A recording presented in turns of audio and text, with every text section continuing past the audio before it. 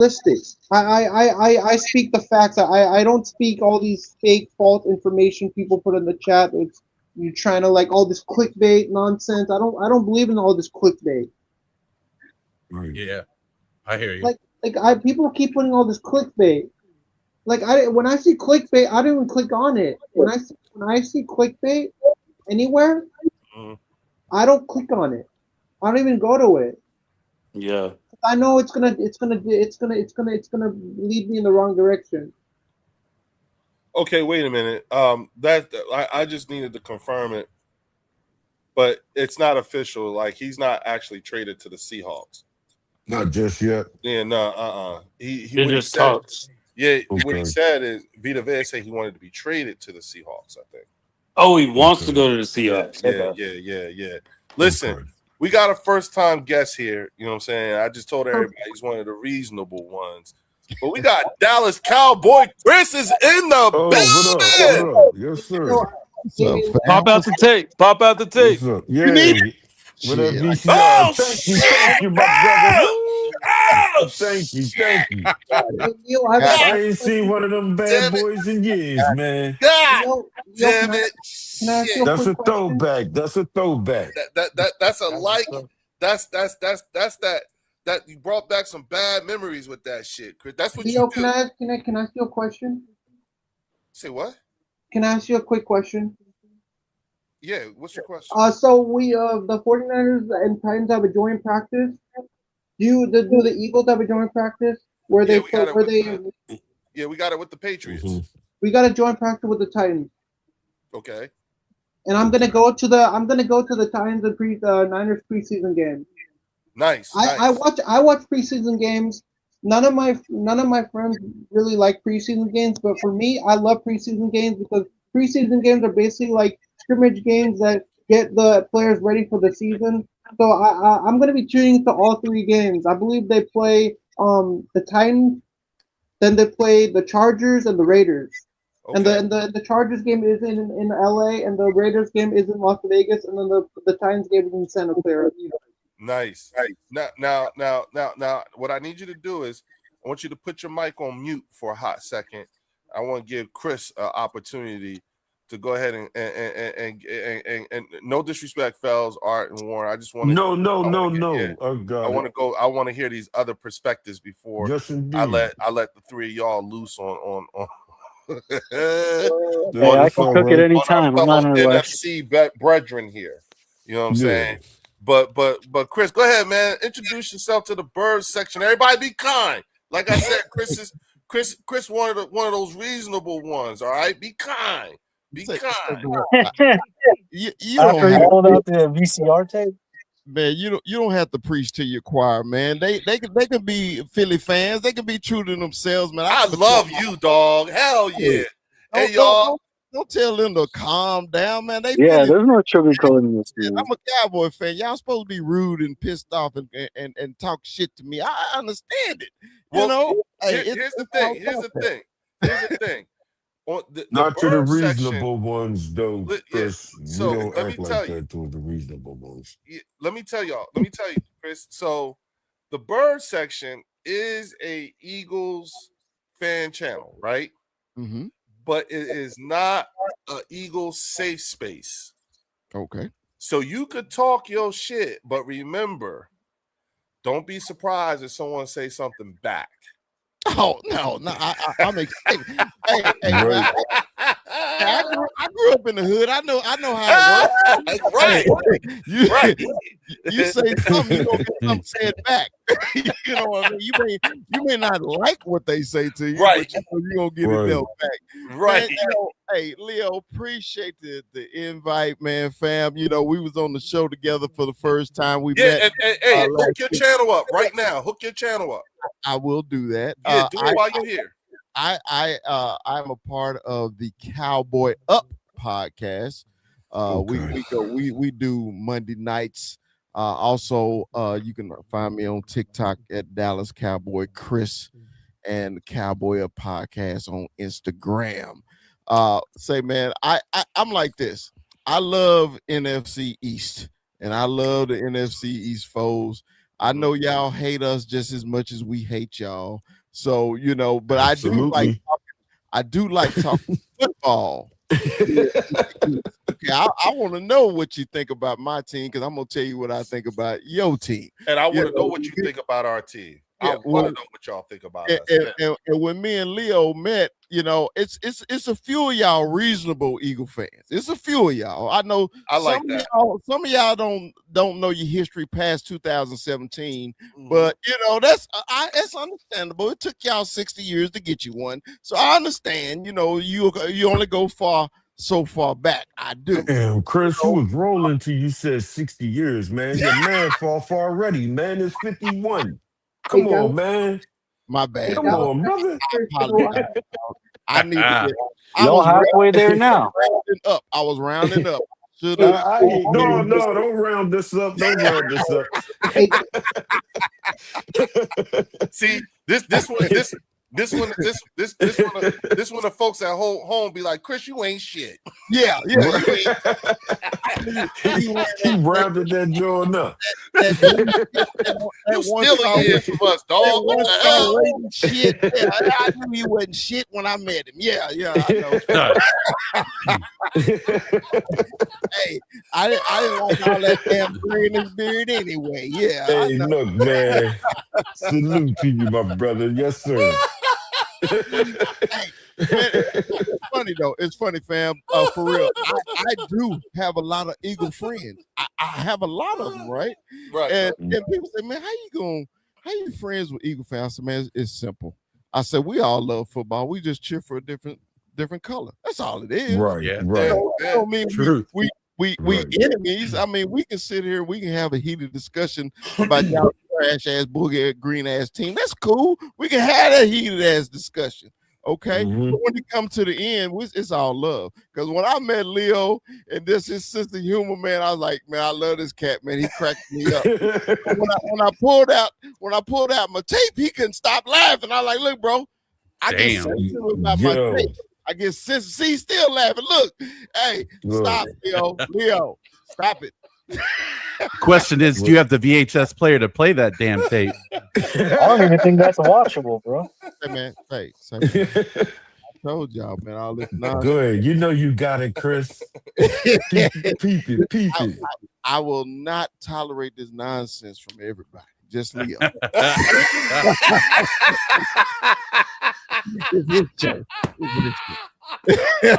I have a story for Chris.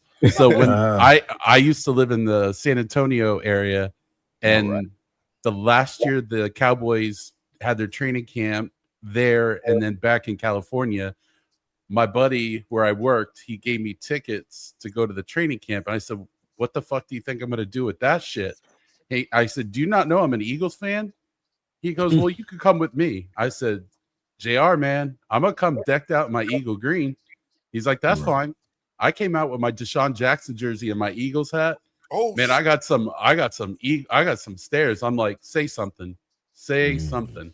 I would have I would have did the same thing too, John, and I would have talked shit. Like I'm here. I'm here.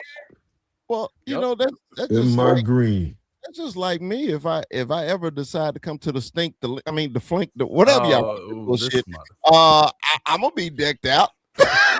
Hey, it's all love. Hey, look, you know, when you see the stories about Eagle fans and how they treat other people, you know, like this, I said, man, it's all about who you with.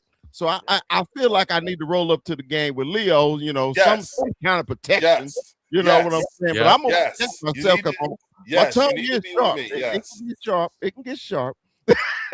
Oh yeah. Real quick, fellas, shout out to Philly D 1971 with the $2 super chat. He said, SGA, I like it so much, we need more. You know what I'm saying? Yeah, he came in here and showed us some love, you know what I'm saying?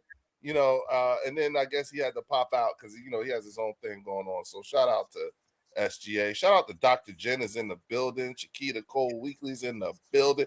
El Yepa is here in the building. Bruce Banner, Big Pickett.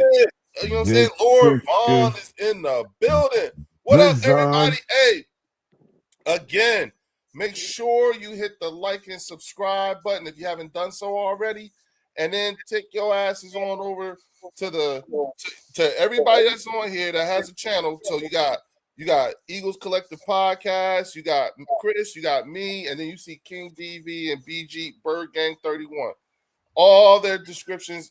But Chris, put your channel ID in the chat so everybody can get to you. ASAFP. You know what I'm saying?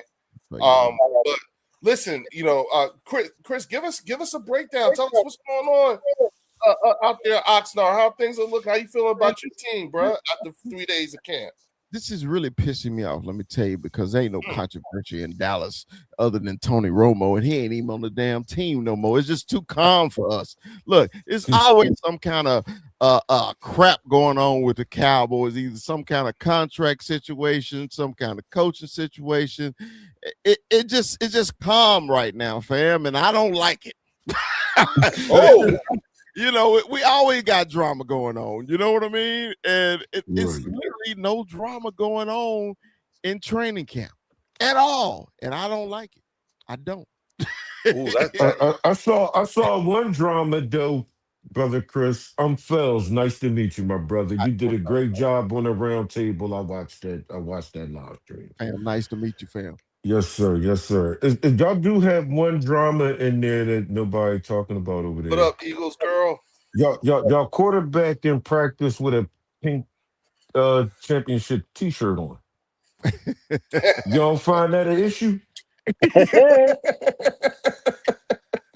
No, because that's the not version of our unusual. pink bunny. That's the version of our I pink said bunny that, in yeah. the locker room. Yo, you can't have that out there, Chris. Yeah, we gotta got it, take right? that Isn't joint it off called for Gotti? diet. Didn't he call it Gotti or something like that? Yes, right? he did, man. He can't be doing that. Let him do it. Let him do it. Let him rock. Now, Yeah, let him rock. Now, I don't know if that was accurate. It's funny. I don't know if it was accurate. Now, he did show up to training camp in a Super Bowl T-shirt. It was straight retro. Okay. It's your videotape.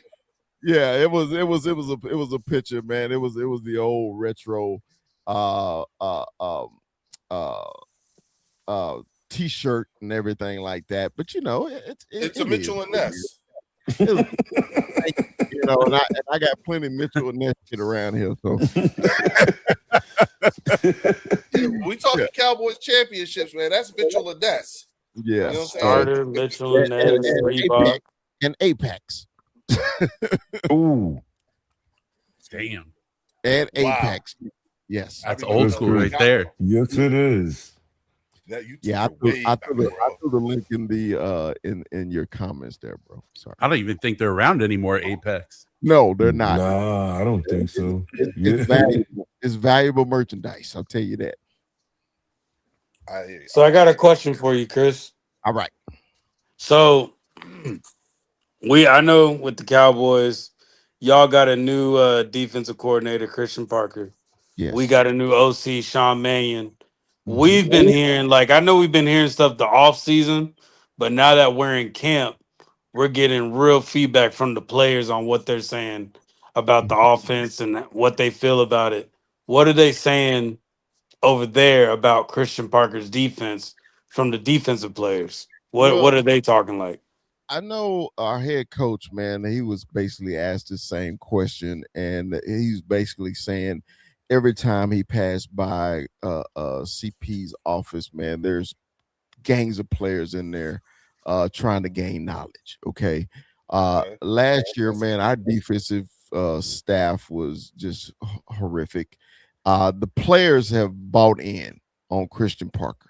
So if they have bought in, and that's all you need is if your players loving your scheme and your players want to play for you, man, they're going to go 100 all the time.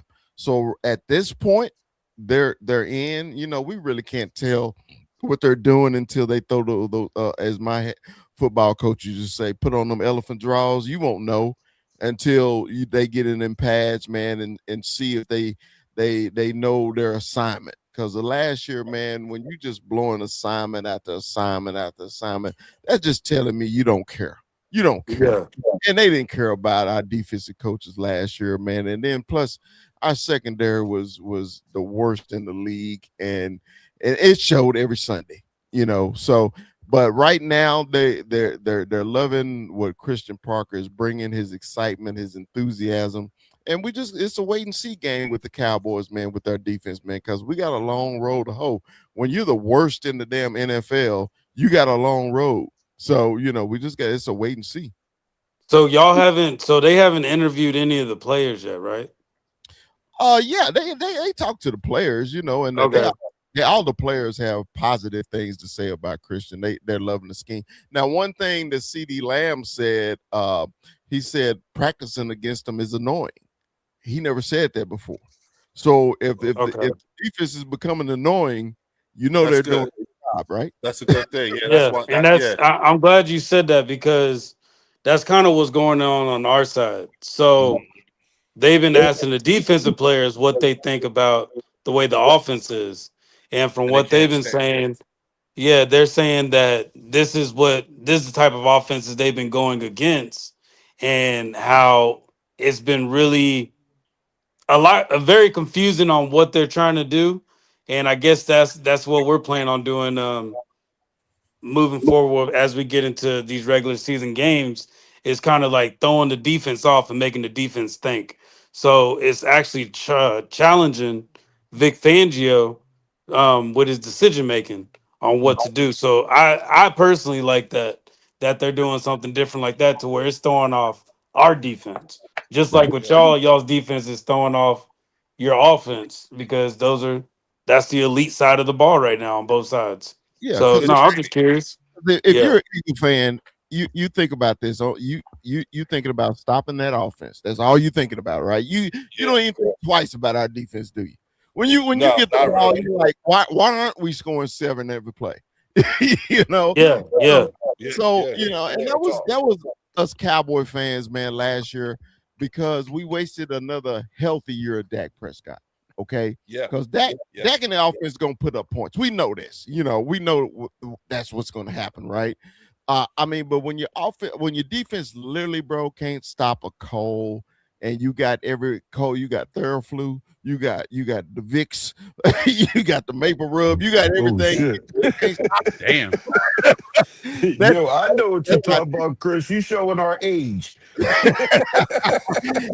man. Bells, I was thinking the same shit. I know. As he start naming all like, that old shit, Leo. You know when your mama used to put that rub right there on your chest, right there, Leo. Hell yeah, man. up on your neck and everything. Yeah, man.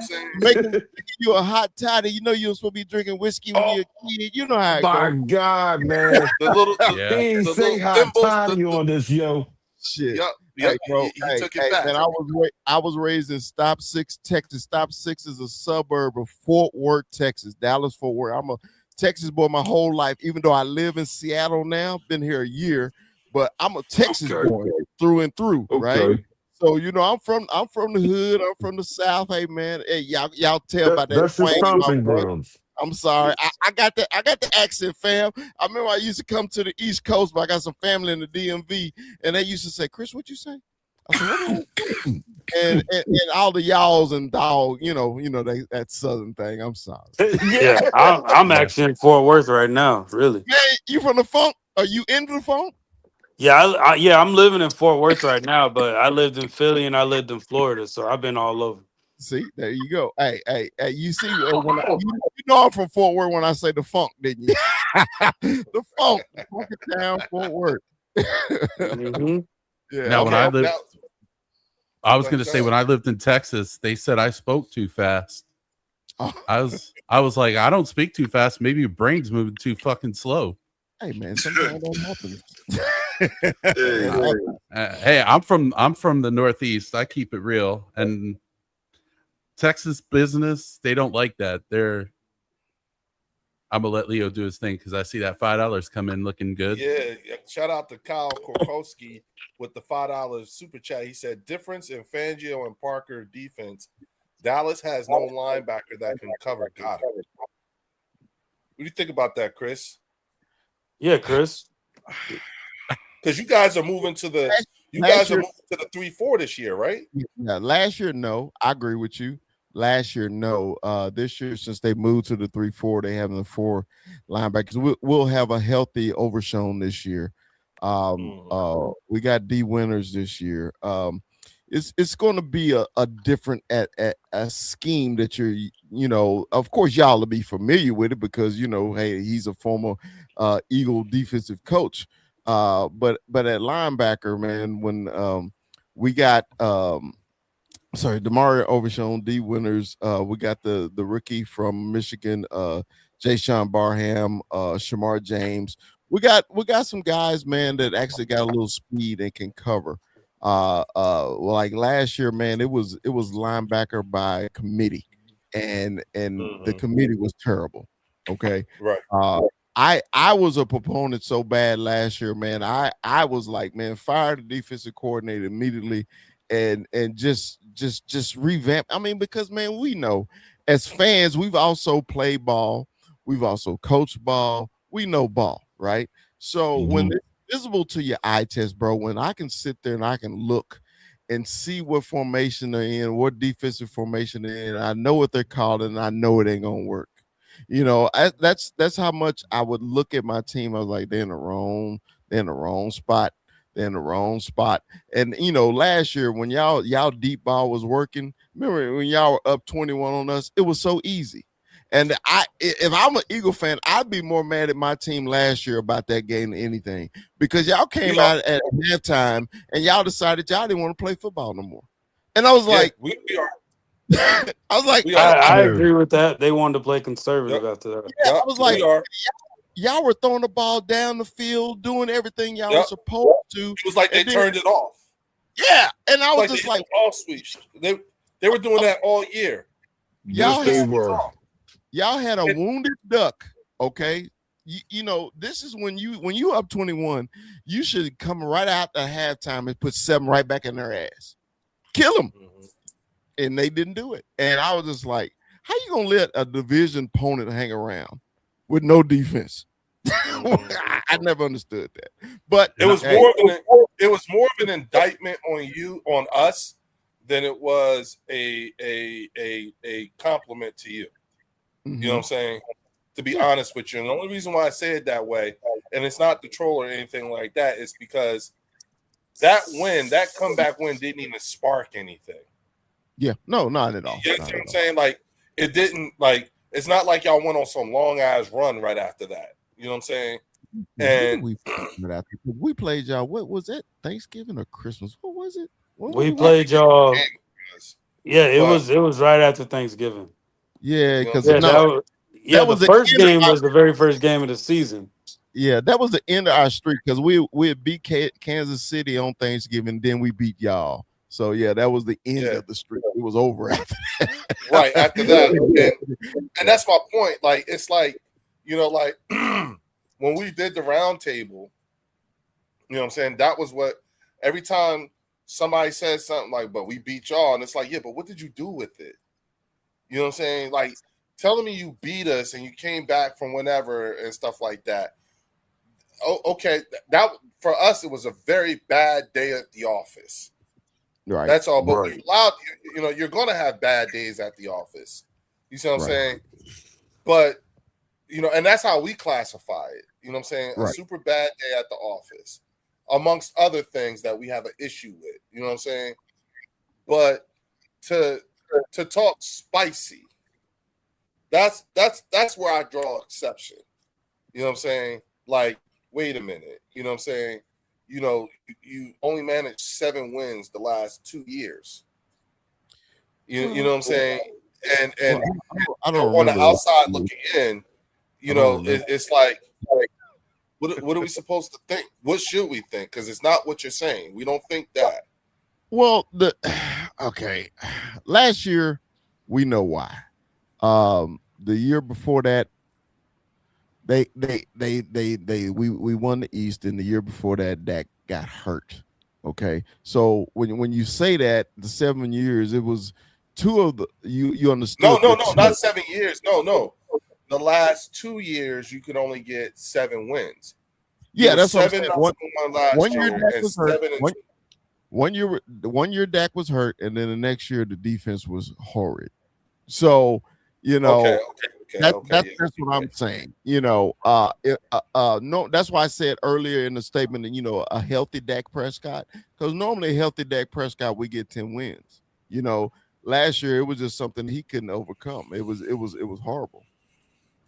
Yeah. All right. So and what a so-called easy schedule last year. It was an easy schedule last year, and when you playing the Jets and you barely beating them, and Chicago was an upstart, so they played good. They made the playoffs, but they play good on everybody. Yeah, so it was just terrible. And when we play against each other in the East, we're gonna beat up each other. So Yeah. right. We typically just split. Yeah. Normally the two top teams we're gonna split regardless, right? But when you struggle, we actually lost to the Giants this year, and that was the last game of the season, and the Giants are still bragging about that. I was like, bro, we took the team out. They do the same thing to us. You heard TP. Exactly. You heard TP. You know what I'm saying? TP pointed to one game. One game. You know what I'm saying? And like TP is betting that is thinking that the Giants are going to be first in the division. Mm-hmm. You know what Now, I'm saying? I got a question for y'all though, man. That's a good one. As a Cowboy fan, I really want to know. I don't give a damn what Jalen Hurts throw for. I know Jalen Hurts win. I'm not one of those Cowboy fans that dog him out and all that. I'm like, man, some bitch won a Super Bowl. I mean, how can you dog the man out? I don't give a damn where he ranked. I don't care where he ranked. And people take that as an importance. If he's a top 10 player or he'll top 10, I don't care. He won a Super Bowl, right? So that's the only thing that actually matters. Yeah. But how do you think he runs this offense? Does he runs it to perfection, or is he a system quarterback to you? You talking about Jalen? Jalen, is he a system quarterback, or does he run it to perfection? I would say he runs it to perfection. I was going to say I would say that too, John. I would say he runs it to perfection only because in order to become a system quarterback, you need consistency with the system. Mm-hmm. If the system is continuously changing, like you have to realize, like Chris, you've had to deal with Jalen Hurts for the last 7 years. Yes. And in that 7 years, you've seen him 13 times. Yes. You know what I'm saying? Because he came in at the last end of his first year. You know what I'm saying? Yes, so you've got 13 personally. And when I say personally, meaning your team itself, you've seen him at least at minimum 13 times. Mm-hmm. So that he has had a different offensive coordinator every single year. Yes. So it's very difficult to say even though he's had consistency with the head coach for the last 4 years, 5 years. How long has it been? No, 6. 5. He's had consistency with head coaching at 5, but not at the offensive coordinator position. So in these last 7 years, you have to realize you've been dealing with a underdeveloped quarterback because you need consistency in a system, you know what I'm saying, in order to truly develop and adapt, you know what I'm saying? Like, remember when Michael Jordan went from just being a primary dunker and attacker to now he's just shooting? So there's Michael Jordan with the wings, and then there's this Michael Jordan. You know what I'm saying? Think about it. That came out when Phil got there. You see what I'm saying? Like the system. He got into a system, the triangle offense, and with Tex Winters and all them and all that shit. That's what Jalen is going to need. He just need and you guys need the same thing with your defense. You know what I'm saying? and you guys have been the Commanders and the Giants have been in a multi-year rebuild. We have been in a multi-year retool. So And when you say, oh my bad. Go ahead. No, I was just gonna ask him. So you said, is he a system quarterback, or what was the other option? Or does he Or run it to run it perfection? to perfection. Or does he run it to perfection? I feel like I kind of What I mean by do your offense function without him? I think whenever you take Jalen Hurts out of the offense, you have to play it differently because remember the threat is Jalen's legs for Okay. being a dual threat quarterback. That's at the end of the day, that's what makes defenses have to play us fairly. Like they have to play us because you have to take in consideration his legs. So yes, but I also think a little bit of what Leo was saying with the different coordinators that we've had with the way that I look at it is that 2022 season, that was probably Jalen Hurts at his best. Okay. And then 3,800 going yards. and then going into 23, they didn't change it very much. They just try to keep it the same. And then now you get Kellen Moore there trying to change it, and they ended up just being the straight up run game. We tried doing the same thing last year. So I feel like at the same time, they don't evolve at the pace that they should. But I also think it's a Jalen Hurts that no coach has actually been able to develop him like Leo's saying. So right now we finally are getting a coaching staff that can work with him, develop him, and make him better than what he was. So I think going into this season, Jalen Hurts is going to perfect the offense, but he had to be a system quarterback the last few seasons just because he's just doing whatever the coach is telling him, whatever the offensive coordinator is telling him. Now, Warren, one question, and then this is for everybody too. Now, Warren, when y'all got Saquon, we feared the Eagles like no other. I was like, man, they got the best damn running back in the freaking league. Then he did what he did. Y'all go win the Super Bowl. The next year, to me, Saquon was pedestrian. Will we see which Saquon will we see this year? I think we're gonna see a different Saquon from what they're saying. The way this offense is looking, they said it's a lot like the Rams with Todd Gurley. Oh, so that's the way they're saying this offense. That's what Sean Million is trying to mimic right now. That type of offense. So we're probably going to see a Saquon with very high receptions going into this season. But last year, let me jump in real fast. Last year, the blame is probably 80% O-line and like 20% Barkley. Because if you look at the tape, he was just as explosive. But there was just, what can you do when you gotta do a 360 in the backfield just to get to the line of scrimmage? I mean, you gotta make crazy shit happen just to get back to the line. So at the end of the day, you can't do nothing.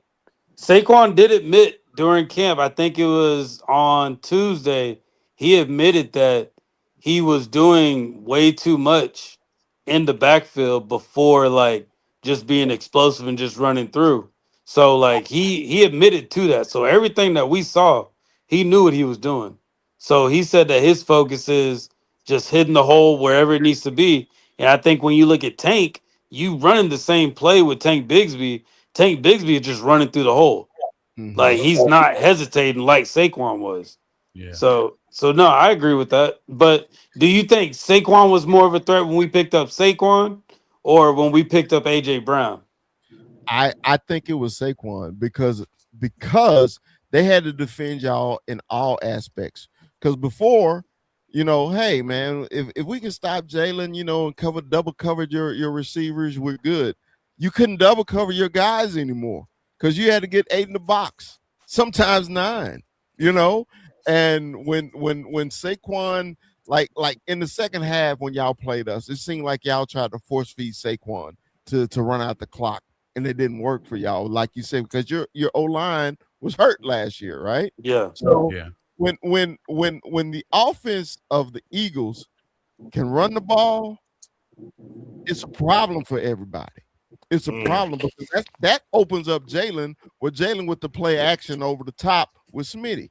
We don't want to see that. We don't want y'all to run the ball because we want y'all to throw first and run second. Yeah. Totally I'd like to speak on Tank too, because I know Dr. Jen's saying she loves Tank. I like Tank as an option to Saquon because he's not Saquon, but he's a decent running back. So I think they got to feed him a little bit more too.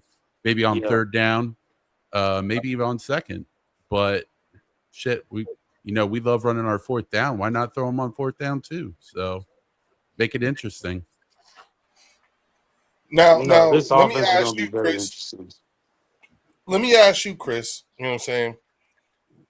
When you think of the questions that you have with our offense, and in particular the offensive line, and of course us moving on from Jeff Stoutland and whatnot, regardless of what the potential shortcomings could be, do you think that we have the personnel that could actually help integrate with this new offensive line coach? You know what I'm saying? Have they had you see them right here in this picture? You know what I'm saying? And so, you being a real Cowboys fan, every one of those guys. You know what I'm saying? Because you've had to play them, you had to deal with them for some years now. You know what I'm saying? Yeah, they are. Do you think? No, but I'm just put it like this again. Do you think that as all right as they may be, is there anything about those guys that would lead you to think that even with a new offensive line coach, that they would not be at least competent in performing their duties as offensive linemen in their respective positions? Well, it's not like you don't know these guys. Well, I think about it like this: if they're healthy, of course, man, they're the best offensive line in the league. I mean, listen, that question is with just assuming that they are healthy. Just okay. Answer that question, assuming they're healthy. If they're healthy, the Eagles will keep rolling like they always do. Because remember on the show, TP show the other day, I said the Eagles want to bully you. They want to punch you in the mouth first and then knock you out. Okay. And the way the Eagles punch you in the mouth is with their offensive line. So if they're healthy, the Eagles, they have, within the boxing term, they got a puncher's chance every fucking game. Okay. Because they can play bully ball. Okay, but if the Eagles can't play bully ball and finesse football, that's not their game. If they got to have Jalen throw the ball over 20 times a game, that's a problem for the Eagles. The Eagles, in my perspective, the way I watch your team, you guys like to beat people up. Yeah, I agree. If you can't beat them up, you have a problem. You lose the games that you shouldn't lose. Yep. Yeah. It's literally you have to out physical us at the end of the day. Yeah. Mm-hmm. You have to out physical us. That's why we struggle with the 49ers. And to be honest with you, that's why we really don't see the Rams as a threat like that. Because their offensive line isn't going to bully our defensive line when it comes to the Rams. I think about it like this, Warren, and styles make fights too, right? So, Canelo versus Crawford, you know what I'm saying? Two of them, two different styles. Canelo is a mauler, and Crawford is a finesser. He's gonna win on points every time. It's just like the Rams. Rams want to win on points. They ain't trying to. Yeah. They ain't trying to get down and ugly. You know what I mean? So if y'all play the Rams in LA, you gonna have a problem. You gotta play. You gotta play the Rams in Philadelphia. You got them. Okay. Well, they had a problem with us when we played them in LA. Hey, Chris, let me ask you something. Let me ask you this. In your opinion, right? In your opinion, over the last 10 years, we have played the Rams 8 times. Okay. What do you think our record is over the last year, over the last 10 years? Again, what do you think our record is in those eight games? Now I'm just guessing. Take a guess. Okay? Yeah, I'm guess. Just take a guess. 4-4. Okay, that's exactly why I'm so glad you said that, because I think that a lot of people think the same way you do, somewhere like 4-4, 4-3, or 5-3, 2, whatever. So that's what most people think. Chris, we're actually 7-1. Wow. That's the reason why when you ask Eagles fans about the Rams and everything like that, I know it seems like we're just like, oh, please, whatever. That's why we're 7-1, and a lot of those years they had Aaron Donald. You see what I'm saying? Yeah, that's with the Aaron Donald. Yeah, I'm saying that. Yeah, that's with Aaron Donald. So that's why, like we'll say, hey, if they end up with Myles Garrett, it's notable, but ain't nobody scared. Shit, come on, man. It don't, you know what I'm saying? No, 'cause it's still football. You still got to go out there and play football. I don't give a No, damn. right. But yeah, most people, I think most people outside of the fan base don't even realize, like, look at the Eagles. See, look at their fans. They think they all that, and it's like, no, we're actually 7-1. You know what I'm saying? We literally have won the last 4 straight games against them. Yeah, we actually got a winning record against the Rams the last time we played. Exactly, that's what I'm saying. That's funny. But the Rams catch fire always at the end of the season. No, they do. They do. You catch the Rams early, you probably gonna beat them. The Rams catch fire like around week 8. You don't want no problems with them. Hey, you see them walking down and say, all right, player, all right, I don't want no problems with you. So once they get to rolling, that's the problem when you got Rams. Of course, everybody's picking them this year just because when the Rams are ready, they go all out. That's the one thing I can say I like about them. Their front office, hey man, they see a window and they going for it. And when the Rams play us, we have a great time. Mm-hmm. You saw what Saquon did. Oh yeah, what year? Did he have almost 200 on him? Or did have 200? Yeah. He almost had 200. I think he ran for like 160 yards on him in LA. I think he's got close to running like close to like 400 yards total the last 2 times. Damn, 2 games? Yeah. Wow. Yeah, he fucked them up in 2 games. Wow. He fucked them up in 2 games. You know what I'm saying? It's like this with me, man. Yeah, we all football fans. We know, half the teams that made the playoffs last year won't be there next year. Yeah, that's true. You just try not to be that half. You know what I mean? Yeah. Right. You want to be on that. So what happened in NFC do you think won't make it, Chris? Man, I honestly, now this is my honest opinion. I'm not trying to talk shit or anything like that. Right. I really think it's going to be us 2. Okay. Yep. I don't think the Commanders are ready yet. I love their quarterback, but they got so many questions everywhere else. Okay. I think Jackson Dart's an idiot on so many different ways. I don't think his decision making is good because he can't stay. He ain't gonna be able to stay healthy because he don't know the meaning of slide. Okay. And they have some weapons. Okay. But the problem is I don't think he's here yet. And Giants fans, come on, Giants fans, you got to be realistic. I'm a Cowboy fan. I was very realistic last year. Every time we go to pick games, I picked the other team, and I was right over 50% of the time because I'm realist. I know we suck. Okay, Chris, it was 460 yards. Yeah, that's crazy work. Chris, Chris, it was 460. 460, damn. In 2 games. In 2 games. Yeah. So, but I think it's going to be us because I think our defense will not be last in the league anymore.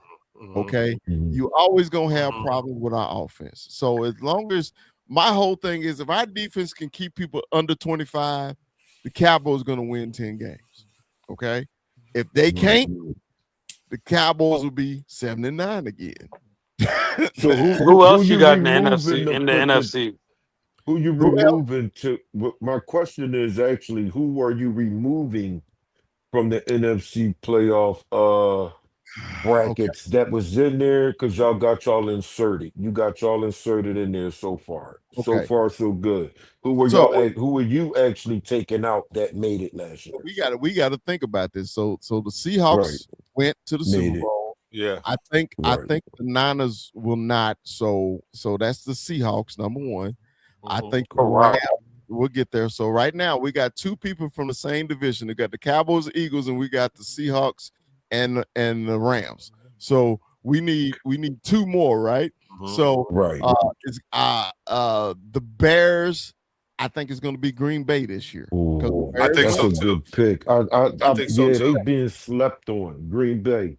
I It's think gonna- Why y'all say Green Bay? I'm just curious. I think because Green Bay was hurt. They remember Love got hurt early and they lost some games they shouldn't. Then Michael Parsons got hurt. Got hurt late. You know, Yup. and I think when he gets back, he's not going to start the season. But once he get back, y'all know he's electrifying. He just you got a game plan against him, you know. And when they get him back, I think the Packers. So I think the Packers, and then you got to go to the South, man. It's either Atlanta, Carolina, or Tampa Bay, and give me Tampa Bay because last year it was Carolina. Okay. So Okay. give me Baker because Baker's pissed off. Baker gonna play good. Give me Tampa Bay. Okay. I I'm would gonna, put the I'm gonna, I'm gonna 49ers keep in note there of and say the your Seahawks. choices here, Chris. I'm gonna take a note down on that, Chris. Yo, what up? What Yeah, up, I'm gonna just Finally. keep it. I'm gonna put that in the notes there, Chris. Now don't Picking get Green me Bay wrong. over Don't Detroit. get Okay, me all wrong. right. Y'all have Fine. molly popped our ass for the last 3 years. Hey, I only said that because it's a round robin right now. Right. Up Right. towards division. I'm not discounting the Lions at all. I think y'all should have made the playoffs last year and they all started shitting the bed. But y'all wasn't expecting the Bears to do what they did. And the Packers was hurt. Y'all up there is kind of like the NFC East. Y'all gonna split. Y'all gonna split with everybody. You don't know what Mighty Mouse is gonna do for the Vikings. He may do something, but I doubt it. So now don't get me wrong. I love Detroit. I love y'all offense. It's very explosive, but y'all get amnesia sometimes when y'all start playing ball. And Theo, when you respond, give us your take on training camp for your squad. You know what I'm saying? What's happening and everything. Like after the first couple of days, what's going on with y'all? So go ahead and respond, and then give us your your updates. Well, first of all, I think I don't think we'll split with everybody in the division. I really don't. I think Detroit will beat Green Bay. I think we'll sweep Green Bay and we'll probably sweep Minnesota. I think we'll probably split with the Bears on Thanksgiving. Look, Ben Johnson is not going to let the Lions sweeping him last year go unanswered. So that's going to be something that happens, I believe. Now, as far as training camp goes for the Lions, Pacheco is looking absolutely amazing. Like he's a whole different running back than what he was in Kansas City. He's still running angry. Oh, he's running angrier than David Montgomery was. Oh, I told you, Theo. I told you. Oh, Tashard I Choice told got you. his ass. Mm. I'm loving the offensive line. We've had no injuries so far at training camp, which is something we all, Good. love to see. Good. The defense is looking great. The public practices are in a couple of days for the Lions, so hopefully cool. we'll be able to get up there. Okay. I think the Lions are doing. I think this year the Lions are prioritizing health and long-term stability. Right.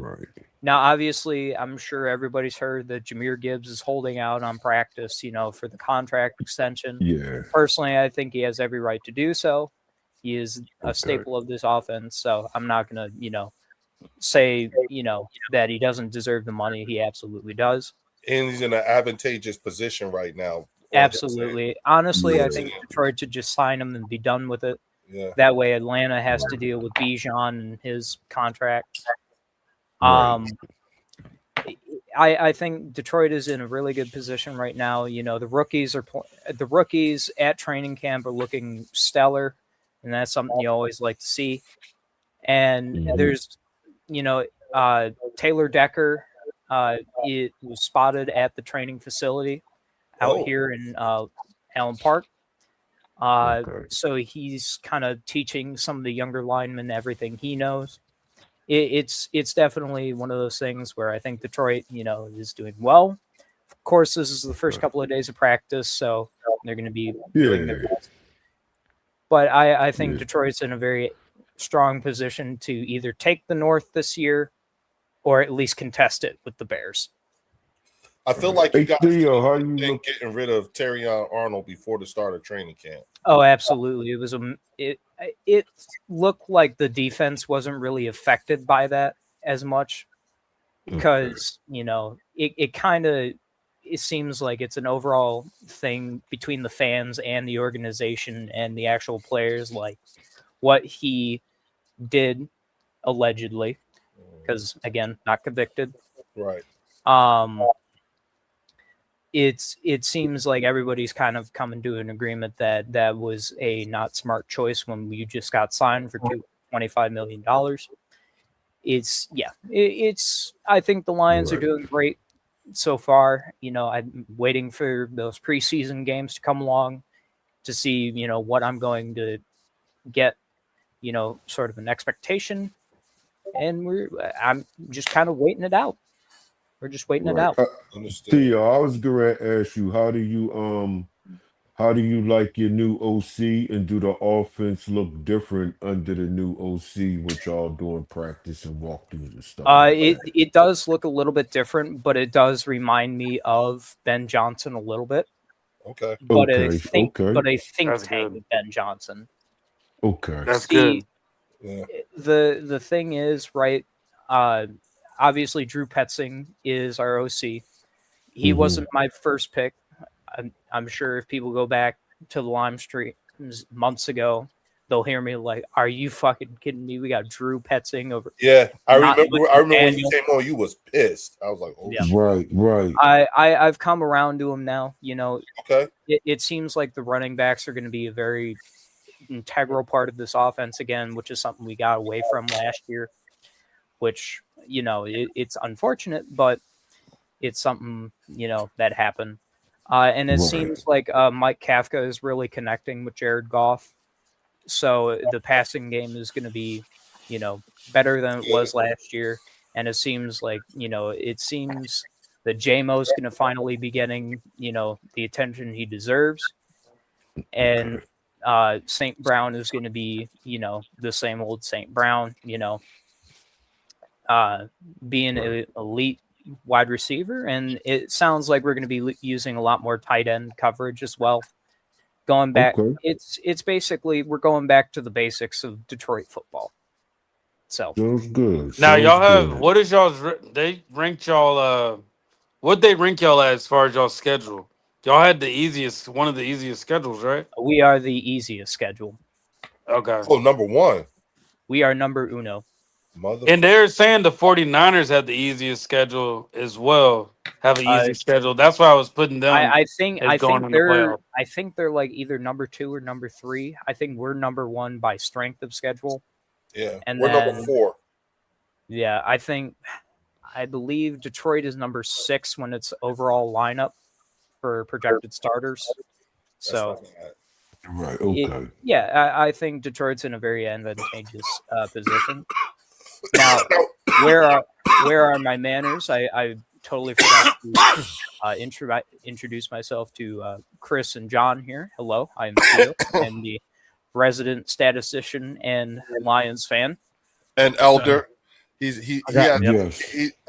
Chris, he's an elder here at the bird section. So you see what I mean when I say, like, we don't be surprised when someone talk back.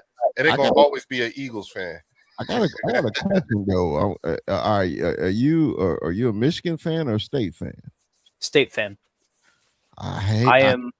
I don't like Leo. Go fucking blue.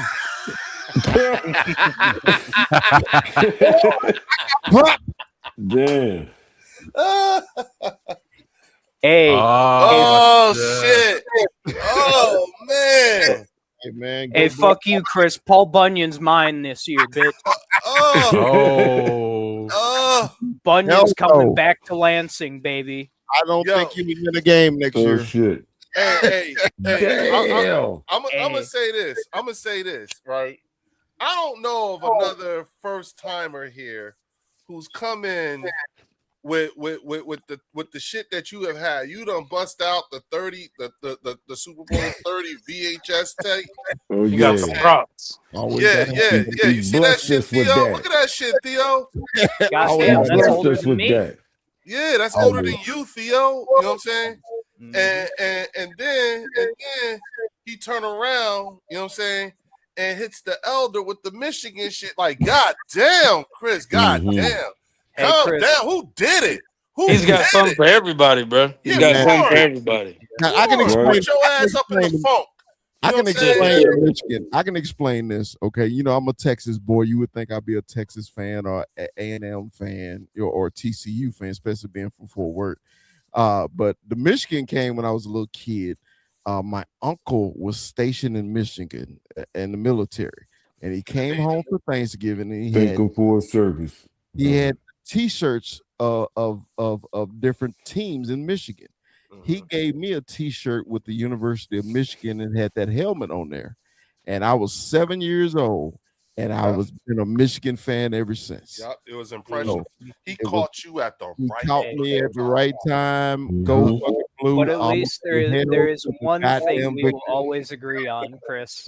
There is What's only that? one thing that a State fan and a Wolverine will ever agree on. Fuck Ohio State. Oh, definitely that. That's true. Hey, And Chris, this had to be like a uncle you must have loved very, very much. oh, most definitely, man. Loved him to death. He Loved him got to you death. good. He got you. Yeah. He but got you no, for man. life. Yup. Hey, I am a miss this year. I'm actually taking the wife for the first time up to the big house. She's always Hey. I'm always going up there with friends, you know. And I told her, I said this year it's gonna just be me and her. So I'll tell you what. you got it to is- experience that 107 601 in the fucking big house. Mm. That's what you Dude, got. it's so great. The Michigan State games in the big house are just it's amazing. It's insane. Okay, Yeah. so this will be our I'm first. sorry for derailing. I'm sorry for derailing. No.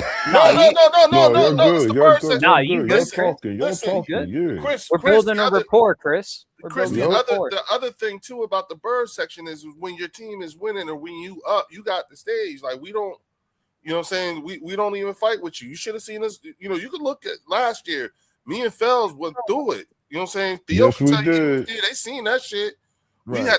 We had to sit there for 3 fucking weeks, and you added to that Just shit. in a And we had row, to take man. that shit.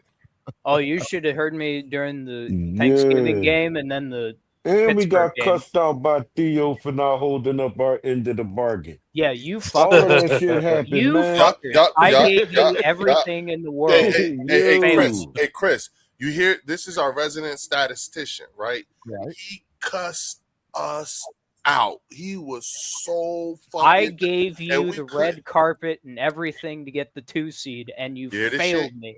Yeah, we fucked that Dumbass up. Commanders. Yes, we did. Chris, I hear blame this shit? Ringo for that. You I hear blame this Ringo. shit? Yeah, you hear this shit? Turning the other way. This what we had. See. So the tables can turn real quick, I feel even Oh, for yeah. us. And this is an Eagles channel, but Yeah. we built for it. You know what I'm saying? We like Yeah, to we- take the Pepsi challenge. You know what I'm saying? So we all for the smoke. That's why I feel like you just fit right on in. I mean, goddamn, you know what I'm saying? He came in guns a blazing. Hey, man, I love ball, bro. That's it. You Al, know, I'll we do too. We We can do tell. too. Yeah, we Yup. can tell. All of Yup. us here can tell. hey, I love ball, man. I've been loving it my whole life, man. You know, it is, man. When you, especially when you grew up in Texas, when you say bleed this shit, I mean, hey, man, from my cousin when I was 2 years old, being all district, all state, I'm at every damn game. I wanted to be him. Okay, so when you see my mother had a photo album, if y'all didn't know what that is, it's a thing with pictures in it. Oh, shit. Damn. My mom, He keep sliding our age in there, Leo. He keep Yeah. Yo. Hey, what I listen, say? I ain't mad at it, man. Hey, So Pels, used what to I that, say, man. Chris, you ain't shit. Right, man. He keeps sliding that joint in there. Damn. Low key. Mom's had a photo album, right, with my Oh, damn it. stats and everything, and I used to go through it. I was like, man, I want to be like him. And then my other cousin, man, he was a all state and went to college and played in the Canadian ball. I wanted to be them. So you know, when I grew up, man, and was old enough to play ball, that's all I thought about was football. And man, a couple years, this is how my YouTubing started, man. I got my wife's cousin had his own podcast, and he called me one day and he said, Chris, I know how much you love football, man. Jump on here with me. I was like, man, I don't know about this podcasting thing. What are you talking about, man? People don't do that shit. Right. Everybody got a podcast now. Real talk though. Yeah. It's more like TP put it perfectly. He was like, yo, this is barbershop talk. That's all. Yeah, that's all. Even with the reflections and That's all it you know is, what I'm bro. saying? Yeah, like TP. I got somebody, right? Somebody sent me a message in the community post, and they were like, I watch you, but it's hard because you keep saying, know what I'm saying? You know what I'm saying? And I'm like, because I'm in the barber shop. Yes. Like you getting it's and I get it. I understand how for some people it's just annoying and everything like that. And it's like, if you find me saying, you know what I'm saying, and everything like that, me and you don't go to the same type of barbershops, because when we in the barbershop, that's exactly how they talk. You be chopping it up hard too. Right. And y'all be yelling from the chairs, Hell chairs to the from the seats, waiting from the waiting area to the guys in the chair to the barber. Everybody's fighting for the mic. Everyone's talking shit. You know what I'm saying? Everyone's animated. It's actual barbershop talk. And sometimes, just like in barbershop talk, when we're ragging each other and all that stuff, sometimes it can get a little heated. The subject can change. Yeah, it the can subject get a little can change heated. real The quick. temperature change. Because somebody new just walked in the room and brought up something else. So it's not always 1,000%. Yeah, when it gets too hot in here, you send the guy from the NFC North to cool y'all down. Right. Yes, sir. Yes, sir. And Chris, he do that shit. He be doing that shit. You know what I'm saying? He do that shit. So again, but for the most part, there's a reason behind it all, because that's the feel that I always want. And here's the thing: how many barbershop conversations have you come out the better for just for being at the barbershop? Yeah, man, it's I love it, man, because I have no problem with other fans. I actually want to talk to other fans because just like you said, Leo, you want to hear the other perspective about your team, how you think. I mean, a legitimate argument. Right. Everybody, we always, barbershop, in the South we call it high side. Jones. Right. You don't want to high side at somebody's success. We gonna go at each other just because we don't like each other's team. But when you get into a realistic conversation about football, I'm with you, man. We can talk about this shit all day, and we can Jones all day. Yep. My feelings, you ain't gonna hurt my feelings about my damn VHS tape. I'm gonna watch this some bitch whether you like it or not. I'm gonna count my 5 rings whether you like it or not. As is your right. So that's my mob to the day I die. When you hear niggas say Dallas Cowboys for life, hey, for life. That's what I am. And Chris, you know what? and Chris, you know what?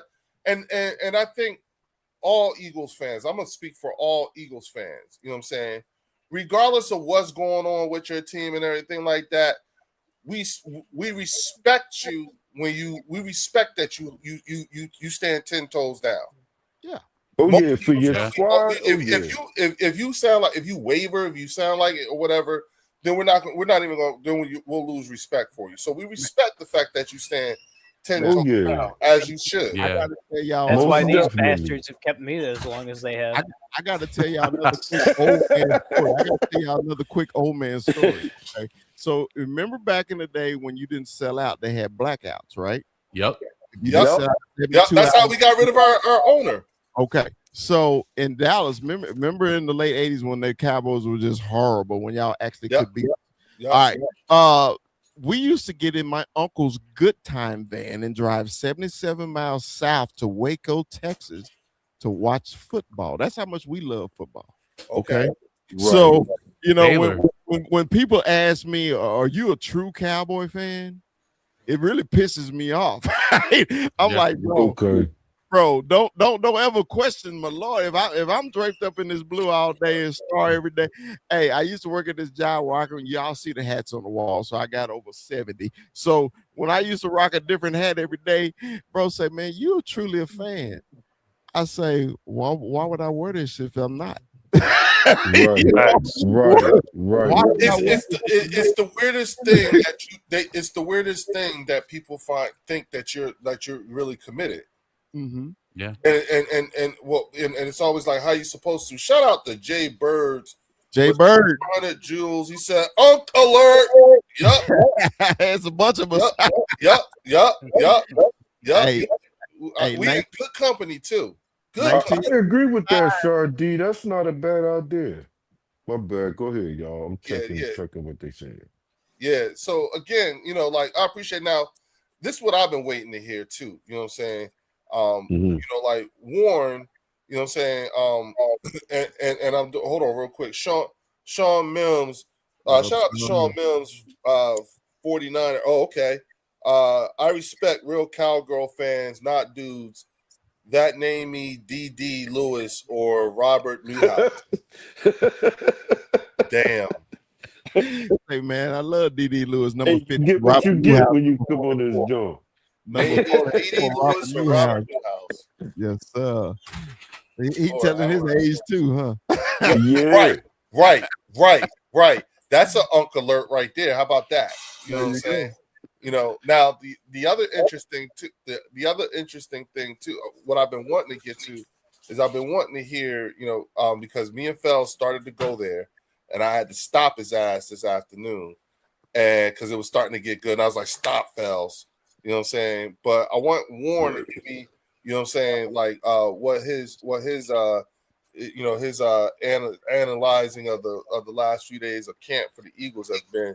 Because I think this is the intel you looking for too, Chris. A quick side point before we go into that. Yes, sir. Yes, sir. Have we talked about the Tony Romo body cam footage yet? Not really. No. Leo, I was at work today with my coworkers doing play-by-play of the arrest footage. Oh my shit! It's like, oh shit, he's doing the 5-step drill. Oh shit. Wait a minute, hold on. Wait a minute. Shout out to Sean Mims again. He said, no, I meant dudes who can't name me. Old players just know 90 dudes. Okay. You know what? I respect that too, Sean. I can either way. Yeah. Either way you put it, it was good to go. Yeah, he's not all the way wrong with that one. I'm not, you know, he's not all the way wrong. Good one on you, Sean Mills. Yeah. I also want to add for Chris that, you know, hey, you're from the Fort Worth. You're from that area. Yes. I can't tell you some of my friends who are Cowboy fans and up here in Pennsylvania. And I'm like, have you ever gone to Dallas? My first question is usually, how long did you live in Dallas for? Oh, I'd never lived in Dallas. Okay. Have you ever gone to a game down in Dallas? No. You know, I hear a lot from Eagle fans, man, that a lot of people up there that are Cowboy fans never even been to Texas. That's funny. That's kind of true. It's kind of true though. Because I'm actually in Philadelphia. I've been born and raised in here. So just like you feel about Texas, how y'all live, bleed, born, that blue, that's the same way we are up here with that green. We born like, into this. Right, like here's the thing, Chris. Here's the thing. I'm in market just like Fells. We're both in market. You know what I'm saying? And so it is fascinating because there are Cowboy fans here in market who are from here. Mm-hmm. And when you ask them, like, you know, how many games have you been to? And they tell you a lot of them tell you I haven't been there yet. I've never been there. Wait. Well, they just pulled a statistic out that said there's more Eagles fans in the U.S. like other than outside in Philadelphia, of the actual 75% of our fan base is from outside of Pennsylvania. Yeah. And I'm and mind I you, mean, well, it Chris, kind I'm of got in to be market because in New the state Jersey. is split. Wow. It kind of got to be. It makes sense because the state is actually split. One half is Eagle and the other half is Steeler. Right, Mhm. And it's a small state compared to Right. Texas, bro. Mhm. right. It's a Commonwealth. Well, all Yeah. the states are small compared to Yeah. Texas. Yeah. I got yeah. a monopoly. And there's a lot of Eagles fans out here though, even in Fort Worth. Hey, it's Yeah, it you is was telling us, Warren. very You was true. telling That's us very that. true. That's very true. But I'm gonna make some Texans fans mad. I mean, because in Texas, that's the only where you're gonna find Texan fans. You'll find Cowboy fans everywhere, but in Houston, that's the only where you're gonna find Texas. Right, Yeah, that's true. And, I and believe that. right. because a lot of them were ticked off when the Oilers left and Right. became Yeah. the Titans, and they jumped over to the Cowboys, and a few of them stayed with the Texans, but you know it's everywhere. You mean now I live up here in Seattle, and man, it was funny to me when the Seahawks made it to the Super Bowl. I'm thinking, man, everywhere I go, it's gonna be Seahawk gear everywhere. I mean, because growing up in Texas, when the Cowboys was going to the Super Bowl, that's all you saw. Everybody, even the passers, was draped up and dripped out in Cowboy gear, right? And it was just strange to me. I didn't see a lot of Seahawk gear, and I was like, Right. "What's wrong with these people?" I said, That's "Man, crazy. the Cowboys was going to the Super Bowl. Everywhere you walk in Texas, people are going to be in Cowboy gear, even at Yep. school." Yep. So my grandkids live with me up here in Seattle. So we went to assembly. So I'm thinking there's gonna be some kids here with some Seahawk jerseys or something. It was one kid in the whole. I was like, Wow. hey, I said, Damn. man. And even when they had the Wow. parade and everything, you see how many people was there. All the Seahawk fans don't live in Seattle. They live Mm. they live in Canada. They live in Spokane. They live in Olympia. They don't live in Seattle. It's because they live in Portland, in Oregon. Right. Okay. Yeah, it's not like just like y'all were saying how 70% of y'all people around the country is Mhm. with y'all Outside too. Yeah, of see, Pennsylvania. more than Yeah. 90% Yeah, of my outside of fan, Pennsylvania. yeah, Yeah. more than 90% of Bird my fan Nation base is is in large. Michigan and will remain here. So Yeah. I I don't well, have that okay. problem. So it's Yeah, There's some different for away y'all. games that look like home games. It looks Yeah. like. Yeah. Yeah. Yeah, the other 10% I think is in Germany. Believe it or not. yeah. Oh, okay. I got a Okay. question for y'all. I got a question for y'all because I know y'all know Cowboy fans that live up there, right? Yeah. Did Yeah. they ever say why they're Cowboy fans? Is it just going against the A lot of No. time it doesn't make sense. Some of them were born into it because their parents were. the parents? Yeah, all that stuff. I'm gonna say they parents cheer for I think it started with Roger Starbuck squad. Yeah. Okay. Yeah. It was Roger that problem Starbuck. because it was Roger Starbuck, and I think we had Wilbert Montgomery at the time when we was going back Yeah. and forth, but y'all kept beating us. And a lot of people just picked Dallas because y'all were actually winning at that time.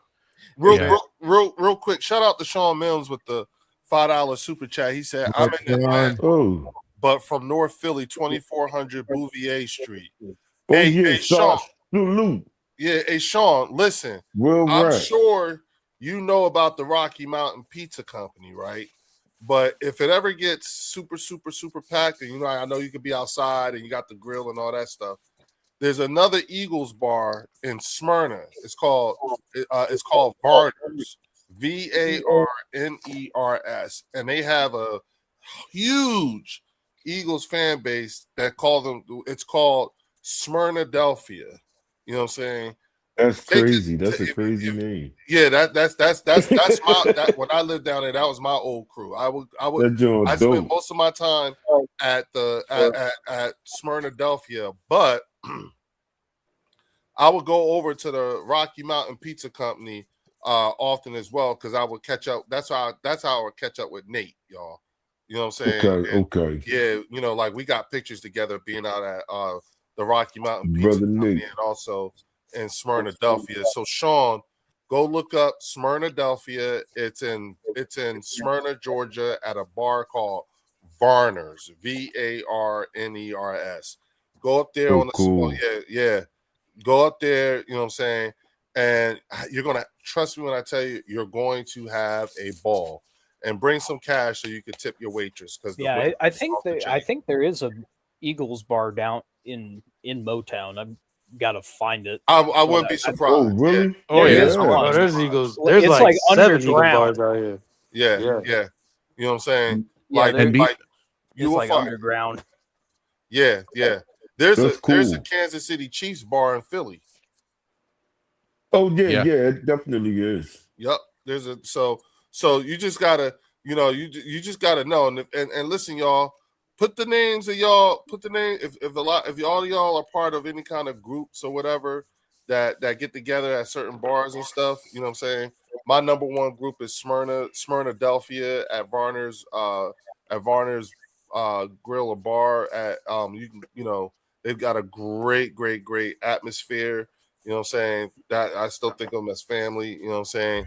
But if you're in the Atlanta metro area, go check them out. You know what I'm saying? Dr. Jen said there's a bar in New York City dedicated to Georgia Bulldog fans. There you go. And they come. You know what I'm saying? That's the best part. You know what I'm saying? And you get to be around. So if you're out of market, you know what I'm saying? You get to be around a whole bunch of people. Sean said, yes, sir. Line out the door. Can't make that drive to Cobb County. Yup. Kettle One and Don Julio. My man, hey, I understand. I totally understand. Right. You know what I'm saying?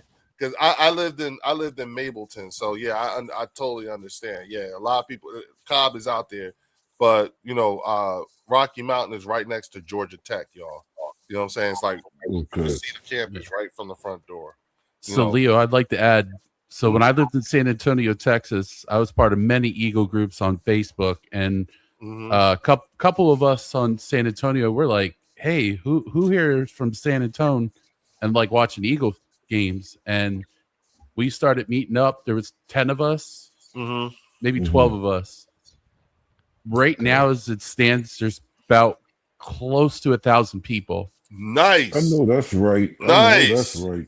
I can And add nice. to that too, John, because they actually bought like a charter bus and they were at the Cowboys Eagles game out here Every year. Yeah, they bought it was a huge charter bus, and Yeah. I was like, dang, bro, like that's dedication to do And they meet up at King's Tavern downtown San Antonio. Yeah. That's their new spot right now. The president of the group, he's from Philly, and I could definitely tell the difference between the Eagle fans that are from Philly and the ones that are from San Antonio. Because when we won that Super Bowl that first time, the Eagle fans that were from Philly were crying their eyes out. The ones that were from San Antonio, they were cheering, and they were looking at us like we were crying. It is like, bro, you don't understand. When you're from Philly, this is like family. This is like, it's like going to church. I was Like, thinking, Absolutely. listen, when we won that John. first Super Bowl, hey Chris, let me tell you something, bro. When we won that first Super Bowl, right? Say that one more time. Yeah. When we won that first Super Bowl. Okay. That's Okay, yeah, I understand, but you weren't there for the first one. I did. Go But ahead. I just I'm sharing a memory here. Shut the fuck up. You ain't shit. That's what you know what I'm saying? But when we won that first Super Bowl, I had both my sons with me. Okay. And that was when LJ was shorter than me. And I'm hugging them both. And the reason why I started crying is because I started thinking about the people who aren't here that didn't see this. yes. That That's was really what made me cry when I thought about people that I loved dearly who had passed on. Right. You know what I'm saying? And all that started coming out. You see what I'm saying? Like, damn, and we did it. That's my core memory in that regard. Like, and That's Go what ahead. hit me hard too, Leo. Like, Yeah. my grandfather was my everything, and he was bigger than me, and he was loud. He would shake the house when he would scream, and you thought a trucker was in the house because he'd be like, "Fuck!" And it was like, damn, what happened? I'd come running in, fucking Randall, fucking Freddie Barnett. Right, yep. Oh, I remember. Okay. Y'all, Okay. do y'all remember when Jerome Brown died?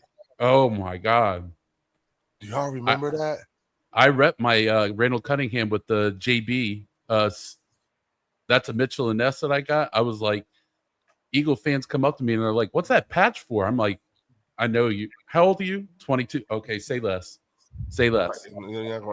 Listen, when that it happened over the summer, you know what I'm saying, and I remember getting the news in the afternoon, but didn't see the thing that Reggie White did with Billy Graham. Remember the Billy Graham Ministries and shit like that? Chris, Reggie White was supposed to be giving a sermon, and instead he broke the news to Philadelphia that Jerome Brown had gotten killed. Wow. You know what I'm saying? And everybody was like, oh shit. Like, yeah. But I saw a documentary and Jeff Fisher said he saw Jerome Brown in the parking lot of the vet on that bike.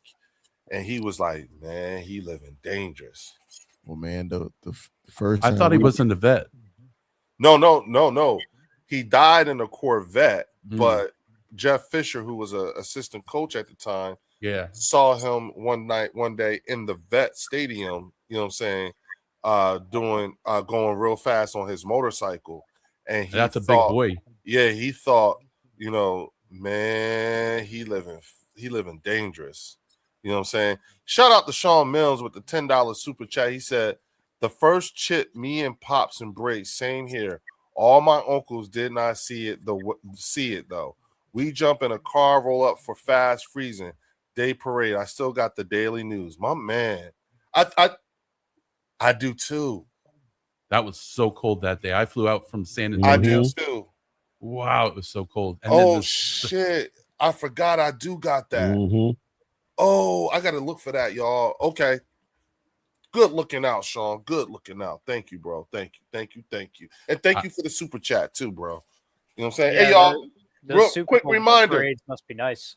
Yes, quick reminder. We got some people in watching this and whatnot. You know what I'm saying? Hit that like button and hook your boy up, and then go on over to the Eagles Collective podcast and make sure you sub up with them.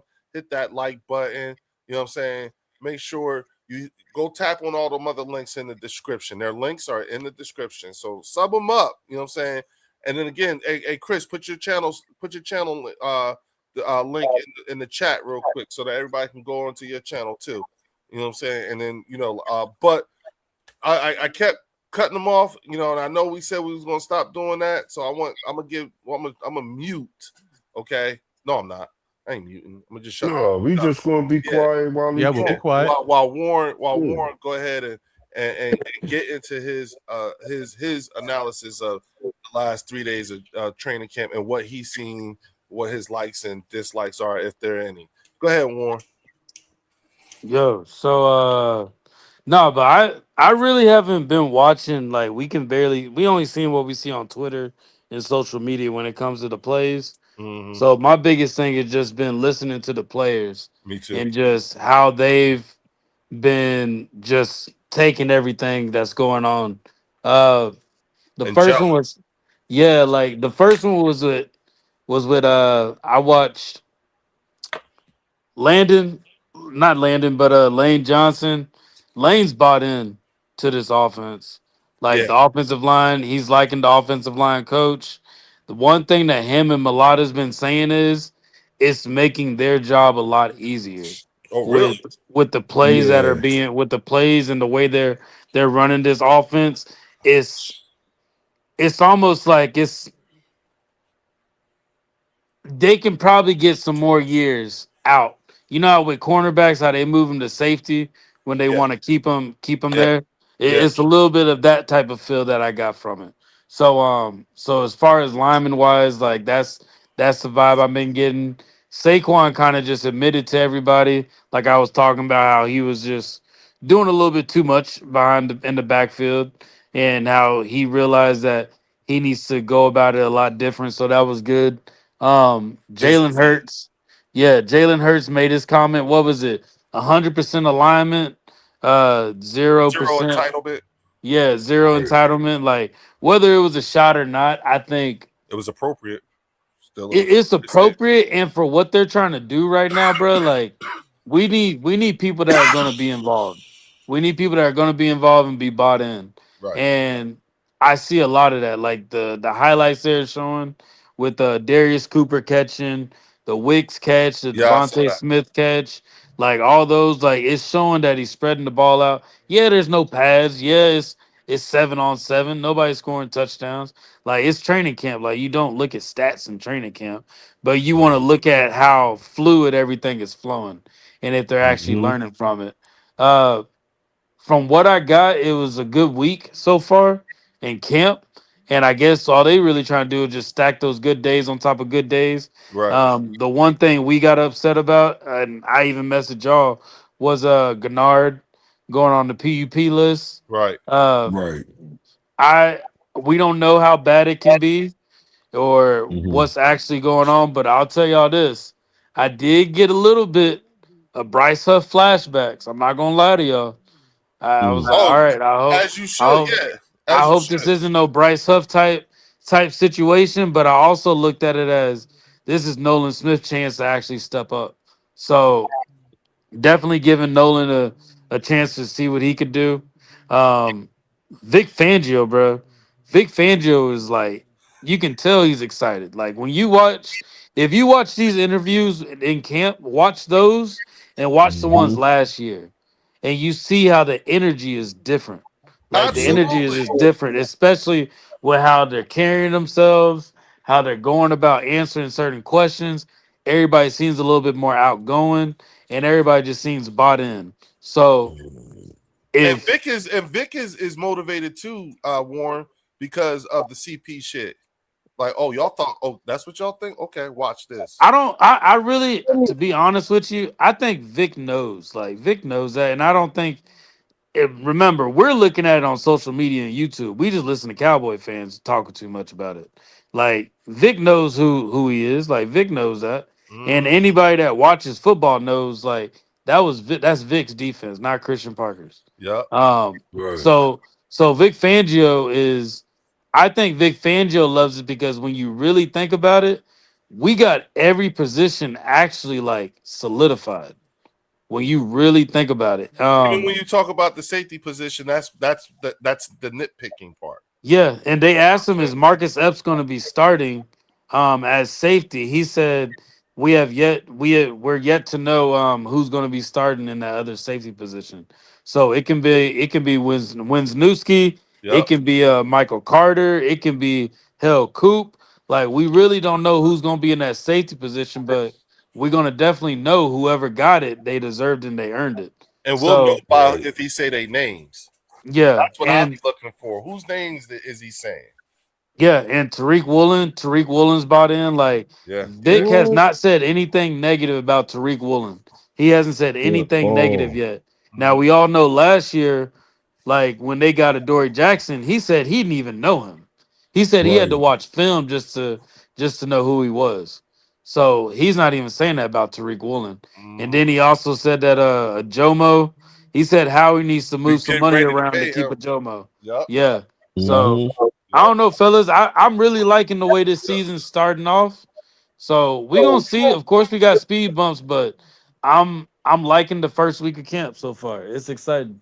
Well, I thought that you're absolutely right with your take on the Grenard Huff signing, similarities, but here's the thing. I think that this is one of those things where whatever it is, keeping him out for as long as he's going to be out, you know what I'm saying, is probably out of an abundance of caution. You know what I'm saying? Because he's $100 million guy. But here's the thing: to your earlier point, you know what I'm saying? Because we have Howie Roseman as our GM, and we know what happened the last time. Okay, he's gonna like get him. Gotta go. You know what I'm saying? Get the next guy in here. So Mhm.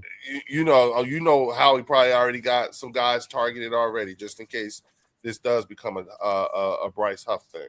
And I will say, don't be surprised if we have an abundance amount of wide receivers that we might drop a few other positions and Just to cut them accommodate short. them. Yeah, just so we have more wide receivers because from what it sounds like, Sean Mannion is not like, yes, we all love Smitty. We want to see Smitty get his yards, but I also think that they're gonna be spreading this ball out a lot. They're gonna be like a lot of these players are gonna be maybe towards Darius Cooper, maybe towards Hollywood Brown, maybe towards Wicks. And like you can't forget about Lemon. Like it's this Johnny ball, Wilson. like it's gonna be spread out. And like then you got Stowers and you got Dallas Goddard, you got Tank Bigsby, you got Saquon. Like you got there's no excuse. Somebody is so many people to where somebody's got to step up. Like it's to that point now. Somebody's gonna step up. Shout out to Sean Mims with the $2 super chat. He said under center will help play action. 1,000%, bro. 1,000%. Definitely. So You know what do y'all think about y'all rookie Lemon? Oh, he's gonna ball. I don't think he's gonna be I don't think he's an AJ replacement. So I don't know why some people think that. I don't think he's an AJ replacement. I think he's he's an addition to the wide receiver group that we have right now. He's the one wide receiver on that picture that I think, may not even be a starter. And it's not because he's bad or anything like that, but it's because he don't have to. Because the way Wicks, there's a potential that the way Wicks and Hollywood are, are having camp, their camp, I wouldn't surprise me if they say, you know what, Makai, you know what I'm saying, you just sit back and watch. But then his number one draft pick status makes it, can justify, like actually starting him. So I like that. I like the way, because I agree with Warren in terms of the number of wide receivers we may end up with. And here's the thing. Not even on the active roster is what we need to be paying attention to. It's our practice squad. You know what I'm saying? How we be stashing people on the practice squad, because knowing that they're gonna probably end up be playing a couple of times during the course of the season. So that's the other thing too. And then there's also and listen, Chris, I'm telling you, just go take a look at our UDFA class. Fuck. You need to you really need to if there's ever a thing to scout out, the hell with the starters and everything like that. Scout out some of these depth pieces and our UDFA class, and read the backgrounds on it. They ain't no slouches. You know what I'm saying? Don't be surprised if we have a couple of UDFAs on the team. Right. Okay. I've been hearing a lot about Wicks, and the more people I know Quinyon's been talking about him, Coop's been talking about him, and Sean Mannion's been talking about him a lot. When you talk to Packers fans, they're saying that he's a wide receiver that in this Eagles offense, he's going to be given an opportunity to potentially be a number one somewhere else. Like that's the type of status they're putting him at right now. Which is why, mind you, it's only camp. It's only camp. Right. It's only practice. Warren, it's not just like, Packers fans. It's the same from Lions fans, Bears fans, and Vikings. It's a collective thing in the North. He is an excellent receiver. Like the way they're talking about him, I would not be surprised if he gets 1,000 yards this season, or like 900 to 1,000. I personally would not be surprised. Yeah, that's why I said it. He's who I was alluding to when I was saying I wouldn't be surprised if I end up changing that picture to another player, and it's Dontavian Wicks is who I'm thinking of, just because Dontavian Wicks' experience and ability to run this offense. Because remember, you know what I'm saying, Mannion knows him. He's here at the behest of Sean Mannion. Dontavian Wicks is the for surefire wide receiver that Mannion requested to get over here, and he got him. You see what I'm saying? So that's the reason. Like, it's that familiarity, all that stuff, and the fact that he wanted him here. That tells me that there's a very real possibility that Makai might not even have to be a number 2 this year. And one last thing I'm gonna add to it too. Everybody that they interviewed, no reporters asked these questions. Everybody that was interviewed, they brought up Jalen on some type of aspect on whether Jalen, their relationship with Jalen, the way he's been carrying himself, and him reaching out to him in the off season. Just everybody's been mentioning Jalen in a more of like a big bro, veteran leader, like that person that's like that support system. Like Jalen Carter said that Jalen Hurts was calling him, having conversations with him. And he's like, every conversation I have with Jalen is always serious. But he said, like, when I got that contract, he was like, Jalen, like, he like slapped a $5 bill on my Yeah. chest and he's like, let me add 5 to that Yeah. contract. Yeah. So like just Jalen being able to motivate people like that, bro, that's probably gonna be one of his biggest assets going into this season. Cause we can all be honest, we really don't see Jalen like motivating the players like that. Like He's not rah, yeah, all that. yeah, like we don't see a lot of that. Right. So you can definitely tell he's built some relationships Right. with a lot of people on the offense. Right. That there's a lot of buy-in on Jalen too, not just Sean Mannion, but on Jalen to carry them as far as they go. I don't disagree with you on that. Shout out to Sean Mills with the $5 super chat. He says, "Can your Dallas guests speak on Olave getting paid before Pickens?" Well, you know, it's typical Cowboy Jerry Jones crap.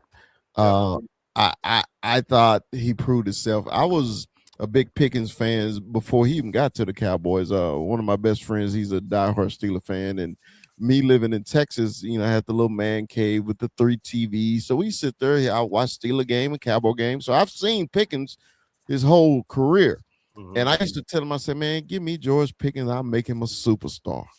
And the Cowboys traded for him, and I was like, I don't think Cowboy fans realize what we have. The gravity of this, yeah. Because the cat is amazing. You know, they gave him that moniker of him then disgruntled and everything. And the reason they did that is because, hey, if you play for Pittsburgh and you didn't have no quarterback and they only threw you the ball on 3rd and 40, you'd be pissed off too. Okay. Right. So when he came to Dallas, they actually had a quarterback or offense to get him the ball. And the things he did when CeeDee Lamb was hurt, the Cowboy fans realized, well, damn, this guy is good. Like, well, yeah. So, but the Cowboys front office always like to play this game with their superstars, and I thought they were over it when they traded away Michael Parsons, but apparently they're not. But the one thing I'm liking about George right now, George is basically like, I'm gonna show you, I'm gonna play on this tag, and I'm gonna go. All he did was make it worse for the Cowboys. He sure did. It made it worse. So everybody in the league should be excited that he's playing on this franchise tag. I am too. I am. He's getting $27.5 million. Can I add something to that, Chris? Yeah, go ahead. So with George Pickens' agent, like he has that agent to where like just sit out, wait, like let them pay you. Do you think George Pickens is going against what his agent is telling him to do? Question. I really believe he is, because I think George got this image in his head like, I am a top 5 receiver and I'm gonna prove it. Okay, I don't care, because you got to think about it. This is the most, even this 27 million, it's the most money he made in his career. Yep. In one paycheck, right? Yep. And he's banking on his anybody that plays on the franchise tag is betting on themselves. Okay. Hey, look at Kirk Cousins. Yes, Kirk Cousins. Yeah. So look at Darrell Revis. Right, and people saying he's stupid. I've heard many things. He's stupid for doing this, doing that. I'm like, okay, so if just God forbid he get hurt this year, he got the $27 million, and I guarantee you somebody will give him 27 more the next year. He'll get 27 more. He'll get 27 more. I'm like this. The Cowboys are just playing games with him because Jerry Jones loves to do stupid shit like that, and it irritates me. You know, because if he was on the Eagles, he'd been paid a long time ago. Yes. If he was on the watching the Redskins, the Commanders, he'd been paid a long time ago. But Jerry liked to play his games with certain people, and he's playing games because he didn't think Pickens was going to come and do what he did. He thought he was just going to be the number 2 receiver for CD. And if you think about it, George Pickens is 1A, 1B. He's not a number 2. He's a 1. So much so they're talking about maybe we should get rid of CD. Yeah. You know, that would be crazy. Yeah. That would be crazy. But the whole thing is they think the Cowboys is going to be like the Bengals, okay? Because the Bengals are 1A and 1B, you know, the 2 top receivers, okay? Right. But the difference is the Bengals' problem is they can't keep their quarterback healthy. You know, so they had to pay because that's the only thing. Well, Dak hasn't really been that healthy either, though. That is a legitimate target. Yeah. But the last couple of years he has been. That's why I said last year was a wasted year because Dak was healthy the whole year. You know, even with the prolific offense that they had, they couldn't do anything because they couldn't stop nobody. I really think that Pickens is going to ball out again. He's going to be a problem. I mean, so you think that with the defense though, like there's film on y'all now.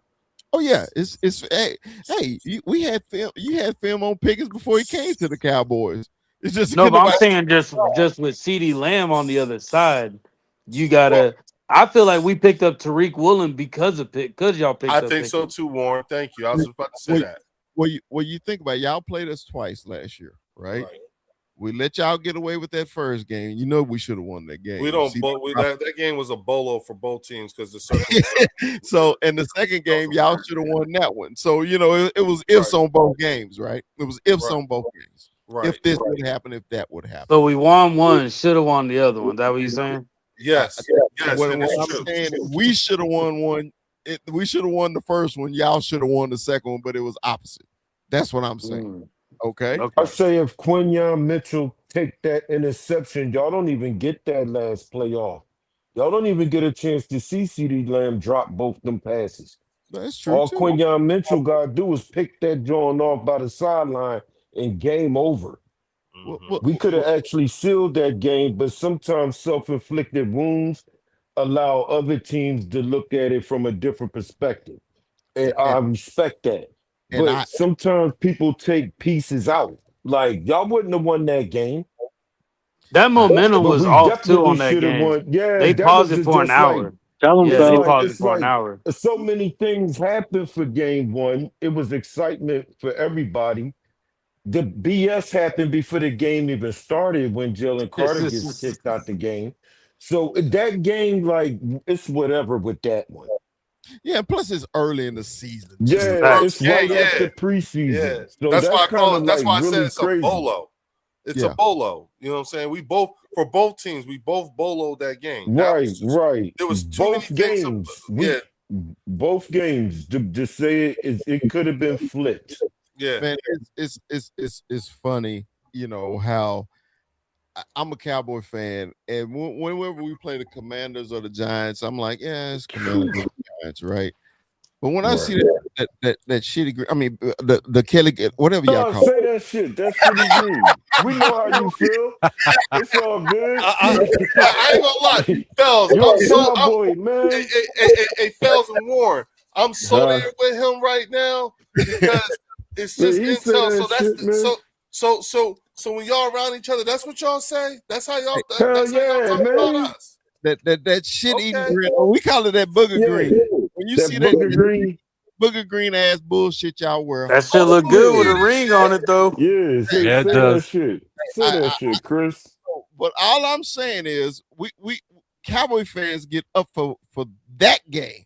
Right. Especially when we play y'all in Philadelphia because we know how much Philadelphia fans hate Dallas. Okay, we know. We've seen the videos. We've seen people that've been to the game, and they tell us the stories and everything like that. That's why I want to go so bad because I want to experience it myself. I want you to talk about me like a dog because I can back it up. So you know, I'm like this. Right. But we get up for the Eagles. So you know, we live and die on every play against the Eagles. You know, and I love how Leo like to remind me about my VHS tape and everything. I do appreciate the banter, the barbershop talk and everything like that. Yeah, that's cool. And I do. Yeah, once upon a yesteryear. Yeah, and I just like to remind him, you know, just check that overall record. since y'all been in existence and since we've been in existence, how many times we've beaten y'all and how many times y'all beat? Okay. That's all Yeah. I'm saying. But there's phases You though. don't really There's want to phases. start Y'all's from, era you is don't over really now. want to start, but you don't really Yeah, want to start that's from the irrelevant beginning. to current time. That's the Here's what I'll crazy say. thing. Here's what I'll say. I will do that, okay?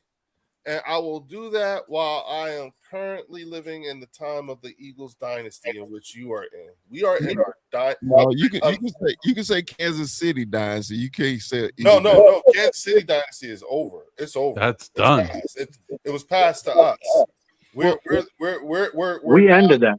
we're entering into our we're still in our dynasty years. So dynasty mean y'all gotta at least go 3 times. So y'all been twice. Yes. You won one. Exactly. Dynasty yet. Yeah, We but won that's what I and said. won. That's why I said Yeah, we working on that. you're in the beginning of our dynasty years. Okay. You see what I'm saying? Like we're trending in that direction. I give you that Yeah, I word. forgot my question, man. Yeah. and but here's the thing. That's not good news for you. It's perfect. The dynasty that y'all should have had, man. Y'all went to 2 Super Bowls against Kansas City and lost both of them. That dynasty y'all should have had with that squad y'all had. Y'all failed, my brother. Y'all failed. The substation got him again. Yeah, shout out to Sean Mims with the $2 super chat. He said Cowboys have a next year on Lamb contract. Yeah. Listen, they are again in the midst of a multi-year rebuild, and we don't know what that's going to look like at the end of it all. But what we do know is we recognize it. You know what I'm saying? And it's just matter. The thing that the Cowboys need is time in this time with Christian Parker. You know what I'm saying? Even the fan base, you know what I'm saying? Like you heard Chris when he first got here. You know what I'm saying? Right. There's nothing going on, and they don't like it. Right. You see, so he's bored right now. So there's Trust me, I am a Lions fan. I know about rebuilding. No, I know a thing or two because I have seen all of them. No. But the thing about it is that they have been under so much PTSD that when there ain't no shit going on, something's off. You know what I'm saying? And they need things. That's how Jerry has conditioned them to be this way. And so I told Mark and them, last year at the beginning of the season, before the season started. No, we didn't. I told him, I was like, listen, you right. The way I view Dallas is just they're a tune-up team. You know what I'm saying? If you need to get right, you know what I'm saying? Leo, you don't believe that, Leo, you don't believe that. Yes, I do. I genuinely we working on that shit, man. Because like I said, even when y'all came back on us, we were up 21, and y'all came back and beat us. You know what I'm saying? That's if you need that was a get right game for us.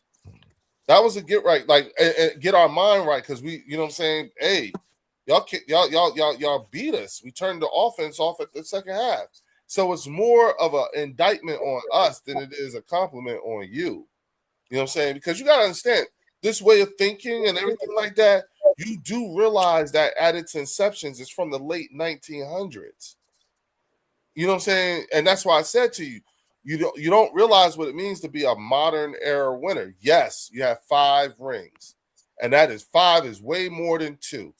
But in this era, in this day and age, that's not the flex it used to be.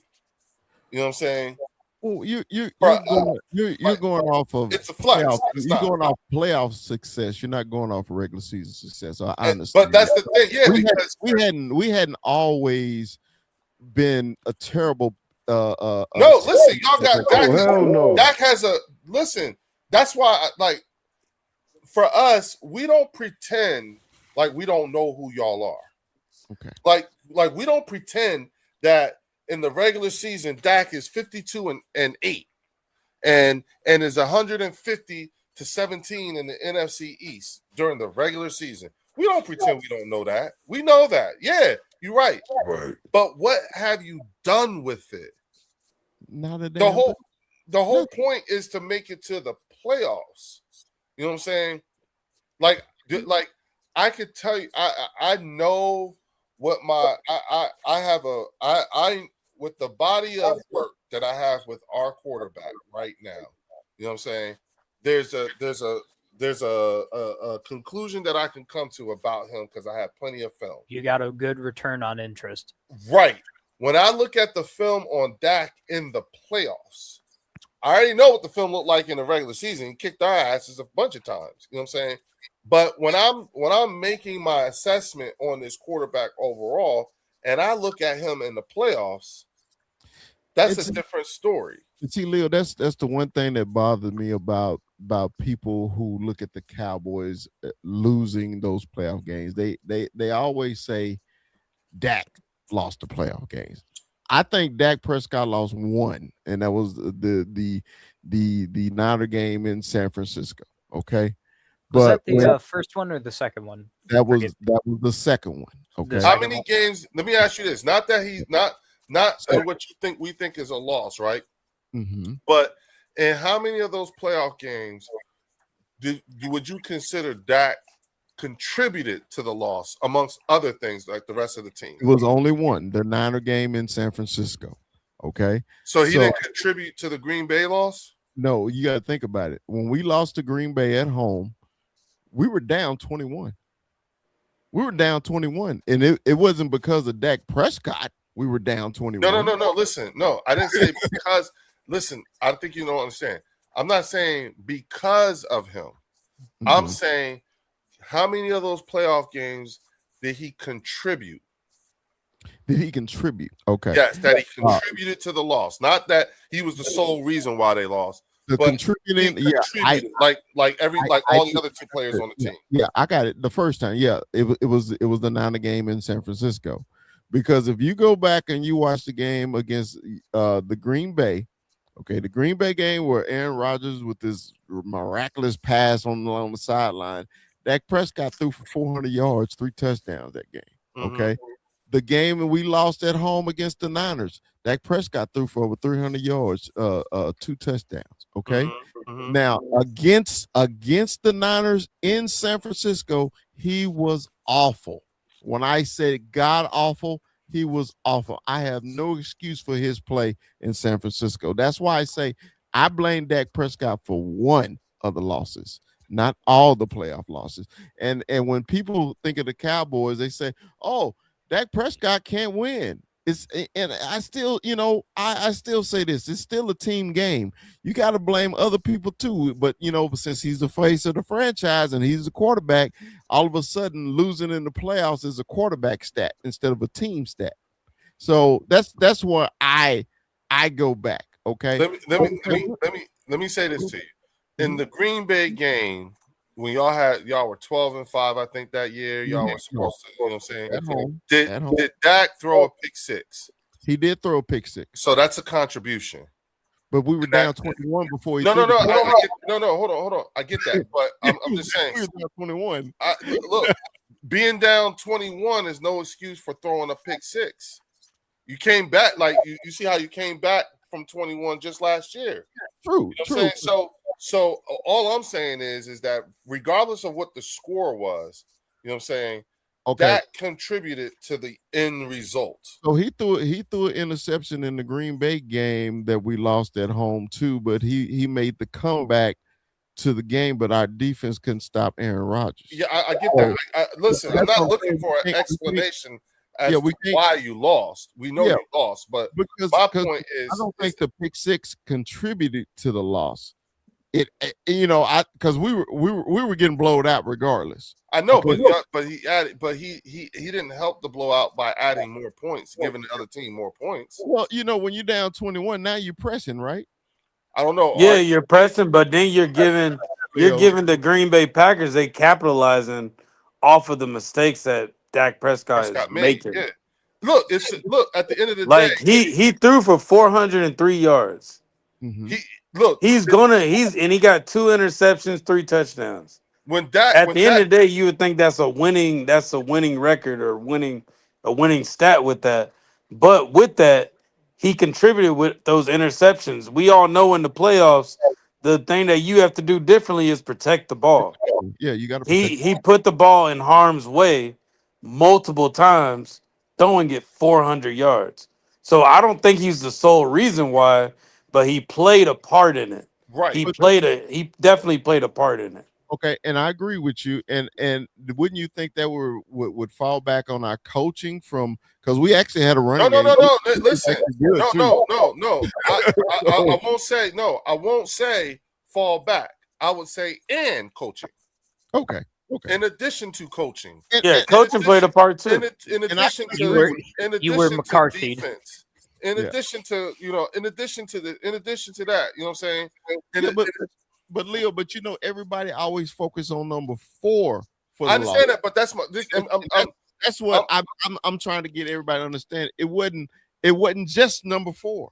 No, I don't blame Dak for that. I personally don't blame Dak. Like, for remember that. when you said to me? Remember when you said to me, I want to know what my team looked like to other people, right? Okay, that's what this is. Mm-hmm. We're telling you, like, when you say to us, what I can't stand is people always blaming Dak. No, that is not what is happening here. You know what I'm saying? We're just taking an accountability list here. Mm-hmm. And we're just focusing on one bullet point of many bullet points when we're talking about this, when we're talking about this accountability list. Mm-hmm. And most of the time we get stuck on, whether it be by our own doing or who we talking to, we get stuck on Dak, because it's like, okay, and that's why I said, when you look at that Green Bay game, regardless, in addition to Dak throwing a pick 6 made it harder for you to come back if you were going to make a comeback. That's a contribution. Okay. Dak running too long with the ball and not letting the referee by rule touch the ball, set it himself, and then going, that was a contribution. You know what I'm saying? And there are a number of games in the playoffs where Dak contributed. Not the sole reason, but contributed. And when you look at over a period of 11 fucking years, you look at 11 years, or how many playoffs? 9 playoffs, right? He's what, 2-7 or some shit? Yes. With 9 playoff games, you know what I'm saying? Contributions to the 7 losses, Dak's contributed to all 7. Regardless of how many yards he ended the game with. And that was the part that, like, I hear you. Yes, he threw for 500 yards and he threw for 60 touchdowns, but he also did this and he also did that. He also contributed this. So that's why no one's in love with his numbers. When you say he threw for 4,862 yards, you know what I'm saying? And the reason why people just discount that and everything like that is because look what happened. All right. Well, I got a question. Wait, real quick. Shout out to Sean Mims with the $5 super chat. He said, "Stop it. Dak getting garbage yards when he behind, and his pick 6 was key." And also, when you look at his regular season record, I do call into question his record against teams above 500. That's something else that's sus too. And Sean Mims also gave another $2 shot. He said December is when the Cowboys do cowboy things. But like, also, Chris, do you feel like, when does it get to that point to where you say, all right, let's put our chips in on a QB who can be some competition to Dak, or can be a younger Dak or a younger quarterback that's y'all's next step up? Like, who are y'all developing behind Dak to take that realm after Dak leaves? What's the succession plan, or is there a succession plan? There isn't. Okay. Well. I mean, I'm just being honest with you. There isn't. Why do you think that? Why do you think that they're not making that a focus? Because right now we got Hal and we got Milton. Joe fucking, I can't stand him. And I'm talking about Chris. Everybody loves Yo, Joe. Leo, one second, Leo. What up, fellas? Shout out to TP Way in the building. No What up, my way. brother? Be safe out there. We'll see you on the next one when you get home, my brother. Stay safe out there. What he say? What he say? He was in the chat. He on his way home. He driving. Oh, okay. Hey, Yeah. I tell you what, TP, when you get home here, I'm gonna put the link in I got you, dog. If you want to come in, you know what I'm saying? It'll be there when you get home. Yeah. Yeah. If we're still on, That's we'll it. probably still be on. Shit, I'm having a good time. Now, Chris the done answer- came in- Shout out our New York brother in the building. That's all. Now, to answer your question about secessions, Mhm. you got to think about it. Only reason the Cowboys drafted Dak Prescott is because Tony Romo had a couple Injuries. Yep. Okay. Remember that. Yep. Same reason why we got Wentz. I get it. And you got to remember, Tony Romo was an undrafted free agent. Undrafted. Yep. He wasn't drafted. Yep. Okay. And Jerry Jones said, "Oh man, that was a miracle." And you got to think about it. Dak Prescott was a 4th round pick. He came from a running option offense at Mississippi State. People like, why you draft this guy? He can't throw the ball. All he does is run the ball. They was thinking of him like he was Jalen Hurts before Jalen Hurts. Okay. So he came in and he actually, Tony Romo got hurt against Seattle in the preseason game, and the Cowboys roll off 10 straight wins. Right. Mhm. So 10 straight wins. The reason we was winning because of Zeke Elliott. It wasn't because of Dak Prescott. It was because of Zeke, because you couldn't stop the run at the time. We had the best offensive line in the league. Y'all remember that. Okay. And when Tony Romo was healthy, I was one of the Cowboy fans say, all right, now put Tony back in and let's go. They didn't. They kept Dak in, and the rest is history. I'm not mad at Dak. I'm not mad at the Cowboys from keeping it. But the secession thing is the Cowboys always have this thing where we'll find one. We'll find one. They don't have a plan for the future. They always have. We'll stumble on to something. We'll stumble because we literally stumbled on Dak Prescott. We stumbled on Tony Romo. And I tell people that makes sense. That makes sense. The quarterbacks between Troy Aikman and Tony Romo, the Cowboys had 17 different quarterbacks. Jason Garrett being one of them. Yeah. Okay. So the Cowboys kept trying to stumble. They even drafted Quincy Carter. Quincy Carter was the worst quarterback ever in the history of the NFL. And he started with the Cowboys. Okay. Because I remember many rumors of Quincy Carter. Quincy Carter. Y'all remember Quincy? You know what, Chris, this is the thing, and this is where the blessing, now I'm calling your presence here actual blessing, because this is that useful Cowboy history that you're right, no one really talks about like this in this regard, because I haven't thought about this type of shit in years, and I'm like, no one really does talk about the years between Aikman and Romo. No. Yeah, and I'm like, whoa. Yes. Whoa, yeah. So it was terrible. So that's why the Cowboys don't really go at, as Cowboy fans, we always begged. Our best backup quarterback was Andy Dalton. Andy Dalton. No way. The Red Rider BB gun himself. Yes, Andy Dalton was our best backup quarterback. Did you have Randall Cunningham at 1.2 in there? Yep. We had Randall Cunningham at one point. So it's I the remember Cowboys when the Lions had Dante Culpepper for a year. Wait a minute. Wait a minute. Hold on. Those two are within that Aikman Romo? Yes. Yes. No. Absolutely. Yeah, bro. Yes. Yes. No. Yes. I'm telling you, yes. Because I'm gonna tell you why I know. Because Jason Garrett was the backup for Troy Aikman. Okay. Right. After he left, do you know our starting quarterback? He played for Detroit. Come on, Theo. Do you know? I might not have been alive then. Yo, Theo, that's not. Yo, Chris, he not. Chris, he I'm an 04 baby. Oh shit! Damn. Oh, Yeah. four. Dates him. Yep, that's how long it's Yeah. been. Yeah, I born, was born during there. the Romo years. Yeah. I was born for Kitna, and then I Ooh. had the primary. Was it Kitna?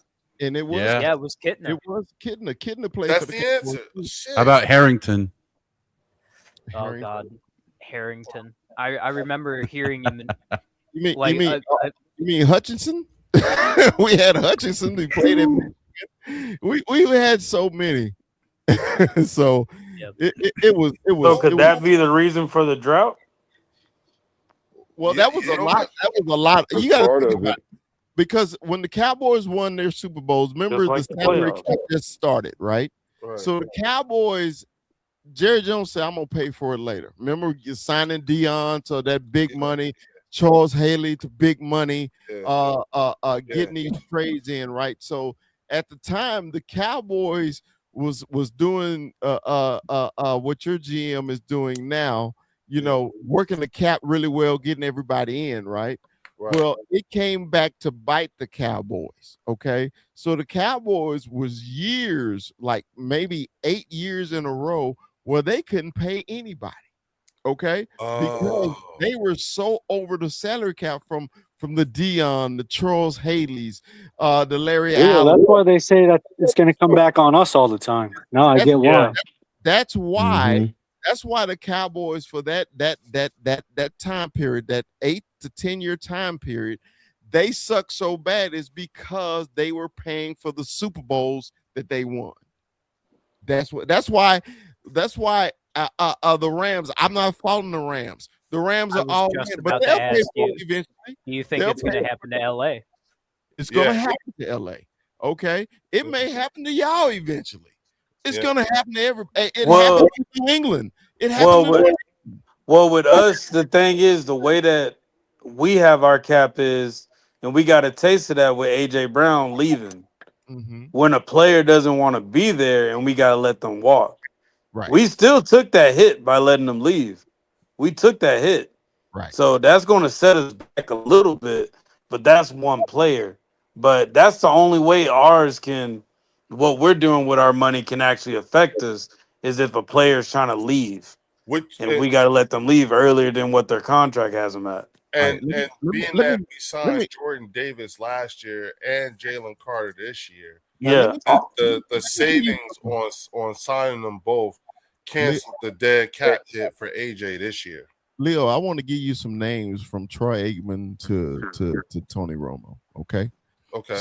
Steve Walsh, Steve Berline, Jason Garrett. Wait a minute, Steve Berline was y'all quarterback? Steve Berline, Quincy Carter, Babe Laufenberg, Drew Bledsoe, Brad Johnson, Randall Cunningham, Anthony Wright, Steve Berline again, Stephen McGee, Stephen McGee, Gene Carnado, Drew Henson, Brandon Wheaton. Remember Brandon Wheaton that played at Florida State? Kellen Moore, Ryan Leaf, Kyle Orton. I remember that. Ernie Kosar, Vinny Testaverde, John Kitna, Andy Dalton, Matt Castle, Clint Sterner, Chad Hutchinson, Kevin Sweeney, Wade Wilson. Do I need to keep going? I'm sorry. Damn, I'm sorry. You had me at Vinny Testaverde. My God. Yeah. So these are quarterbacks that was in between Troy Aikman and Tony Romo. I know you told me it was bad. I didn't think it was that bad. Yeah. Oh, and Theo, here's the thing. Tony Romo and Dak Prescott account for 20 years. Yes. They account for 20 of those 30 years. And I thought Stafford for 12 was a long time. Holy shit. Mm-hmm. That's what I'm saying. Like, you know, y'all sound. I'll be honest with you, I'm not even trolling, because when you like the way you sound reading that shit, one would think you was talking about the Cleveland Browns. I was talking about the Dallas Cowboys. I didn't realize it was. I shit you not. You know what I'm saying, Warren? Everybody in the chat, write that down. Write that down. Yeah, Write that down. Write that down. Am I wrong with that? I didn't realize. No, that that kind of explains the drought, low key. Like it kind of explains the drought. Like no investment into a true quarterback, so the expectation for him is so low to where it's like, damn. Think about it. The last time the Cowboys drafted a quarterback, number one was Troy Aikman. So y'all really ain't gonna win anything until y'all actually do something with a quarterback. Well, I think Dak is good enough. I really do. I'm not a Cowboy I think he's good. He's good to where he's gonna break records for the regular season. But it's just in that playoffs, bro. You got to play differently, and you can't win games with your arm. And when it comes to the playoffs, hold on, Chris. Yes. Answer me this, and this is piggybacking off of what Warren is saying. And you got 9 games of film of your current quarterback in the playoffs, right? Yes. You know what I'm saying? What is your evaluation of his play after 9 playoff games? Now, Leo, I can. Wait, no, are we talking about Dak? Are we talking about Dak with 9 playoffs? just the 9 games in the playoffs, no regular season. 7. He only played in 7 playoff games. He 2-5. He 2-5. I thought he was 2-7. He ain't playing no, 7. he's He ain't 2-5. playing 9. Oh, okay. Yeah. So I'm sorry. Just those 7 games. So yeah, 7 games. Well, with 7 games, what is your evaluation of your quarterback in playoffs, not the regular season? Yes. Push the regular season. Tell us what you genuinely think of your quarterback in the playoffs. And this is my honest answer. I'm not bullshitting y'all. This is how I feel. Because with a I'm a Dak Prescott fan. Like I said, it was only one game. I blamed him for a loss that he played like ass. So out of the 7 games, it was only one that I said that it was Dak Prescott's fault. We lost that game. Okay. Now, I always say, okay, the Cowboys, remember Leo, when we were on TP's show, I always said, the Cowboys are a finesse team. Okay. It's all about the show. It's all about the flash, right? That's right. So if you stop the flash, you can beat the Cowboys, right? So when he got in the playoffs, I think my coaches, including Jason Garrett and Mike McCarthy, both had no game plans at all against fucking the Niners or the Packers. And especially the Packer game, they thought they were just going to blow them out with points. And the Packers came in there and punched them in the mouth. And I always say style make fights, right? So the Cowboys ran against a red hot Niner team. It's no excuse, but we're at home. We should have beat them. Okay, we ran against Aaron Rodgers, one of the greatest quarterbacks in the league, throwing one of the greatest passes ever in NFL history that he made on that sideline to get them in field goal position. Okay, so when you say Dak's record in the playoffs, to me, I think it's unfair because if you watch the game, Dak Prescott played great in those games except for one. So, but everybody always say Dak Prescott lost the game. Dak Prescott didn't lose them damn games. The Dallas Cowboys lost them fucking games, not Dak Prescott. So no, definitely, yeah, like 4-1 in your mind. In my mind, Dak Prescott played well, but one game. Okay, that's what I'm saying. Okay, I accept that. Okay. And so when you consider well, what are you considering well in a playoff game? Like, what is your expectation for your quarterback in a playoff game? What is something that they need to do more of? What is something that you don't want them to be doing? I think what happened in those playoff games, the Cowboys got one-dimensional when they wasn't one-dimensional during the season. Okay. So when they got that's all you ever want. When you want to get a team one-dimensional and you focus on that and you can stop it, right? If you know the Cowboys got to pass every goddamn play, you can adjust your defense to that. You can get those hounds to go get them Go get him. Let the hounds go. Go get him. Put pressure on him. You know. But if the Cowboys was a balanced offense in those games, you know, I think the Cowboys win easy. Now the Green Bay game where the Packers had the best game plan ever against the Cowboys. Jump out on their ass. They knew our secondary was weak. They went deep every damn play and completed every damn play. Yep, people wide open with nobody around them. So it's like in the fight, and your first 3 punches, you ain't hit the canvas 3 straight times. What is your chances of winning that damn game? So that's funny. So my question is: so were the Eagles at 2024 season, were they one dimensional?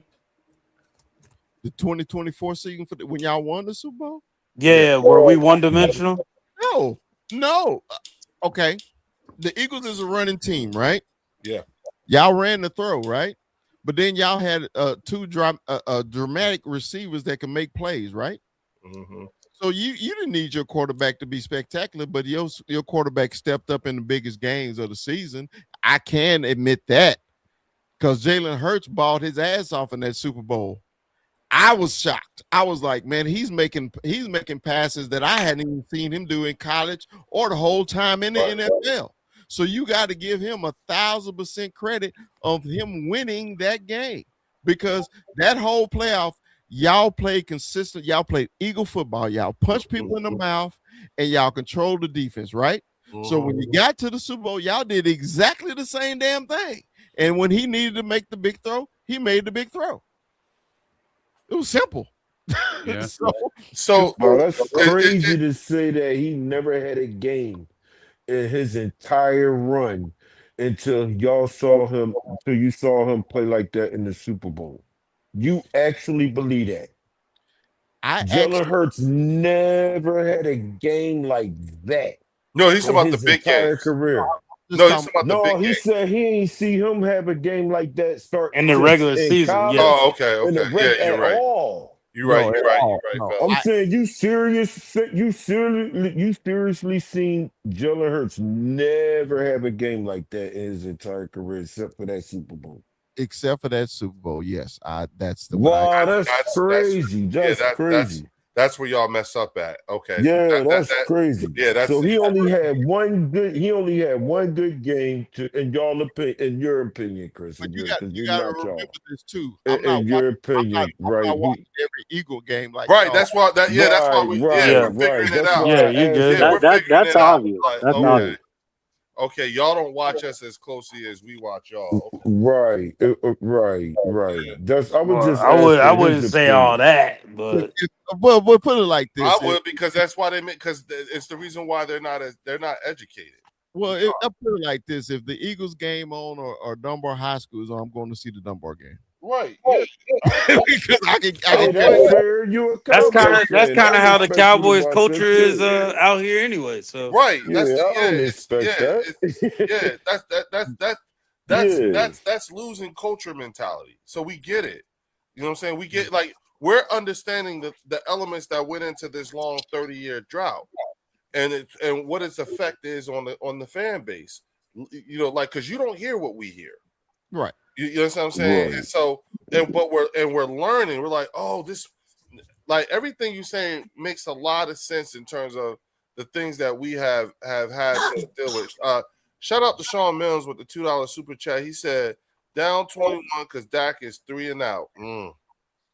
Yep. So yeah, Leo, I wouldn't try to investigate the losing culture of the Lions over the last 70 years. I wouldn't do that. You're gonna need to pay and fund a public library. I'm trying to be sensitive, Theo. That's why I won't bring it up. Shout out to Floyd Green with the 10 jewels. It's okay. I understand.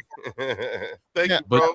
Now Sam is one of those your guy in the chat. He's one of those guys who's on that train. Is all Dak fault. You know. Oh shit! This is what you talking about? Your guy in the chat that said about Dak Prescott. 3 and out on the 3 and out and all that stuff. Right? Okay. Yeah. But at the end of the day, we gotta look at it like this too. If you're the quarterback, you're gonna get all the blame, just like you're gonna get all the glory when you win. So Was it was, it's got to Right. work both ways. was it Jalen Hurts' fault y'all lost to Tampa Bay in the Yup. playoff? Which It was, Yup. Oh, you talking y'all, about which y'all, which game? against Tom Yup. Brady? y'all don't count when y'all Yes, we do. y'all lost what? How many games in a row 3. before y'all went to We the lost playoffs? 3. But what all 3 of those losses were those Jalen Hurts' fault? Oh, Jalen got tore Yeah. up too. Jalen Hurts Yeah. got tore up. Wait, what year are we talking about? Last Last year. Just last year. Just Yeah. last year.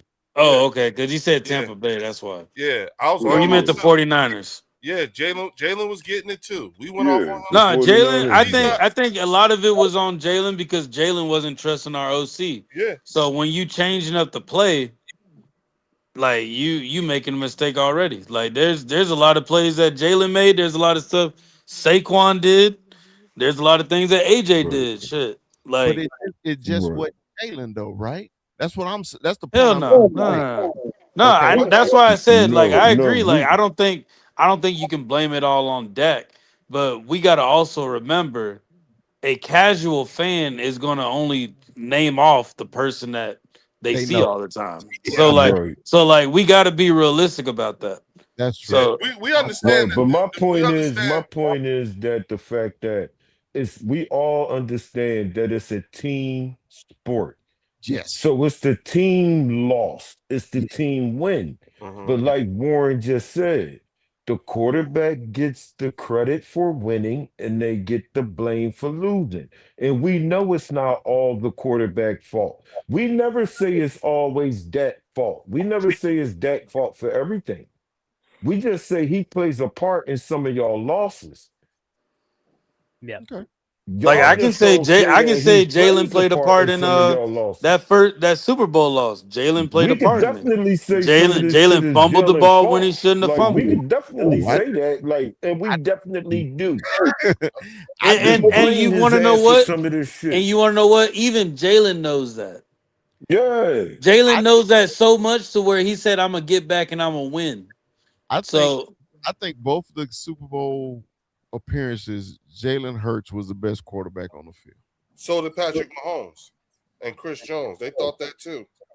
Right. But I'm gonna Yeah. say if Jalen don't fumble that damn ball, we win. How about that? Some of the blame is on him. He yeah, hold on to because that that was what damn that was ball. before halftime, right? That was Yeah, before halftime. yeah, it That was was his. before halftime. That was his Patrick ran in that contribution. joint and got momentum, man. Got enough rest, Yeah, got that was his injections in that contribution. knee, But and fam, gave that lead up, man. Yeah, that Like, was his shit contribution to contributed us that. losing. but fam, we don't give credit to defenses though. When you think Yes, that we was a do. great defensive play, that was a great. But No, you have to give credit to the Yeah, defense. They get paid just like the offense and Hey, stuff. man, man. if We our gotta give quarterback- credit. The defense and the offense got to complement each other Yeah, when it our comes quarterback. to that. Listen, Yup. bro, our quarterback made it so that the defense just happened to be paying attention, and they capitalized as they should when a quarterback makes the kind of mistakes that Jalen Hurts made in the Super Bowl, Right. which is why that fumble that Jalen Hurts did was a contribution, a bullet to why of many to why we lost that game. You see what I'm saying? There's some Yep. excellent So, points I- here by dumbass everybody passed to involved. AJ. However, I will Yeah. put a point in this conversation as I must unfortunately exit it. I have work in the shit. morning, and I can't be staying up until 1 a.m. talking about Eagles, Cowboys, and oh man, it's Yeah. only 8:50 here in Seattle. We- You can do it. We was talking about you too, Theo. We let you run it down for the Lions. We found out some information about your squad tonight. No, I he did got to want- go. yeah, I did want to have- point Yeah, I out. know. My dog got to go to work. yeah, Yeah. Yeah. Well, got to get hey, them greenbacks. Business as usual, right, Theo? Business as usual. Well, Theo, go ahead and give us your final word, bro. Go ahead, do your thing. You All know right. what it is. First of all, I would like to thank everybody here on the panel and in the chat. Chris, Eric, it is a pleasure and a privilege to meet with both of you. Chad, if you haven't already, please do a good deed today. It might not make your day any better, but it might make somebody else's better, and that's what we strive for each and every day. And thank Thank you you, for Theo. enjoying the great game of football. Lions Yes, to the Super sir. Bowl. Go green, go white. I'm gonna say go Theo. Have a good day at work and get you some rest, my brother. See you soon. Don't forget to spay and neuter your pets. Now you showing your age. Oh, Bob Barker. Bob Barker, boy. Bob Barker. Oh, Bob Barker. Okay. Oh, shit. I mean, if Chris is breaking out the photo album, I might as well break out the Bob Barker. Hey, why not? Right? Why not? Still going. I can put my cowboy hat back on. I was wondering. So what's your thoughts on Christian Parker being in the defense? Do you think, because I think there's a big debate that a lot of people have when it comes to Christian Parker.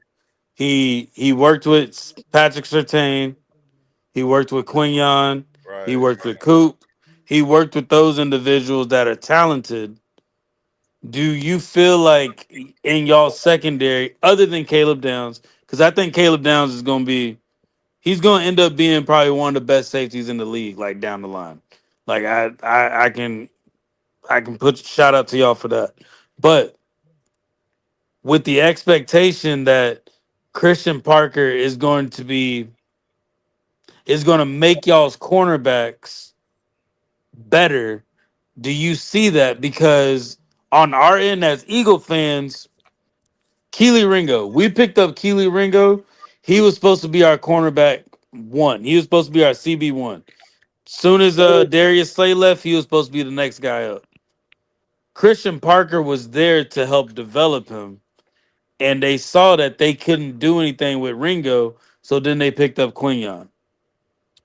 Well, as a Cowboy fan, is simple for us. The Cowboys did something that they don't normally do. Okay. They got young at the coaching position. Yeah. Okay. They got something that they aren't familiar with. Normally the Cowboys, what they do, they go with familiarity when the coaching staff. They used to be on this coaching staff for the Cowboys. They used to be on this under this person for the Cowboys. They always would go for a Cowboys tree under the coach. Okay. Right. They didn't do it with Schottenheimer. They didn't do it, and they didn't do it with Christian Parker. And they also went young. We know Christian is a young cat. And basically that's what the league is. The Cowboys with Eberflus and the other bullshit we had the year before that and the year before that, they kept trying to recreate the past. Okay. As we know, as Cowboy fans, we live in the past. We know. Okay. But the Cowboys are trying to do something different, because Jerry Jones is like, okay, enough is enough. He finally said enough is enough. Let's get younger. Let's get more exciting. Let's do something that the Cowboys hadn't done in a long time since Jimmy Johnson. Get young and the coaching staff, and let's get off the ball and quit waiting to get punched and punch somebody. And I think with Christian Parker, the Cowboys are going to be a different type of defense. They're gonna go for the punch instead of being a counter puncher. Now, I agree with that. Now, looking at the projected starting wide receiver group for the Eagles, do you think you have the personnel to be able to, at this time, Leo? No, because I think right now our secondary is going to be the weakest part of the defense. Right now, the strongest part is our defensive tackle. So Quentin Williams and Kenny Clark. I don't think you're going to be able to run on the Cowboys like you could before. You're going to have to attack the Cowboys on the outside. I thank the Giants every day for passing on Caleb Downs. I still don't know what the hell their front office is thinking. But I think I got a Darren Woodson 2.0. I think I got Darren Woodson back. I'm so excited about this kid. And y'all know I'm a Michigan fan. I hate Chat, write that down. Yeah, you see my face, right? Like I hate everything about Ohio State. but I love Ezekiel Elliott and I love Caleb Downs because now that's one team I did scout. I watched every Ohio State game because I wanted to know what was going to happen at the end of my last game of the season when we played them some bitches, okay? And Caleb Downs popped off the screen every time.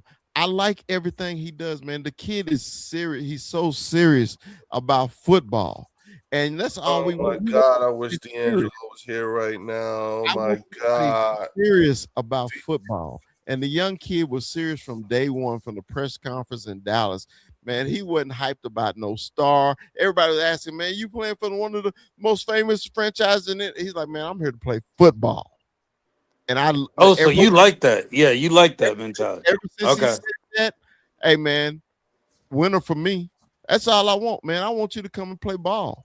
That's why I cheer. I want you to go out there and give me 1,000%. And I think this kid right now, he has that mentality because right now, because the Cowboys didn't have that mentality in the building about, man, it's about football.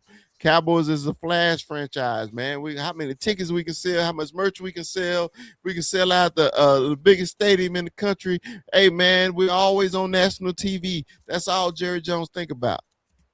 But now I think he's thinking about, hey, man, okay, 30 years is enough. I made enough money. Now it's time to play football.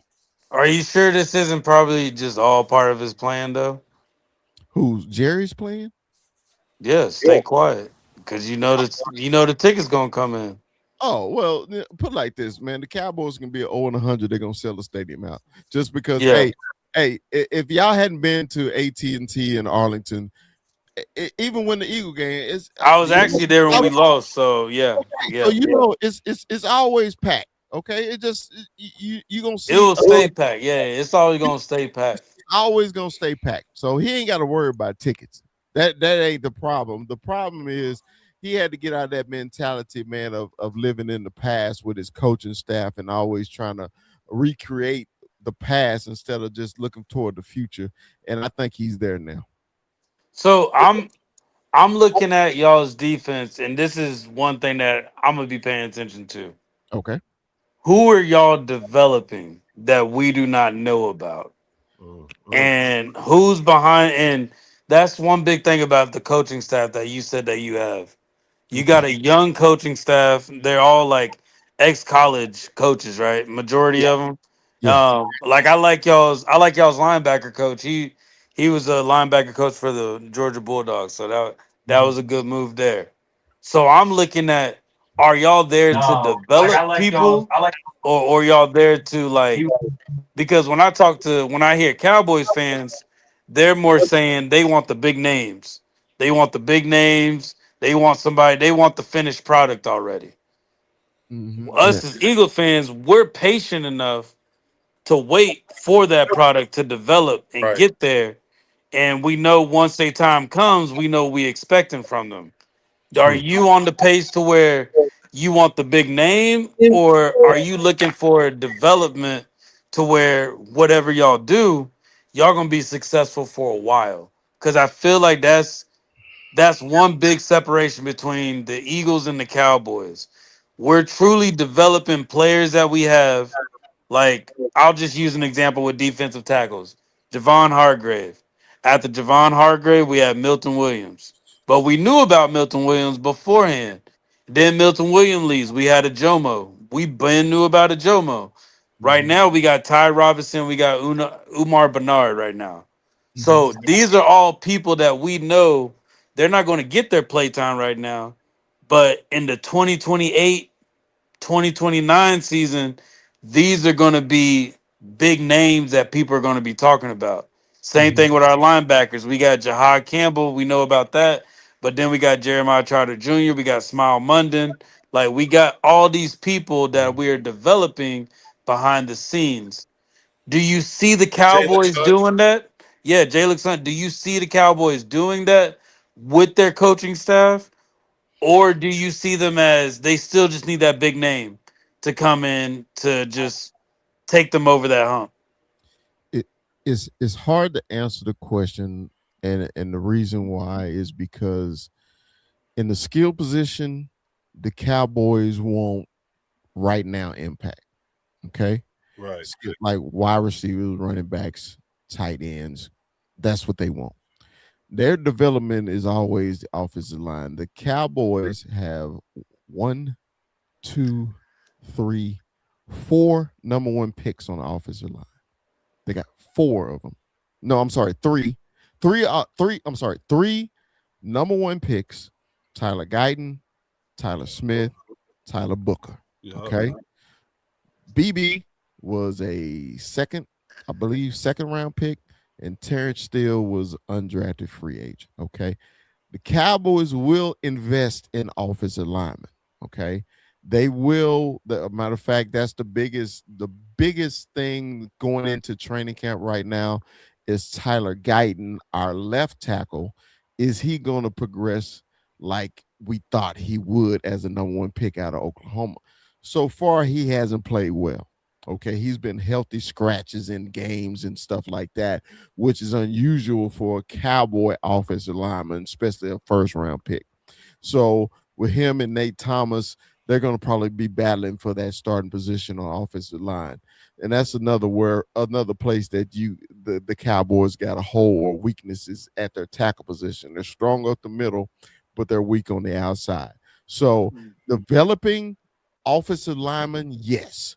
But as in any kind of skill position, the Cowboys consider the Cowboys.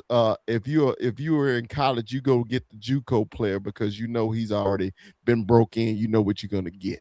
Okay, so that's how the Cowboys consider, because that's why they went and got George Pickens. Okay, now the only other skill position person that I think the Cowboys have developed well, and you need to watch out for him, and I'm sure you heard his name, is Ryan Flournoy, that plays wide receiver. He's our third receiver. So when CD went out, Ryan Flournoy started, and it was like the Cowboys offense didn't miss a beat. Okay. So let me do you I put this out, like I did a video, a short earlier this week, saying, you know, I heard about the talk with Max Crosby coming to the Cowboys and everything, and I put this out to the Cowboy fans to tell them, listen, you know, if you guys get Max Crosby, that's a Jerry Jones decision. If he doesn't come to the Cowboys, that's a Christian Parker decision. Mm-hmm. Now, they won't tell you that in public, but we know enough to know that, you know, Christian Parker's, you know, is not going to mortgage the future, because he know this is a multi-year rebuild that he has to participate in. Would you agree with that? Yeah. I mean, because it's going to take. Like I said, I don't think they're going to be as horrible as they were last year. Mm-hmm. I just think just because the new blood in the building, the Cowboys, they're going to show you something different, because something you ain't seen before. I mean, y'all Eagle fans, y'all knew how to beat the Cowboys last year. Y'all knew what to do, you know, and anybody with eyes could see how to beat them. You run at them and throw deep on them. Mm-hmm. It was simple. The game plan is simple. I don't think it'll be like that this year. I think you're gonna have to actually put forth an effort to actually beat them this year. Okay. I like that talk. I like that kind of talk. Listen up. Shout out to everybody that's here. We got over 70 people watching this. You know what I'm saying? Please, you know, as a reminder, you know, please hit the like button. You know what I'm saying? You see everybody here. You know, again, hey, Chris, I hate to keep doing this to you, but put your channel in the chat so everybody can go, you know, sub up to Chris's channel. You know what I'm saying? And real quick, shout out to Low Eagle is in the building. What up, dog? What up? I came on late, man. I know y'all been rocking for a minute. Came on late, so I don't know what been going on, but I had to show face though. Hey, this has been the fastest 3 hours. What up, Lo? You know what I'm saying? What up? With Chris Warren, being what up? here, Chris being one of the reasonable Cowboy fans that we've had, amongst others like JB and Cowboy 1980. You know what I'm saying? You know, Chris is one of the more, you know, reasonable ones. You know what I'm saying? Dog, he fucked around and pulled out a Super Bowl 30 VHS tape, dog. Wow. Yes, he did. Chris, man, low Eagles. That's Look, low. Look, low. I always have it handy, fam. You keep it clean. You keep it clean. Hold on, I don't even have to blow on it. Yeah, there you go. There you go. Hey, Chris, that's one of those times where you get to say to low Eagle, you ain't shit. Yeah, you ain't.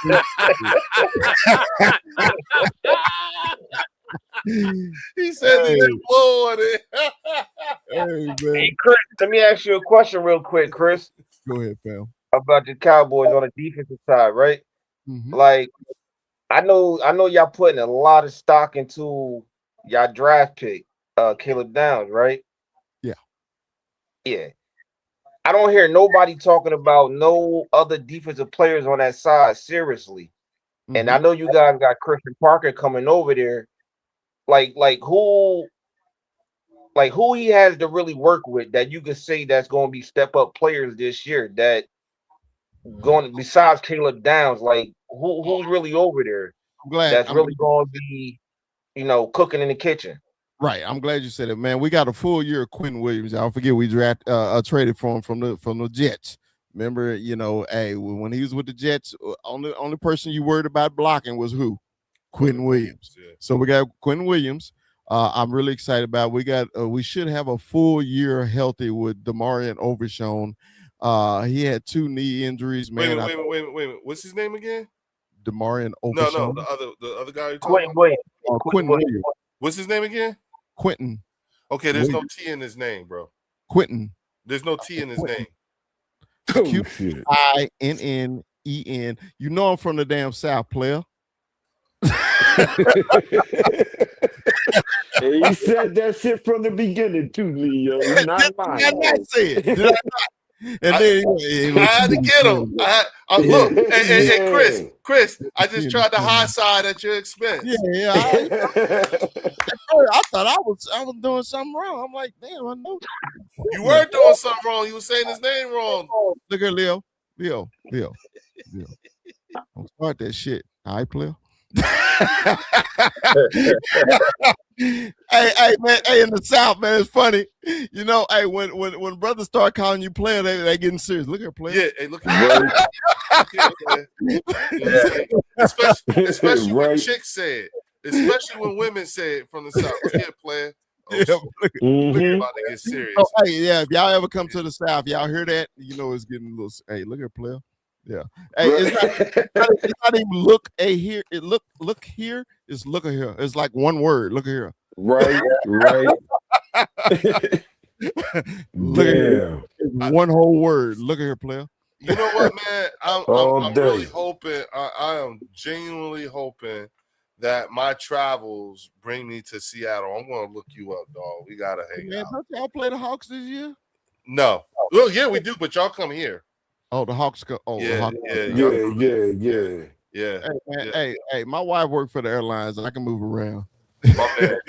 That's good shit for you.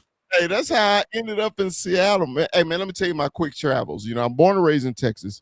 When I lived in Texas, my house was literally 5 minutes from AT&T Stadium. That's where everybody and everything like that. But when the wife got a promotion, we moved to Denver. We were in Denver for a year. Then we moved to San Francisco, which I love because I got to argue every day with Niner and Raider fans. And now we're in Seattle, and I'm so fucking bored. I don't know what to do because I can't argue with somebody who keep winning the Super Bowl, right? They won the Super Bowl, so I ain't got nothing to fight with. When somebody always got the big joker, it ain't no fun. Man. Oh, he went to spades on us, yo. He went to spades on us. I know about that. Yeah. You always got the But we all immediately understood what he was saying, though. Yeah. Oh, yeah. That's the point. Hey, Chris, I was dig back to what I was talking about, though. I want to hear what you're saying about that side of the defense, though. All right. So Quentin Williams, Demarion Overshown. I don't give a damn what you say. Quentin Williams. The Cowboys are excited about Rashawn Gary. I'm really not, but the Cowboy fans came over from Green Bay, ever since the Cowboys traded away Michael Parsons, they've been hunting for a pass rush. That's why they talking about the Max Crosby thing like that. And I was like, hell, if you wouldn't have traded Michael Parsons, you would have had a pass rush. Why are we chasing them? Now we chasing pass rush. Okay. Right. At first, everybody was like, oh, Michael Parsons can't stop the run. Okay. Well, even when you got rid of Michael Parsons, we still couldn't stop the damn run. So that was a bullshit excuse. Yeah. So anyway, that exposes that. Yes, you're absolutely right. The other one that I think that we're looking for development, I know with the question, Donovan Izalaku, defensive end. We wanted him. Linebacker. Yeah, Donovan was great at Boston College, but he still hadn't gave us what we're looking for to get to the pass rusher. At cornerback, Deron Bland should be back this year. Remember he had the pick six record, and then he was basically hurt all last year. I'm concerned with Bland is because once you start getting those pick sixes, you think you're supposed to get it every time. You jump rats and you get your ass burnt.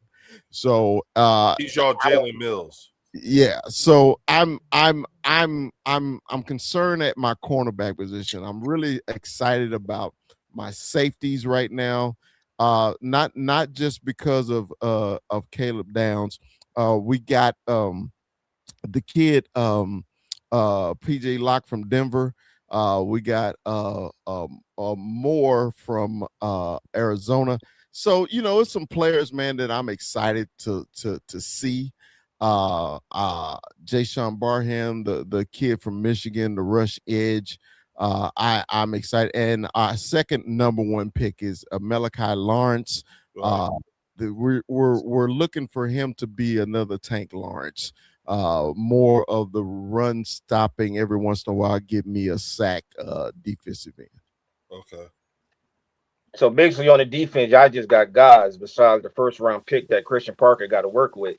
And people saying Christian Parker helped, our cornerbacks get Pro Bowl and stuff like that. I'm really to see how he gonna work with Devon Bland, because he really hold a historical record with the picks, and he should be able to do something with that. But pretty much everything you said is just God. Nobody really stand out really, besides the hope of a first round draft pick.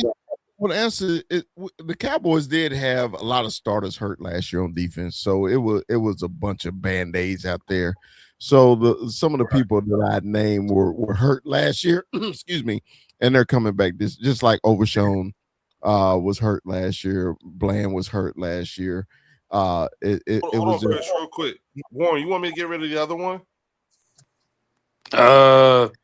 Yeah, I don't know what happened, but okay, I got you. Yeah. And brother Chris, people are asking you for the name of your channel in the chat. If you feel like it, you could put the name of your channel in the chat. They asking for it. Let me give it to you. I'm sorry, bro. Yeah, you got a few people asking for the name of your channel in the chat.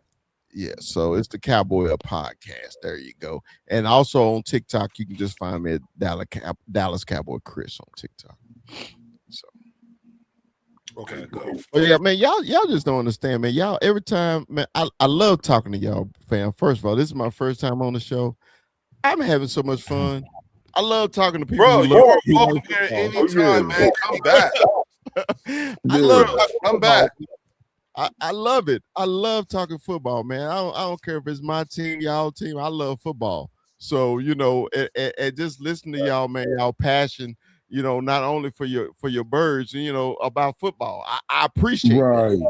I appreciate it. I ain't gonna front. To be honest with you, I appreciate you coming up, Chris. I appreciate Low Eagle's question, because you're right. Like I don't hear enough about Dominic Ezeraku or Malachi Lawrence. It's always like in passing or a quick mention, but nothing like to the degree where we hear so much about Caleb Downs, Right. Yeah, he was the number one pick. So, he was right. I know we're going to hear about that, but we're going to hear about it. There's some other guys that, like that's why we said, like, what don't we know? You know what I'm saying? And that was a question that was a what don't we know? So tell us. And I don't know if y'all we got D Winters from the Niners, so to sure up the inside at linebacker. So I'm excited about that. You know, our linebacker core and secondary, anything past the defensive line last year was just god awful, man. It was. I mean, I'm a Cowboy fan. I love my boys to the day I die, but I'm a realist too. It was the worst shit I ever seen in my life, right? And I'm a Cowboy fan, and I'm the one that's seen all five. So you know, if I've seen all five, and I can say that was the worst garbage I ever seen in my life, but you had to show up every and try to cheer for that shit, and it was right. It was bad, bro. So that's why, as a loyal fan, you gotta show up, man, even when it don't look good. You got to show up. So you know, when you see, man, you already know, hey, if we can get the 35, we may have a chance. If we get the 30, you know, it's bad when you go to a game, man, or wishing we can get to 35, you know, and you don't want to watch the game. I got you. So that's why, you know, I'm giving. I like what Leo said about it's going to take a little time with Christian Parker and everything, so he can get his system in. But I like what they said though, how the players are in his office. They trying to gain the knowledge and trying to learn his system and trying to get them. So to me, he's already won the players over. So and if you listening to your coach, man, and you do what you do and you play fast, man, that's all coaches want. Okay, and then you can see who actually a real player, and the Cowboys can adjust accordingly. Is this guy gonna work in Christian's defense or not? So we're gonna find out. That's why I'm actually going to the preseason game because it's actually here in Seattle because I want to see. Okay. I'm going specifically to see the defense. I don't give a damn what happening on offense. I want the Cowboys defense to be on the field the whole game. I want to see it. Hey, make sure you get plenty of footage out there while you're out there. Just record yourself. Don't try to broadcast or stream. Just record yourself because a lot of times it's the bandwidth that be all fucked up. And you know, if you want to have quality content, don't even take that chance. Just record yourself talking to people, record what people are doing and all that shit. You know what I'm saying? Don't even try to stream. It's not worth the quality. And my landlord here, man, bless me. Rest in peace to Mom's mom passed away in April, right? Oh my God, man, thank you, man. My heart. My baby passed away, and my landlord got season tickets to the Seahawks. And he said, Chris, man, I know you've been going through it. He said, I know you've been going through it. Your mom passed, your brother passed, all in 90 days of each other. He said, man, I got something for you. I said, what you got for me? He said, you bought tickets to the Cowboy game yet? I said, no, not yet. Why, you got something you want to sell me? He said, no, I want to give you some. And he gave me 2 club level seats to the Cowboys, Seahawks, you know, Monday Night Football, man. And I was like, man, much that's cool. That's dope. That's cool, man. Out to the landlord, Curtis, man. Appreciate it. Word. I mean, it's cool Curtis, for a terrible situation for you. It's bad and good. I guess you want to put it. It's crazy. Yeah. But you know, he was thinking about me. But that was good looking out. Yeah, he knew a big fan because he subscribed to my channel. He said, man, you are a Cowboy fan. I said, man. Oh, yeah. Right. Yeah. Hey, a lot of people I do young business boy, with. He put it in the chat. A lot of people I do business with know I'm an Eagles fan, but then they'll find out about this and they be like, I didn't realize to what degree you was an Eagles fan. You know what I'm saying? And it's like, I'm serious about this shit. Yeah, it's real for me. Yeah, for real. Mm-hmm. And I like, and that's what I love, man. If and my son, and I told Leo, found this out on the show with TP the other day. My son, I'm gonna say this again. My son is a diehard Commander fan. Diehard. When I say diehard, he didn't just start it either. Because I told him he was a little kid playing the video game, and one day he was playing with the Washington Redskins, and he fell in love with the player Chris Cooley. We all remember Chris Cooley. Oh yeah. Yeah, of course we Yeah, remember Chris Cooley. definitely. Okay, so next thing you know, I was getting packages in my name arriving at my house, and it was Redskins shit. I was like, man, I ain't ordered this. I ain't Yeah. my wife. I'm like, who was ordering this? And my son, it was me. I say, wait, hold on. What's going on? I like the Redskins. What the fuck you mean you like the Redskins? That's crazy. That's crazy. And I sat him down. I said, okay, man, I can't choose for you because my dad didn't make me do anything that I didn't want to do. I said, look, if it's your mob, it's your mob for life. You can't ride with it. and not a fan tomorrow. So if this is your team, it's your team. Okay. Yeah. Yep. He said, I like him. I said, okay. So you Put go a to stamp his on house, you go to his house right now. Right, no. You go to his house right now in Fort Worth, Texas. He like me. I got a Cowboy room. He got a Commander room. If I go out, if I see Commander crap, I buy it for him. He see Cowboy crap, he'll buy it for me. You know. But my son, he is 35 years old, and he is a diehard Commander fan. Oh, right. Shout out to your son. Hey, I told him, I Yep. say I should have called CPS on my step. Oh shit. Hey, I can't scroll back that far. Eric, hey, one more time, Chris. Can you throw it in the chat for him? I will. One more time, real fast, my brother. I got you. It about to put it in there for you now, Eric. So it's about to pop up. Yeah. Okay. So, but yeah, man. And what's so bad? Me and him will talk football all day, all night too. Okay.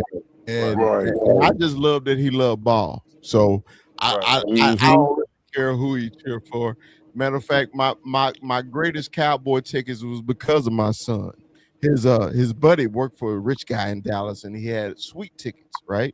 So one day he called me and said, "Dad, what you doing?" I said, "Man, I'm just chilling. We're gonna watch the game. Everybody come over like always." He said, "Man, you want to go to the game?" I said, "You got tickets?" He said, "Yeah."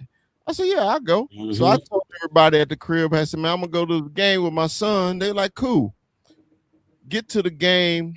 We got sweet tickets right next to Jerry Jones' suite.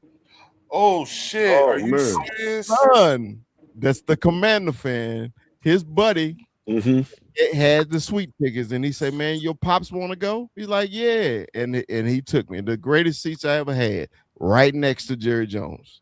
I ain't even mad for that. That's crazy shout out right to your there. son.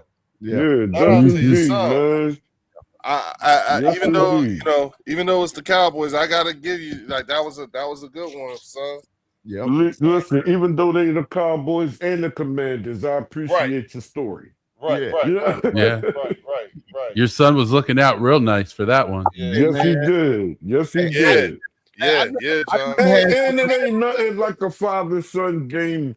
If y'all got kids, man, and they old enough, y'all know what we talking about when the father and son go to the game together, man. That shit is cool.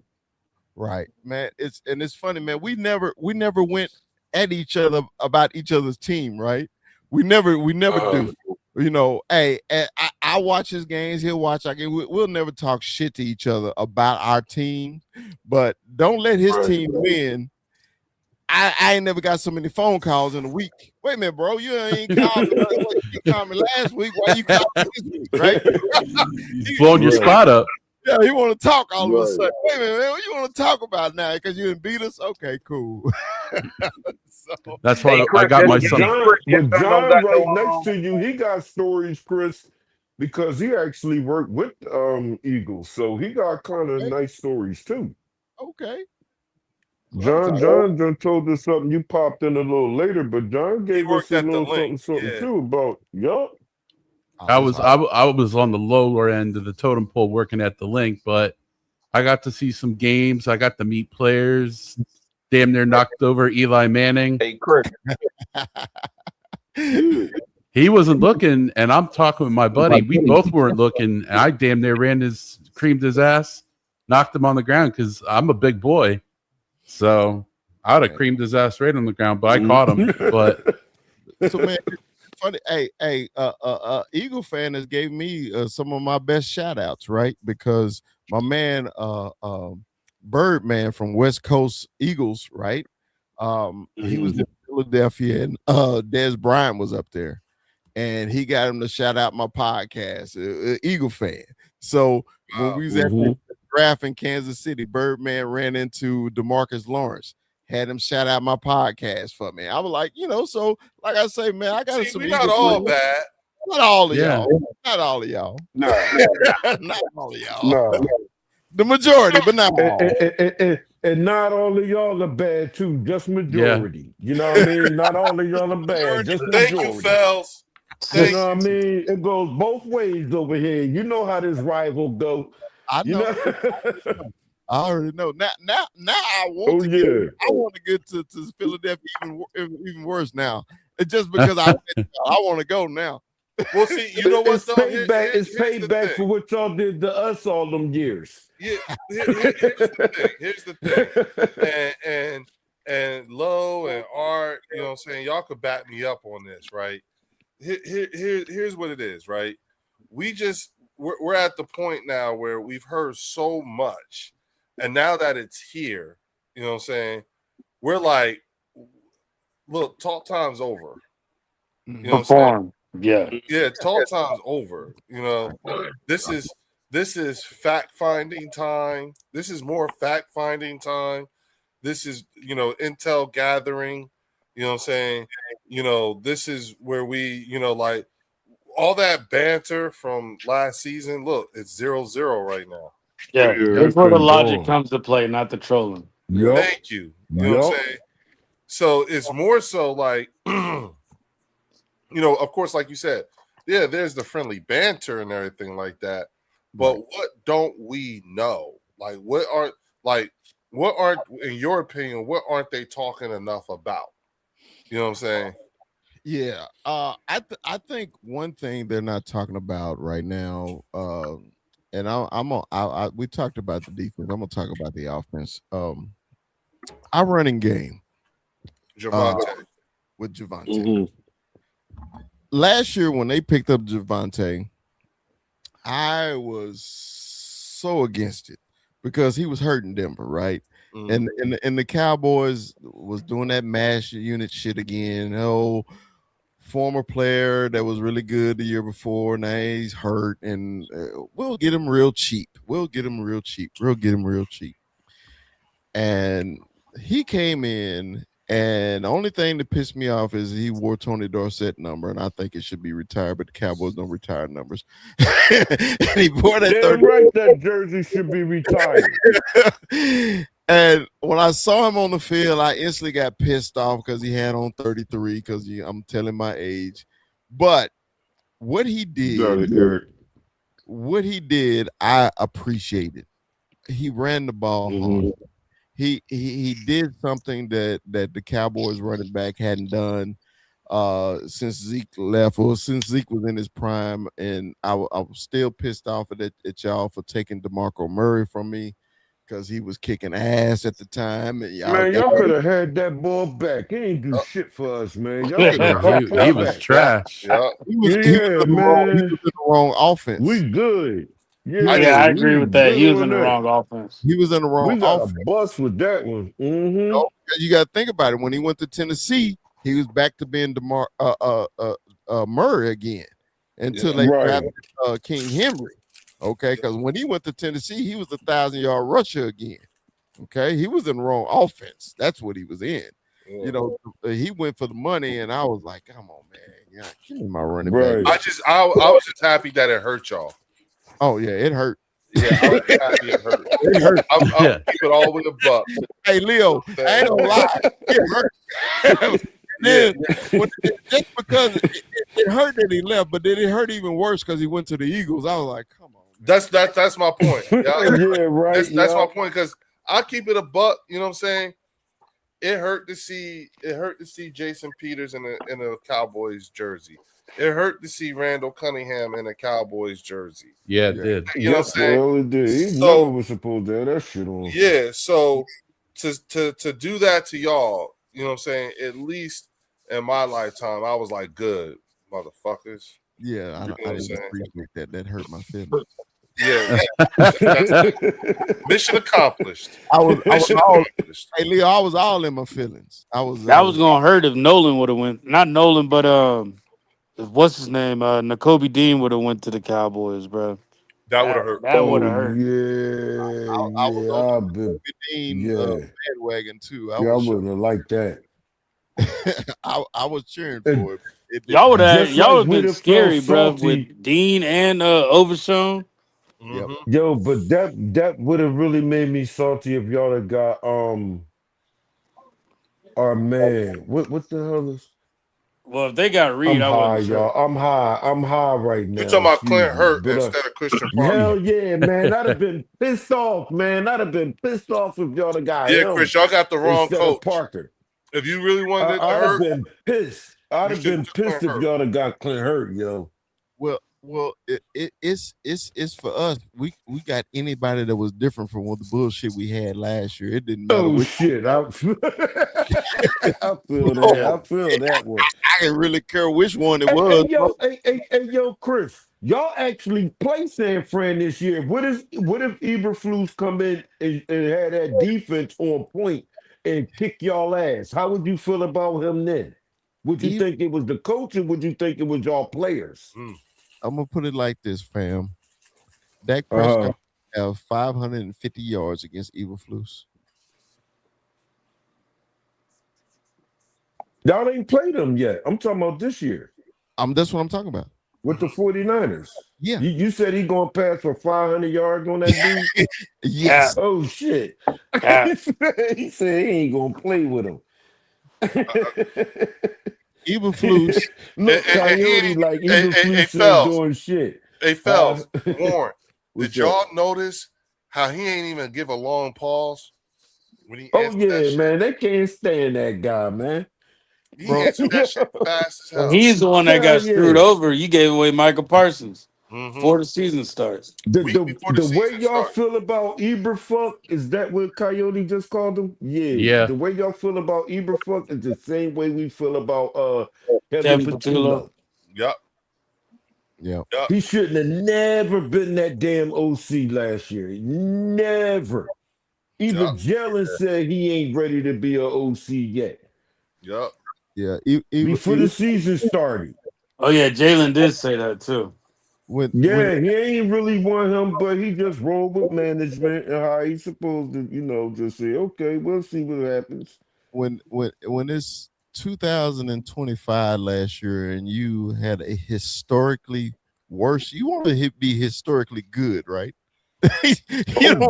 Correct. Correct. So yeah. We went from 30 to 1 in 1 year.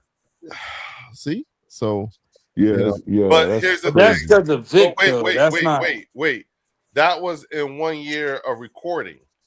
But that was after multiple years of gathering talent. Of building. We were building. You see what I'm saying? That's why we are in a state of and we talking some years. If you think about it, you know what I'm saying? Right. Our team, if you look at the guys, if you look at that defense that I got up there, because like I said, I like to put an address on my shit talking. But if you look at that defense, there are 9 people on that defense that have a Super Bowl ring, and majority of those guys have been on the team going between 2 and 3 years in that same defense. You see what I'm saying? Right. You guys are like you're further along in that same process as the Giants. The Giants are further along in that, could be further along in that. They're further along in that process than the Commanders. Not saying that y'all not in that process. That it's just in that order. You guys are further along in the rebuild while we're in the retool. And so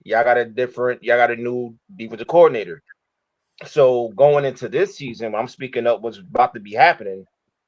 I believe that and like what you call it, you said about CD and Pickens, they gonna get their yard, they gonna do their thing. I mean, when we play y'all, they gonna get their things off. But I strongly believe our defense will suffocate y'all offense, and y'all defense gonna get a nosebleed from our offense.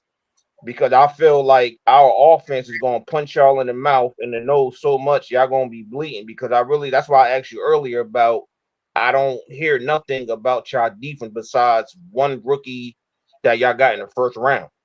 And Christian Parker, I don't know what type of ingredients he got really besides him that he could cook with. So excuse me. It's gonna be about how like the first 4 weeks.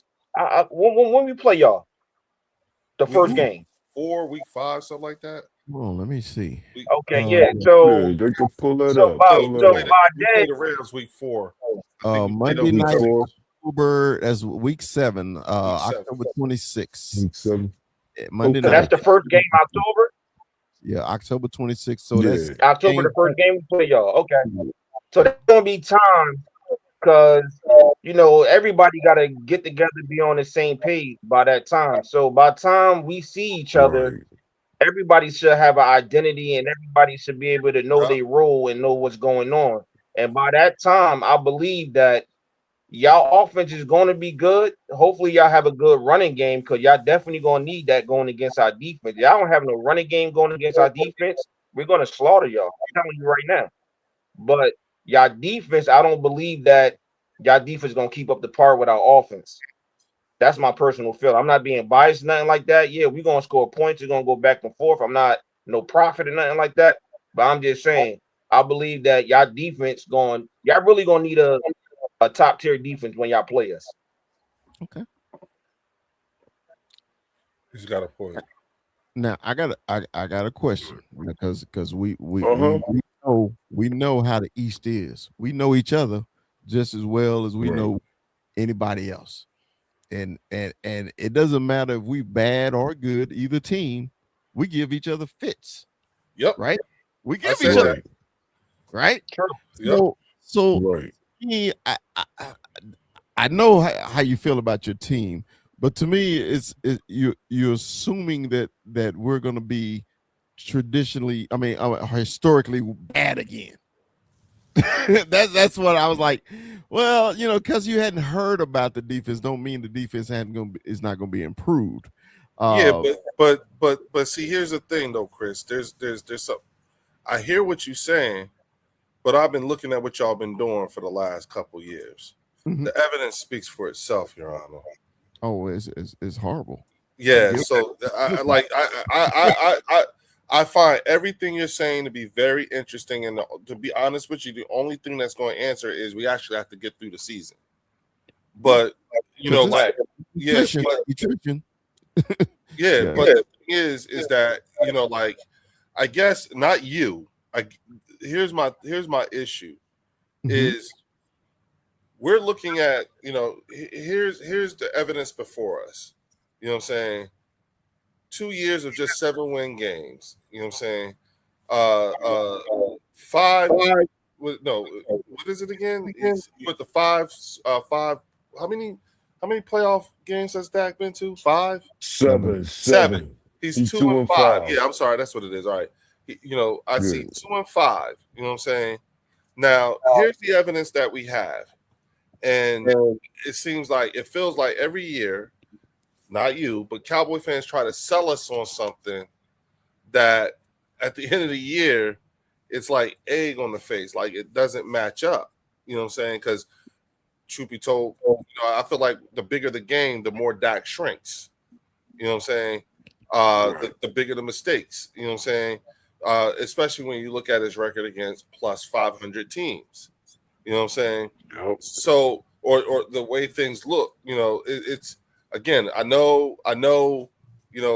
There's team. There's team. They lose as a team and everything like that. But it's just like everyone is aware of these garbage yards that that he gets and everything like that. And that's just one of a number of like the whole thing about Dak and everything else about the team and everything like that is why we're just looking at like when we think of you, it's like, okay, now it doesn't matter how much of a dynasty we might be in and all this other stuff, because I never trust that shit, evidenced by when you brought up Chris Cooley. You know what I'm saying? It doesn't matter. Every time, it's something about these NFC East teams. At worst, we probably end up fucking splitting with y'all, regardless of how good we might be playing at any particular time. It just seems that way. You know what I'm saying? And there are plenty of times where we split because we were resting starters the last game of the year or some shit like that. You know what I'm saying? It doesn't really, it's like, okay, but it's what we do to everybody else. Okay. Right. Yeah. So, one other thing. Again, remember how I said I like to put an address on my shit talking. Mm-hmm. When you look at that defense right there, especially when you look at that secondary, it's because that secondary, as it's projected, is where my supreme confidence comes when I say if I got to deal with the CeeDee Lamb and a George Pickens, you know what I'm saying? I believe that I have the personnel in that secondary to at least compete in a competent manner. You know what I'm saying? To what degree, I don't know, but I am confident in that personnel. When you talk to me about Javonte Williams and your offensive line with the 3 number 1s and the UDFA and the number 2 round draft picks, you know what I'm saying? I look at that offensive line and I see Pro Bowlers and all pros and just Pro Bowlers or whatever. And guys with, there are guys on that offensive line that has, multiple Super Bowl rings or been to the Super Bowl multiple times. So that and it's the one side of the ball where we have continuity amongst the players. You know what I'm saying? How many of those guys on that O-line or on that offense were actually drafted by the Philadelphia Eagles versus free agents? Look at that defense. How many of those guys were actually drafted and developed? And then think about the people that you don't see, like the Moro Jomos, the Jalix Hunts, the Jeremiah Trotter Jr.'s, the Shmael Mundins of sorts. You know what I'm saying? So it's not just about the product that we are fielding, but it's also the depth that comes with that product that's being fielded. It looks like there was a significant investment over a number of years to make that happen. So those things, that is, in my opinion, somewhat of a detailed, boots on the ground, real time intel that I believe, deserves a more than average time of thinking about when you're doing the comparisons because of that personnel. So, there you go. All right. Well, to rebut your rebuttal. Oh shit. My bad. Hold on. Yeah, shout out to that's why Tiffany I said- Simpson. Hold on. Shout out to Tiffany Simpson with the 100 jewels. She said high five. My bad, y'all. Shout out to Coyote with the $2 super chat. He said, you trying to win when you still have Elliott at kicker. Yeah, Missy Elliott. Yeah, we pissed that Jake better get his shit together. Yeah, we think He's that. on bullshit. Yeah, we listen. Yo. Here's a question for you, Chris. Are you, is it safe to say that you are more loyal to the team than you are to a player on the team? It's always team first because players come and go, right? Okay, with all that you have said, do you feel as though you got a good ROI on Dak Prescott? Yes. yes. Because you got to think about it. He's a 4th round draft pick. No 4th round. You don't think you're gonna get your franchise quarterback in the 4th round. You always gonna think that's a 1st or 2nd round player. Hey, look at Brock Purdy. Well, yeah. Right. But think about it. Where did you draft Jalen? Second round. Second So round. first or second round, right? Yeah. Mhm. No, second. No, Second he round, wasn't the yeah, first. second round, yeah. He was the 53rd pick, I think, right? Mhm. But that's why I passed on your question, Chris, because Mhm. I would be brutally honest. But this is the I'm telling barbershop, you, I right? would be, yeah, but I would be brutally honest, man. We family now. If I can't if I can't handle the truth now, it's a problem. Fellas, be brutal as possible. Come on. Right. All right. Listen. You watch. It's like that VCR tape you picked up, right? Old and dusty. And you watch that John. You watch that John. Over and over and over for 11 years. Do you think that that tape would pop, or do you think it would stay together? If you repeatedly watch that John over and over for 11 years, what you think your VCR tape would do? It's gonna pop. And that's what your quarterback did. So I don't know how you still got faith in somebody that showed you what they already showed you that they're going to do. He is a pure vet in this league, man. 11 years is no joke. He done seen every kind of defense that they have in the NFL, and he still don't get it done when he have to. So it's like, okay, if it ain't that fault, then it's the defense only that did his part. That's not true.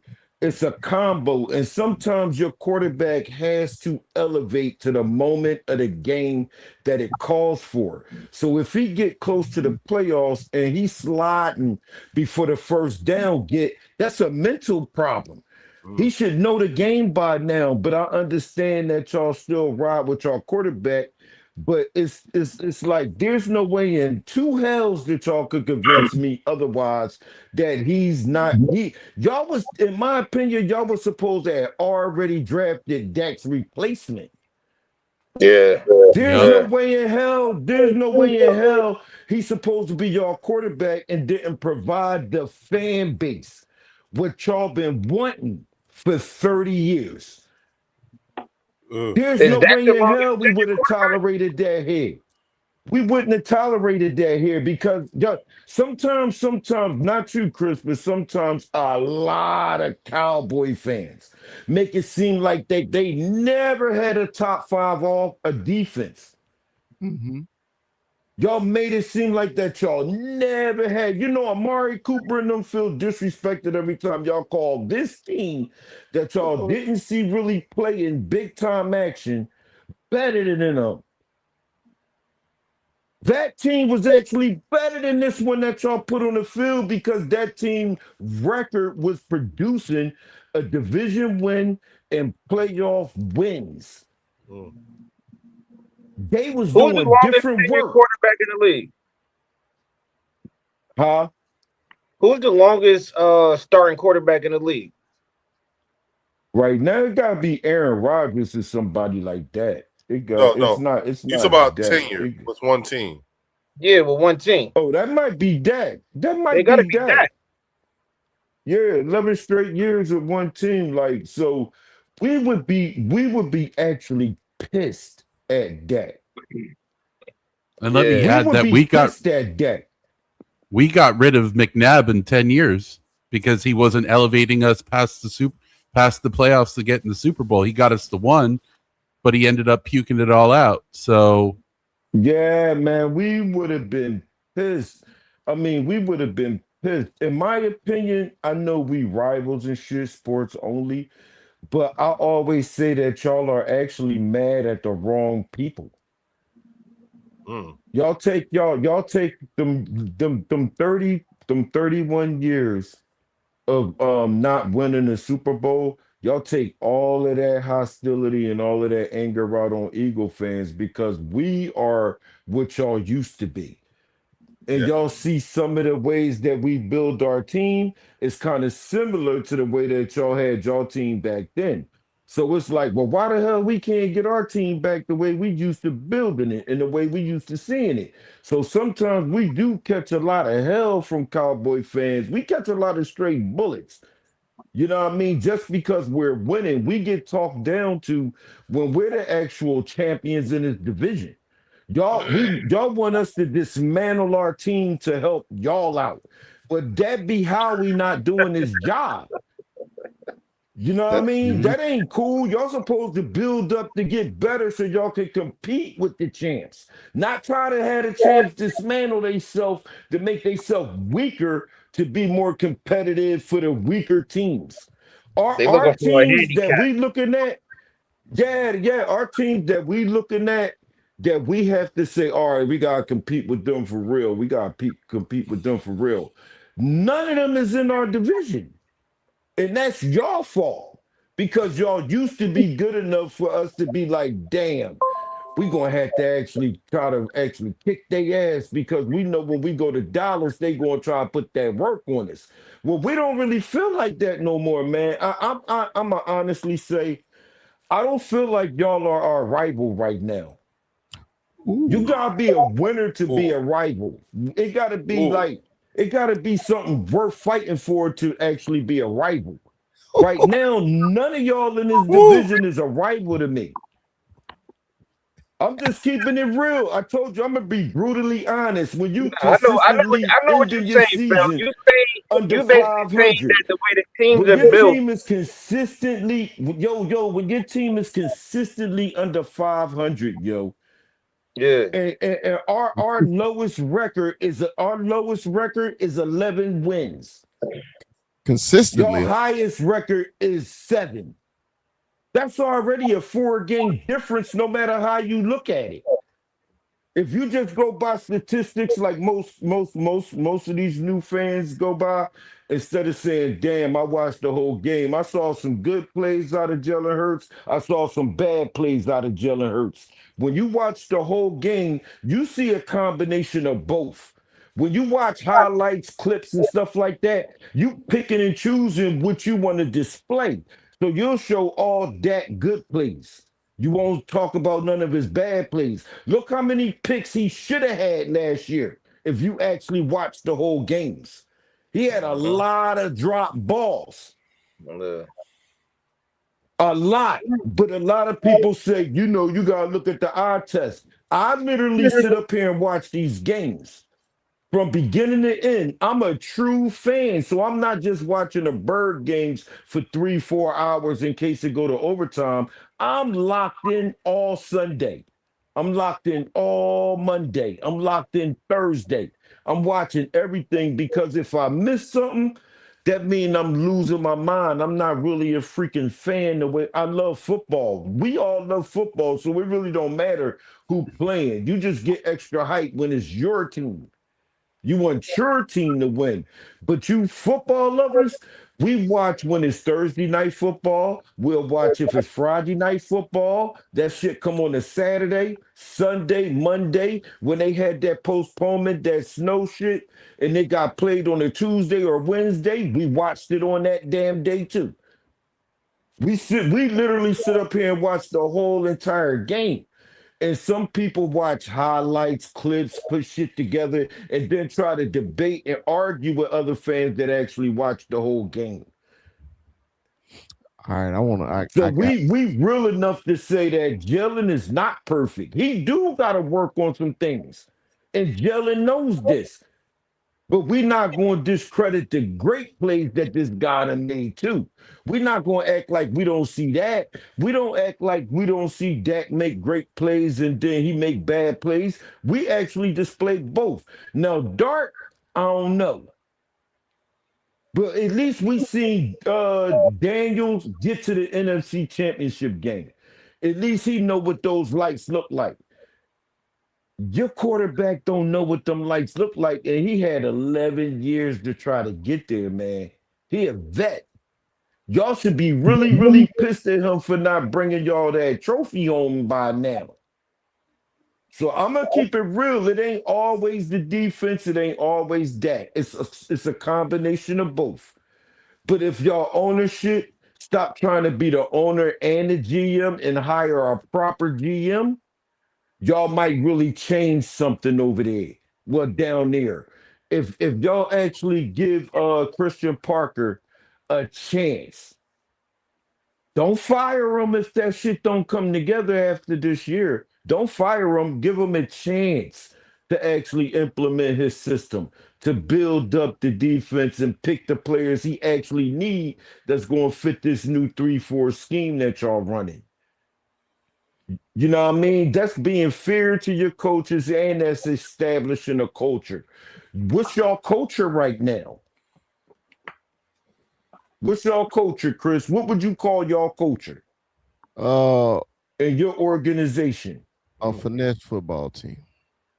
A finesse football team. Yeah. And you used to playing smash mouth, right? You used to being physical and playing smash mouth. Right. Right? You old school with it. You know what I mean? You used to play physical, man. You ain't trying to take no prisoners.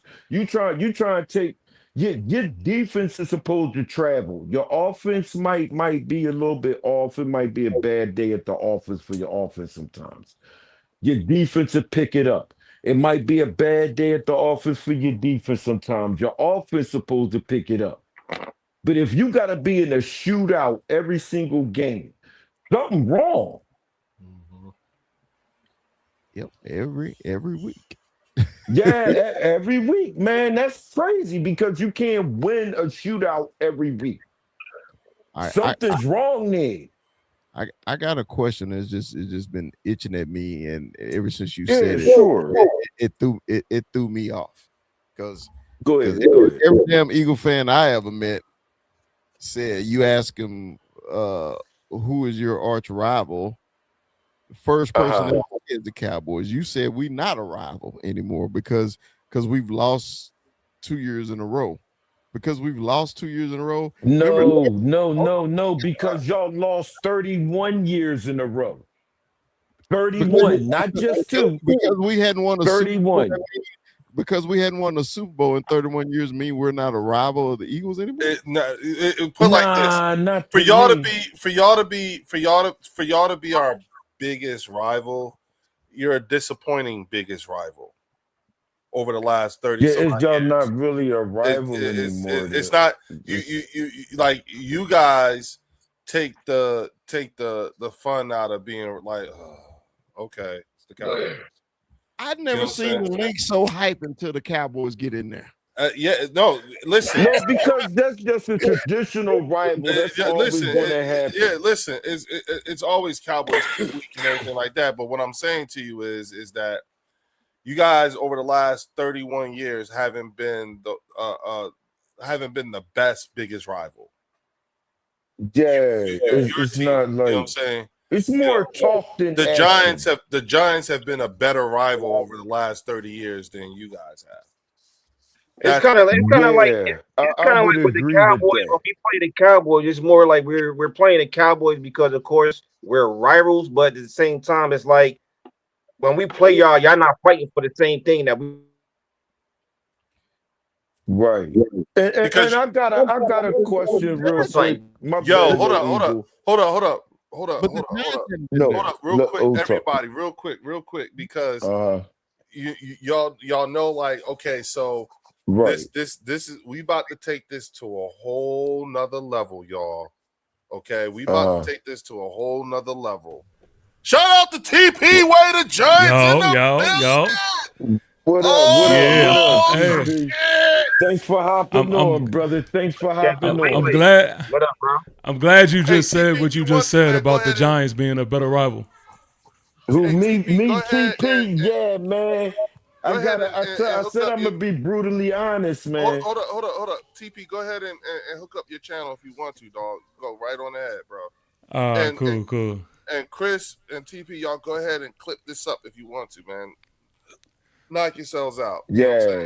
You know, shout out to Angry Cowboy for keeping me conscious about that, man. So I don't want y'all to have to think twice. Go ahead. Take this, download it, clip it up, however you want to do. Go knock yourselves out. Well, go ahead, TP. I am streaming it also. I put it on my channel too. So if you're looking on my channel, you watching the show. Oh yeah, definitely. My man. Yeah. You know what I'm saying? Anybody, like, if you want to connect up in here too. You know what I'm saying? Let me make sure. Yup, TP's in, Cowboy Up is up in here. Yeah, for sure. You know what I'm saying? TP, get Now on in here with that. I ain't mean to interrupt Chris. I think he was finishing his point, or Lil Eagle was man. finishing his point. I'm loving. Can y'all continue? My bad. Go ahead, brothers. No, I love. What are y'all? I love every bit of it because I never heard an Eagle fan say the Cowboys were their biggest rival. That blew my mind. No, not that you're not our biggest rival. You are our biggest rival, but it's just. No, I said they not no more. He heard me right. You're right. I'm sorry.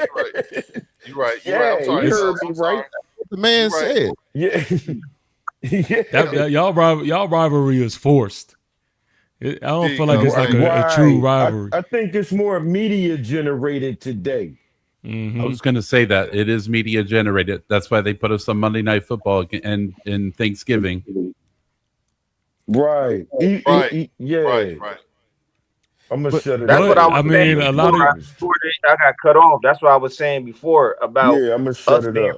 With the Cowboys is the fact that over the years, history-wise, the Cowboys and Eagles, yes, we always been, rivals. But in the past 2-3 decades, the Eagles been fighting for more than what the Cowboys been fighting for. So we reached more than what y'all have been doing. So that's the reason why I feel like and saying that y'all not our rivals for no more because we reaching higher goals than y'all been doing in the past 30 years. That's why he's saying what he's saying. But I mean, as far as TV go, I mean, obviously Cowboys and Eagles always going to be a rival. But as far as like being a rival, like this, the game to get somewhere, the Cowboys is not that. The Rams done pass y'all. They more our rivals. The 49ers more our rivals than y'all are. Yeah, man. Yeah. So y'all feel like with the way y'all look at rivals is y'all feel like your rivals have to be on the same playing field as you in order for it to be a rival? Exactly. That's what I just said. I mean, as far as getting to the Super Bowl, I mean, it's like a boxing match. You're not just boxing amateurs, because that's how I feel like the Cowboys are. They amateurs. You trying to fight to get that belt. I don't look at rivals like that though, because in history, like let's say, let's change the league for example, right? Like let's say you have North Carolina and Duke. Like no matter what the playing field is, they're forever rivals. That's a rival. Yeah, that's you know what I mean. And like there's times and there's seasons to where Duke may not even belong to you know what I mean? I just think that TP on that. What does it look like when y'all play each other and what is the history behind it? I feel like they're just different factors that makes a rival. I always felt my like answer to that TP real fast, my brother. Look at how y'all play this. Like, all right, in our division, it seemed like our division, it's all, and we only hear about one game, but we play twice. Every year, we guaranteed to play each other twice. But when we hear our loss when it comes from everybody else in the division, except for maybe the Commanders, they don't really talk about it that much. But the Cowboys and the Giants in particular, y'all always talk about the game that y'all won. Y'all never talk about the game that y'all lost. So if just say if you got people that don't hear us, they only can see certain things. When they see the sign language, they might think that we only played one time. So now it's been really, really changed. Like the narrative is so crazy that it's almost like we're in the division, we're guaranteed to play 2 games, but most of the people only talk about the one game. They never talk about both games and how both games actually are played different. Like I said before when you was on here, division games are played very, very differently. They are. You gotta throw the record out the window because division games are played very violent. That's a different matchup. We know each other well, especially when we go take it out the division. those guys got a better chance of trying to say we're going to scheme against these dudes like this. But with us, there's really no secrets. We know each other players, we know each other ownership, we know each other coaches and stuff like that. We born to actually know each other twice. We going to play each other twice guaranteed. And when we both good, we're going to see each other in the playoffs. The Right. reason why I say y'all, the Giants, is because look at the way that y'all played us. I'm just going off last year. Look at the way that y'all played us in comparison to the way that the Cowboys played us. And you tell us, I want your opinion on which team looked better playing us. Yeah, it's always been like that for me. It's always been the Giants and the Eagles. Like that's Right, but I mean, what the I grew way up that them on. guys actually played the game. Yeah. Let's rewind it and look at how y'all played in comparison. But when we hear the Cowboys say BTA, and then you look at the score and see it was 21-24. But then when you look at y'all game and when y'all played us the first time and you say BTA, that's Yeah. facts. Yeah. I can't even argue that shit. We got our ass whooped the first game. Bad day at the But office. the other John, man, I can't really co-sign that shit when they say BTA. What BTA? Yeah, and back in the day, man, like Dallas and Washington used to be a huge rival. You know, Yes, like I it always was. Yes, it was. Yeah. My bad. Continue, TP. My bad. Nah, yeah, for It's sure. it's like that's why I said if when we talk about like because we're all rivals, you see what I'm saying? Yeah. Yeah. You know, Right. but at the end of the day, it's like for Dallas to think they're our biggest rival, to be our biggest rival, it's not that much. You know what I'm saying? I feel like it's the Giants. You know what I'm saying? Just given Yeah, man. their success, you know what I'm saying? The great times we've had in their stadiums, you know what I'm saying, with the Miracle at the Meadowlands and you know, Yeah, it took some shit for us to beat them dudes in there and sometimes, man. You talking about and listen, two of those things the happened 60 in that yard 30-year period, and they won 2 Super Bowls. You know, they've been to the playoffs a bunch of times. It's like, you know, like no, it's like, not man, fuck delusion. New York.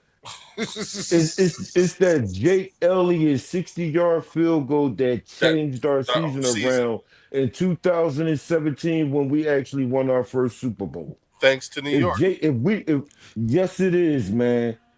We almost lost that damn game. It took a 60-yarder, man. People wasn't banging 60-yarders like that back then. Mm-hmm. And so Like it's crazy how things can shift because it can shift back, but you know I think it's just gonna take some time. Most people be like, no, I like kicking their ass like that, but I like it when the NFC is actually good, man, Well, and hold very on. competitive. Here's what I like to do real quick because we got them here, and everybody had an opportunity to speak on it or whatnot. And so this is, you know, fellas, this is when me and you get to exercise our restraint here. You know what I'm saying? Yeah, definitely. But I want to give TP the stage, you know what I'm saying, to talk to us. You're 4 days into training camp, you know what I'm saying, finishing.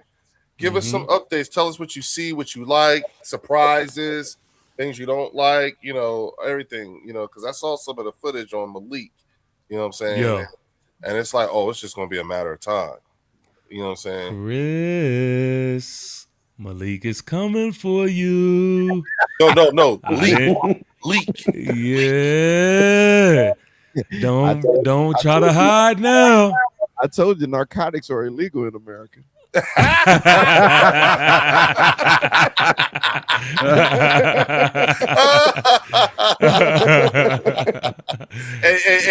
Chris, TP ain't shit, huh? I thought you were going to go with the crack is whack. Cocaine's a Look, man.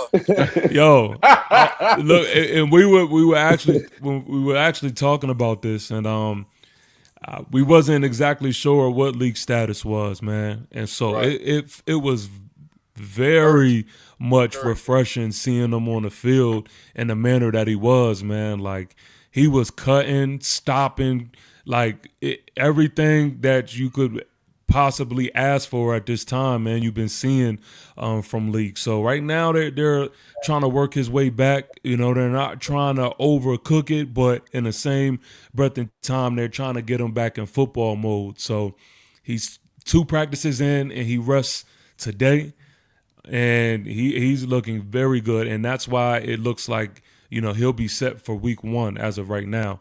So if everything goes according to plan, best believe he'll be there week 1, and that, to me, I think if you're a Dallas fan, man, you should be shaking in your boots right now. Ooh. Because y'all don't want to see that man week 1. I mean, you could hear him speak in his presser and all of that. He's coming for vengeance. Like, you have to think about, I don't know if anybody's ever experienced it. I've experienced it in high school. Like, if you have to sit out a whole season and watch your team take the field without you, that feeds a different monster in you, bro. And that's what Leak had to do last year, you know. And he let it be known. He said, "Yo, look, man, my rookie year, that was basic. There was so much shit I left out there that I'm like just better than." And so he knows the caliber of player that he is. He has all the confidence in the world. And so he's just waiting to get back on the field. You have that aspect. But also offensively, there is a lot of growing pains because there's a lot of heavy set situations, man, that we're you know, working on right now with Jackson Dart being under center and not in shotgun and things like that. So there's a lot of, you know, growing pains with that we're working on. And defense has been kicking the offense's ass these first 3 practices. The first practice, it was like, okay, it was more of a balance. But these last 2 practices has been just a defensive clinic. And honestly, that's good news for me because I always look at us as a defensive team first. So that is not alarming for me at all. I think that, you know, you're going to go through the growing pains and stuff like that offensively and for things to click. But everybody defensively are really like falling into our DC Denard Wilson's, you know, energy right now. And so I'm absolutely loving that. And everybody's healthy right now as of now. So that's the real good news. Scatterbo was back full-fledged as well. You know, so I'm Keep feeling him from good doing right backflips. now. We got to continue to work. Yeah, do you think that the stuff that Moose told you about, do you think you've seen flashes of it or a little bit, you know, like the things that he said that 100%. So you are seeing it. Yeah, 100%. 100%. Because one of the things that he said, too, that just keeps replaying in my head was that you're not going to – we've had this before when we had an offensive coordinator. He's supposed to be this offensive mind. We had someone who was supposed to be this defensive mind. Like, we had all of these guys that were supposed to be these, you know, one side of the ball type head coaches. We never had a head coach, someone who's going to step in each and every phase of the game and make sure everything is smooth sailing. John Harbaugh is that for us, and that's what we need. So I'm happy that we have someone who is making sure he is the head coach and evaluating every aspect of the team rather than just focusing on offense or defense or just special teams. So those are I definitely see that. So what you're seeing, you know, so far just helps to solidify your stance on coming into first in the division. Oh man, if you think I was on a high horse before, right now I'm up there. Right now I'm definitely up there. Like, why not? Where why you not? at? Because this is the thing. Like, I'm definitely winning. I definitely feel like we are going to win the division, and this is the thing, right? No, like, I'm saying you're higher than it's that. It's not even just I can't get any. I can't put any claims out there, but what I will say is I won't be surprised if we make a small playoff run. I'm not going to be shocked. I won't be at all. Because I look at it. See, I don't before the season starts and stuff like that. I don't always look at it just like so black and white. I understand that this game is a game of momentum, and when you catch hot, like a team like us, when we catch hot, it's just hard. It's hard to cool us down. So that's how I look at it. Like I think that our schedule is also aligned perfectly for us to do so, especially if you come out week 1 and you beat Dallas. Yeah, the momentum's gonna be crazy. The momentum's gonna be crazy. Like, I don't look at y'all. I don't fear y'all. I don't fear the Eagles. I don't fear anybody in this division.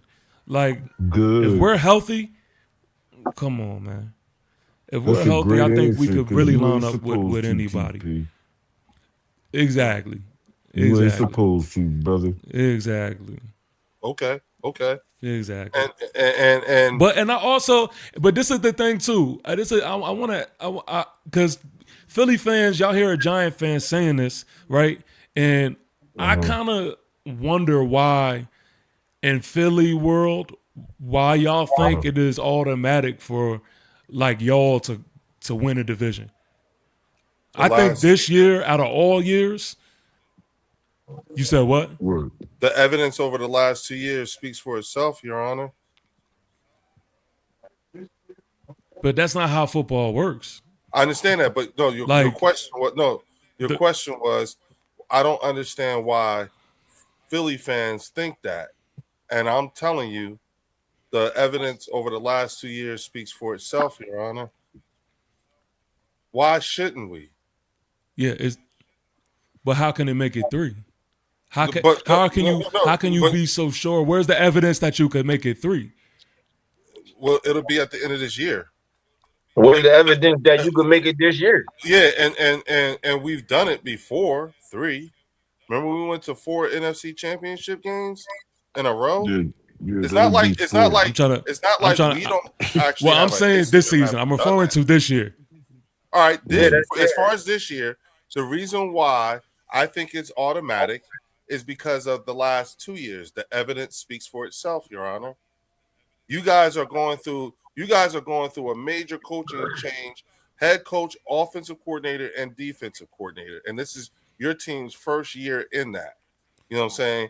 Dallas hasn't won more than 7 games in the last 2 years.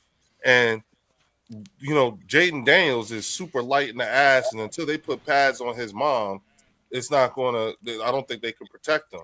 So for me, when I look at the evidence presented with the evidence that I have, here's the evidence over the last couple of years. Why wouldn't I think? Because again, when you talk about your offense, you know what I'm saying, and however it is, you know what I'm saying, I look at that and like I said, like I pointed out before, you see I got the projected defense right there. You know what I'm saying? That projected defense, I feel like we have enough quality personnel to be able to play a competent game against this prolific offense that you may have. I look at that offense and I say to myself, okay, I believe we have the personnel that could actually compete in a competent way against your defense, Dallas's defense, and Washington's defense. Those are some quality players on both the offense and the defense. So here's all the evidence. You know what I'm saying? Why should I think otherwise, despite the things that you're saying? I hear you, and you make a great argument, and I will take it all into consideration, but there's nothing yet that you can tell me or has shown me that would lead me to think otherwise. Now, again, I'm interested in what you're saying. It's notable, but at the end of the day, the reason why we think in Eagle World the way we think is because outside of Eagle World, when you look at official records and data, why should I think otherwise? Let me further clarify. Okay. I think you're supposed to. I think at this time, especially right now, it's in the off season, and where we stand right now, you're supposed to think that you will win the division. You're supposed to have that belief system. But I think what I'm really trying to ask is the arrogance / confidence that I hear from Eagle fans. I'm trying to get into that. Where does that come from? Because what I see from this Eagle team is that y'all didn't get better. And I think that when you look at other teams in this division, they got a lot better. Well, But I can not speak better for than me us. to be But exact. not better than us. You're not better than us. As Why- good as you may have. Why as not? Good as because look at the personnel. Tell me. Yeah. But see, I'm looking at the personnel. Wait a minute. Hold on. I'm looking at the got you. personnel. got you. Yeah. Name a player on your offense, right? In your offense, and tell me that you don't think that we have a player who can at least compete. And I'm talking like You don't have a Malik Neighbors. You don't have a Malik Neighbors. No. Listen, whoever is playing opposite of whoever would play against opposite of Malik Neighbors.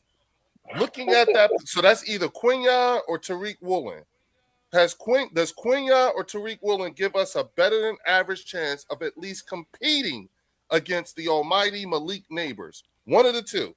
Do you Better think than they both better than average? better than average of competing? Better than no. Of competing. No. So you don't think that Quinyon? No, I think it stops at average. I think it stops at average. So at least at the very least, you think that they can at least competently compete, because that's average. At least those are guys, two guys. One of those two guys, both of those guys can at least competently compete against Malik Neighbors. I ain't say beat them. I'm just saying confidently. I don't feel that way. No. Confident. Oh, I'm sorry. Okay, I'm sorry. I misheard you. I misheard you. I never said confidently. I'm just saying competently. That's all good. No, I hear you now. I thought you said confident. I got you. Yeah. Do you think that Tariq Woolen can give you a better than average opportunity to at least competently compete with Malik Neighbors? Does Quinyon Mitchell? Yeah, but I think we all can do. I think we could do that all across the board. No. I'm just saying. Do you think that Quinyon Mitchell can give us a better than average chance of at least competently competing with Malik Neighbors? Yeah. Yes. Okay. Yeah. That's so. Therefore, you know what I'm saying? As long as I got competent personnel, then I am confident. You know what I'm saying? That's where it comes from. You know what I'm saying? I don't have a question mark at DB1 or DB2 against Malik Neighbors. I don't. I think they can compete with them. Should be confident. Competently. Y'all should be confident. But none of y'all motherfuckers should be arrogant. None of y'all should be walking around. And I'm not saying specifically you, Leo. I'm just talking about as the Eagle fan base, like as a collective. That is what I hear from y'all. Like, wait a minute. Our DB1 is an All-Pro, and our DB2 just won a Super Bowl ring last year. Shit, I am. I'm arrogant. Yeah, that's with mine. No. I'm saying. That's when like you look at that's Our good. DB1 is an All-Pro, and our DB2 just won a Super Bowl ring. That's where that could be where the arrogance may come into, because we are fielding a defensive product that can competently compete against your entire offense. Look at your And like vice your versa. O-line, Like, your O-line and its run game or whatever. Look at that defensive front. yeah. So you're gonna run over them? Yeah. All right. So listen. This is the thing. This is the thing where people don't really even understand, because I get it, right? When you have a lot of L's on your record, you know, you get lost in the sauce and people don't pay attention to a lot that is going on. But I want to remind people that the New York Giants was a top 15 offense last year without our guys. Mm-hmm. The New York Giants were 1-7 in one-score games. The New York Giants were 1-3 in games decided by 3 or less points. The New York Giants ranked last in extra point percentage. The New York Giants made 23 field goals. Only 4 teams made less. The New York Giants made 1 field goal from 50-plus yards, tied for last in the NFL. The New York Giants tied for the league lead in pre-snap penalties. The New York Giants led the NFL in offensive penalties on both third down and in the fourth quarter. So when people be asking, like, do you think that John Harbaugh is the end-all, be-all? He's eliminating all of that. He's eliminating all of that. And we're bringing in talent now. So Okay, all of those He's those close theoretic- scored games that It's all theory. yes, all this theory. is the basis. Everything is all theory with us. That's all we got. Yeah, but we're Because I don't want presenting- to. Because look, you can bring up. Listen, so because you could bring up all your Super Bowls and shit, but that's not going to help you this year. No. So it's all going to be theory. No, wait, But wait, I'm wait. talking about what's. Wait. TP, I specifically put these pictures up so we could put the address on what we're saying. You know what I'm saying? And we're the only. If you look at that offense and you look at that defense, you know what I'm saying. For the most part, majority of that offense and majority of that defense over the last couple of years has shown you, you know what I'm saying, that they can play practical application.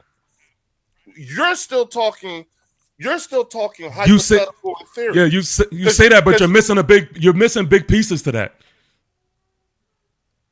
What's What's such a that? theoretical pieces or practical application? Yeah, what's that? Which one? Like what Practical application. We missing. Okay, so that AJ piece, What about that y'all try to downplay now.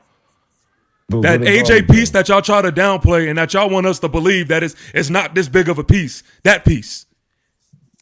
Y'all don't have that anymore. Yeah, but wait a minute. So now theory is y'all could do that without him. That's theory. Hold on, TP. Listen to me. Yeah, we can do that without him. I think you missed what I said. I said majority of that offense is giving you practical application over the last couple of years. Not just AJ, but a lot of those guys on that team. I mean, come on, dog. It's not like come on, bro. You've seen these. Look at that O-line. You know those guys. Look at our D-line. Look at our D-line. Yeah, and look at that O-line. So that O-line, wouldn't that O-line, same question about the DBs. The guys that you know about on that O-line, you know what I'm saying?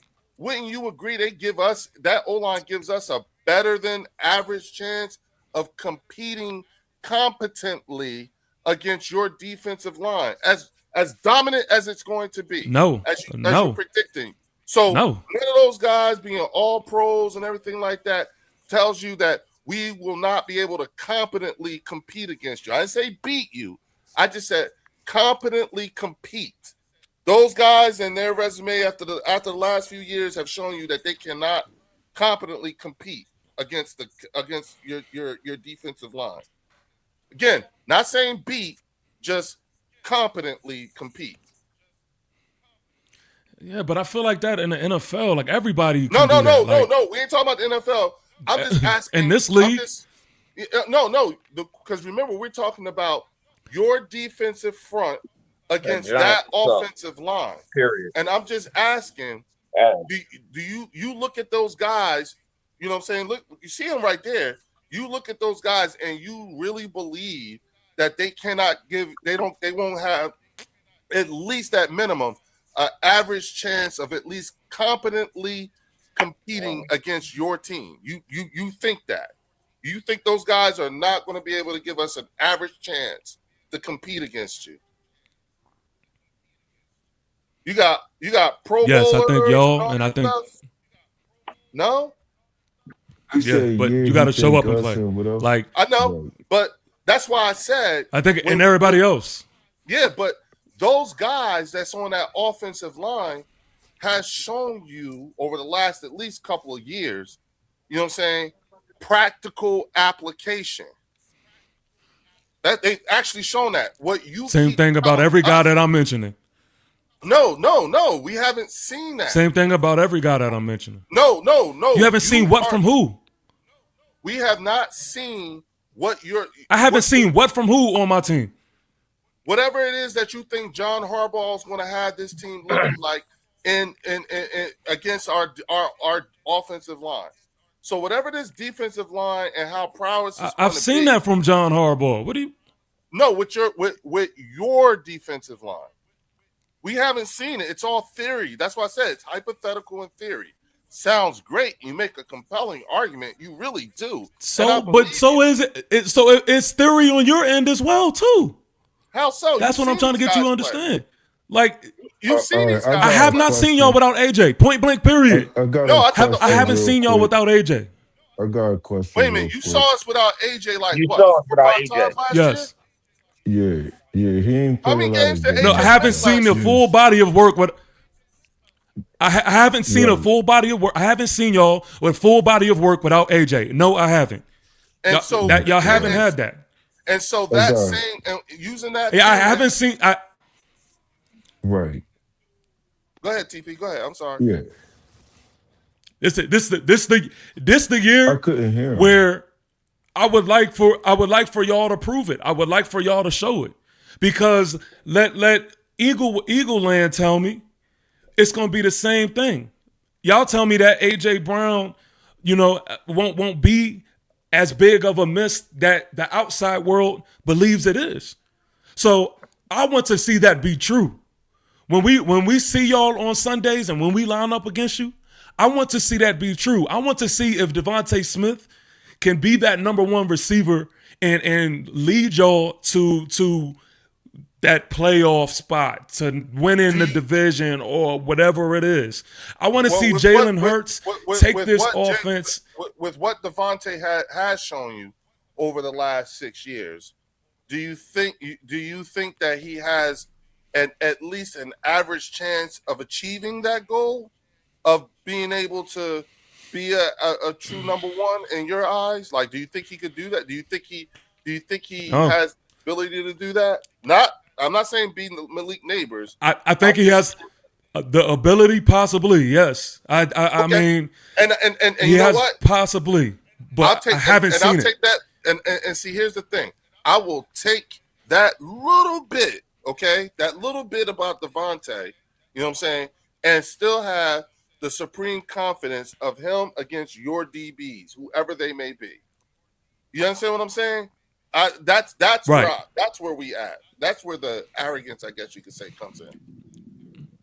But you shouldn't have arrogance. You shouldn't have arrogance if you have a little bit of that, like, confidence. Cool, perfectly fine with that. But the arrogance that y'all walking around with, I don't see it. Like, and I don't understand how possibly y'all could have that arrogance this season. Because, and I'm gonna tell you why. Because our version of supreme confidence is just a little bit of confidence in your book, in your version. When you look like our supreme confidence in the offensive line, defense, secondary, wide receiver group, and everything like that, our supreme confidence translated in the book of the Giants equals out to a little bit. I'm 1,000,000% agree where, for you, what the disconnect may be when it comes to Eagles fans. Because it's not much. What you're saying is everything that I'm saying to you is really not much. You know what I'm saying? You ain't really saying nothing. I mean, I'm not scared. I get it. You know what I'm saying? And we don't need you to be. All I'm saying is that where we get our supreme confidence, I recognize that it doesn't add up to much of anything for you. But at the same time, why should I be surprised? I'm talking to a fan whose team won only 4 games. One of them was against us. Then I got another guy on here whose team only won 7 games in the last 2 years and got a tie out of one season. And so when I have, but even further to that, but I was saying even further than that. See, like, let's put those games into context. Like, I seen how we stacked up against y'all. Wait like a minute. The one game or the 4 like games? both games. I'm talking about both games that we played against y'all. But even if you take our whole body of work, right? Like even if you take, but putting an address to it, like you said, I'm talking about our matchup versus y'all. Like I seen how we lined up against y'all, and everything about how we lined up against y'all says that okay, if y'all are the best in the division, please somebody tell me why we should be going into this season like scared of the Eagles. Please tell me why we shouldn't have confidence. Oh, okay. So who's lining up? Who's lining up against Malik Neighbors? Look at that. Look at that defense and tell me which out of the two do you want to see line up against Malik Neighbors? Who? Tariq Woolen or Quinyon Mitchell? It's gonna have to be Quinyon Mitchell. That's the only option. Now, who's your number 2 wide receiver? What's his name? That's still up to be determined. That could be. We still battling that out right now. I mean, in the past has been Darius Slayton, but that could be. Just give me a name. That could be. Like, you know that. Hey, Art, you know that guy. That guy. Hold on 1 second. Hold on 1 second, Leo. That guy that you just laughed at. That's the same guy that had a hand. That y'all corner had a handful of jersey holding dear life with, and the refs didn't call the shit for whatever reason. And Darius Slayton, because I mentioned him and you chuckled. Who the hell is I that? know who. Yeah, you don't remember. So I don't know. One of them weak ass DBs. One of them weak ass DBs that was holding on for dear life to Darius Slayton last year. That guy that you're laughing at. So would it be safe to say that you would put Darius Slayton in the number 2 against Tariq Woolen? He's going to line up against Tariq Woolen, right? Possibly. Okay. Honestly, I could say Isaiah Likely. Isaiah Likely is number 2. I don't know what's going on. The tight end. Isaiah Likely number 2. The tight end. Okay. So then that means Isaiah Likely is going to be lining up against Jahad Campbell or Zach Bond, one of the two, right? I'll take that. Good. Got you. Yep. Okay. But who's going to line up against Tariq Woolen? We got Jahad Campbell committed. We got to Isaiah Likely, your tight end. We've got Malik Neighbors lined up against Quinyon Mitchell. Who's lining up against Tariq Woolen? And you just give a on the other outside. Yeah, who's going to line up against them? On the other outside, it could be between Darius Slayton or Odell, or you may have Darnell Mooney, or we have Calvin Austin, but he's more of a slot presence, so I wouldn't say that. But he's also somebody who's going to be in the mix. But yeah, I can't give you a definitive answer because we're figuring that out during camp. But if you guys want to answer your question as a guesstimate, as a guesstimate, that's it. Thank you. Yeah, maybe Darnell Mooney right now. Okay, possibly. So you got Mooney going against Tariq Woolen. You've got Quinyon Mitchell going against Malik Neighbors.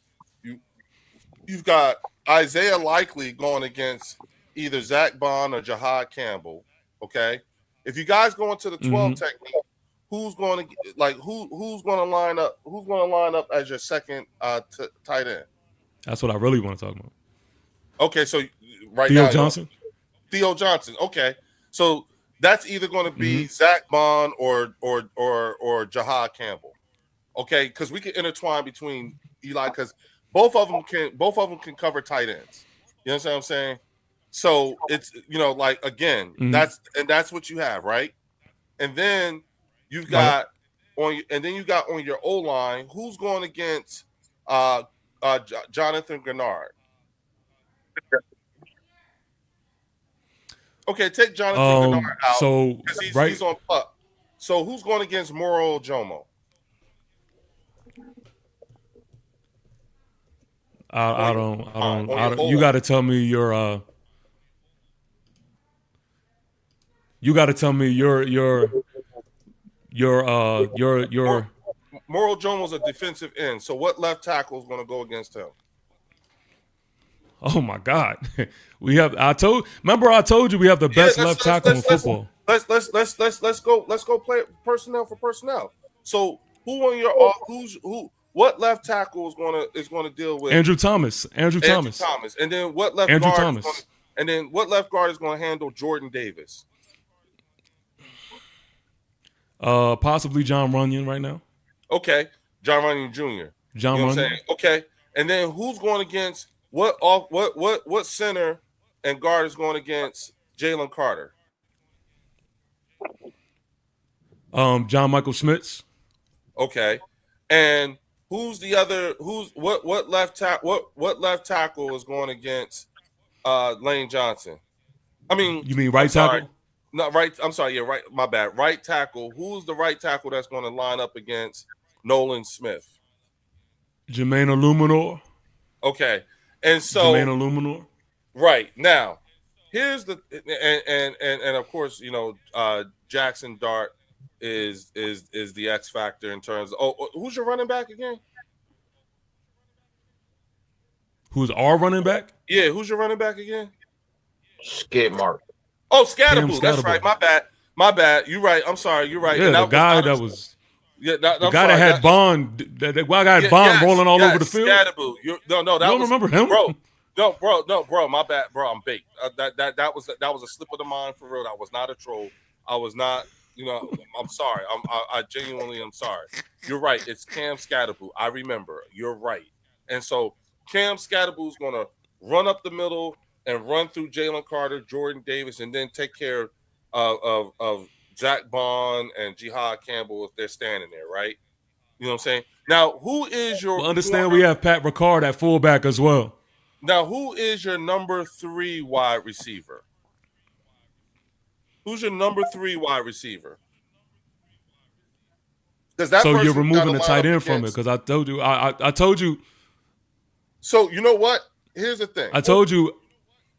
You're not going to see. You may not even see. I'm just saying, if you had 3 wide receivers, who's the one that's going to line up against Cooper DeJean?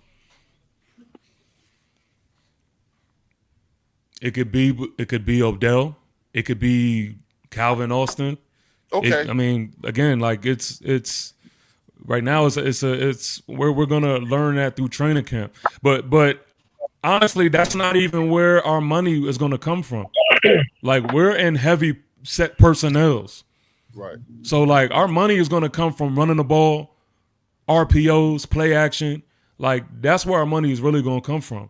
Right. So you'll have a better understanding once you understand like Isaiah Likely, Theo Johnson, Pat Ricard, who's the best fullback in football, followed by Cam Scatterboo. Right. And then you also have, you have power and then you have speed. Then you have Tyrone Tracy Jr., who is RB2. Right. And then you have to account, still for dart legs and what he could do. Right. And our offensive line is and that's another thing. Like I think people need to also hit the update button because if you're not paying attention, a lot of people think, okay, the Giants, they offensive line weak. But if you really know what is what, nah, we not that no more. Like our offensive line is official. So that's where we're going to get our money offensively. And you're official. And that's where we got our money. That's where we got our money. Right, but you're official based off of theory, right? No, based off of if you go look at last year and you look at where we were ranked, based off of that. Where were you ranked last year? Like our offensive.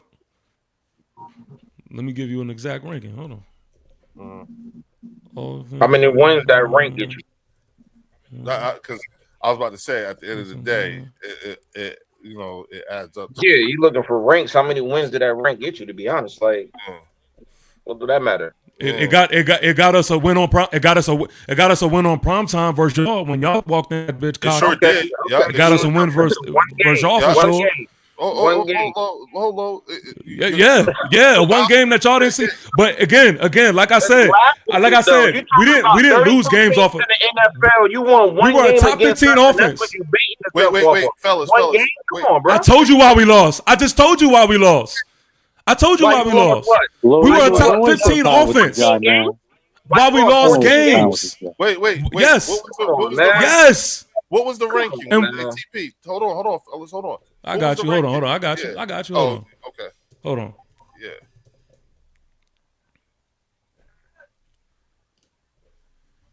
Waiting for a pathetic stat. Let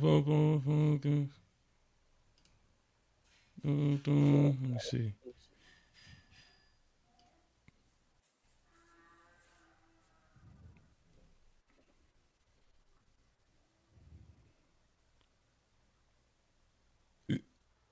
They got us ranked number 9. You guys were ranked number 9. Offensive You were line. the number 9 ranked offensive line. Yes. And it only added up to 4 wins. And y'all have a phone and a computer, so I don't like when you just go by my word. Look it up on your own. No, I don't doubt you. I don't doubt you. I believe that is the truth. I don't think you Now it don't came matter. in a lie. Now it don't matter. I think that I believe that is the correct answer. That you guys were the number 9. I know that's y'all arrogance. Shit like that don't matter to y'all. Arrogant. It's Well, I'm facts. just You saying, ranked number 9, like, but even with you the number 9 ranked higher. offensive, You got more rank than your wins. Wait, yeah, I was gonna say, even with the number 9 offensive line, it only produced 4 wins. Yes, because Okay, there you're were gonna a go lot of from different 4 factors wins- that I just answered already But that you're gonna- catered to. But no, Yeah, I'm saying. but you're look, asking y'all us keep to- talking. Okay, so look. No, I'm saying what you're asking. Okay, so look. You're asking us to. Yeah, there's a reason on why they don't want me to really get to it. And look, Wait, there's a the reason- 4 wins. If we were really that, then why did we bust y'all ass if y'all are the top dogs? If y'all are the guys that y'all say y'all are, then why did we bust y'all ass the way we did? Because we had. Hey, come up with something besides that one game, bro. Listen. Come up with something else. That's getting I boring. can talk about both games. I can talk about both games. That's the thing. I really You can. lost it, though. But you don't You even lost it. remember That's why it. you can't talk about it. Wait. Hold on. You lost that game. Listen. Why would you You talk see about it? this? You lost. You see this? hold Okay, on. you know, yeah, but you know why we lost? Wait, You know why we lost? And there's a reason on why they're gonna cut me off from everything that I'm saying is because they know it's facts. The reason why we lost is No, because 'cause you no had one ref worried about what help, you're talking and you know about. that. You know that, Okay, bro. We was on highlights. Listen, Art. We was highlighted all week long for y'all fumbling the ball. Jalen Hurts fumbled the ball, and the referees literally gave it back to y'all. That was a highlight. listen, it was going viral. That actually happened. Okay, What are you talking about? I'll take ownership of it. Yes, everything happened. Art doesn't know what he's talking about. Okay, wait, but look, forget Art for a minute. We'll take it. I receive it. Okay, I receive it. You know what I'm saying? As a matter of fact, I receive it so much, I will give you that game. Okay, I'll give you the first and the second game. So I'm going to up your record to 5 wins last year. Handicap. Not even that. Okay, Because if you go whooped by our that, then ass it's both gonna get. those games. I will give you that. You whooped our ass in both those games, and I'm giving you that first. I'm giving you both games. 5. All right. That's where the arrogance I want to comes run something by y'all. I want to run something by y'all to put it in context. All right. We played Dallas. We lost, and I'm talking about the losses here. Mm-hmm. We lost to Dallas 37-40.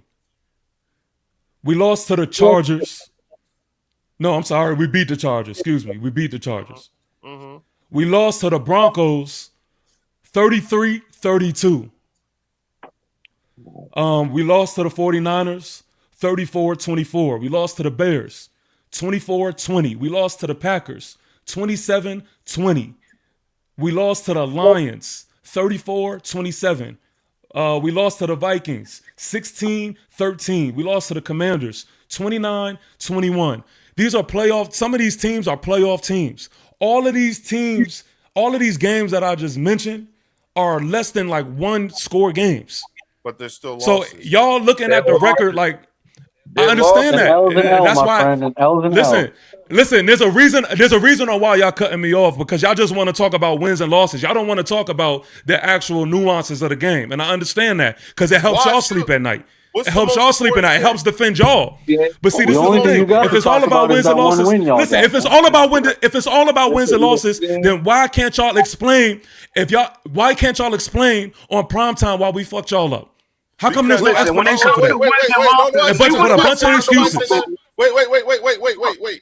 The reason I don't want to why hear shit about Super Bowls. That's not going to help y'all this upcoming I'm about season. to give you. I'm about to give you. I'm not talking Understand, about we've your been wins and losses, look. about your close Listen, games. You we've talking been about did these what close y'all did. games. Y'all can't Super When we Bowl went us, to the man. first Super Bowl with Hurts and Mahomes, we lost by a close game. You talking about close games? Why We are you lost talking about a to a close Giant game, fan but we about ain't bringing Super that up. Bowls?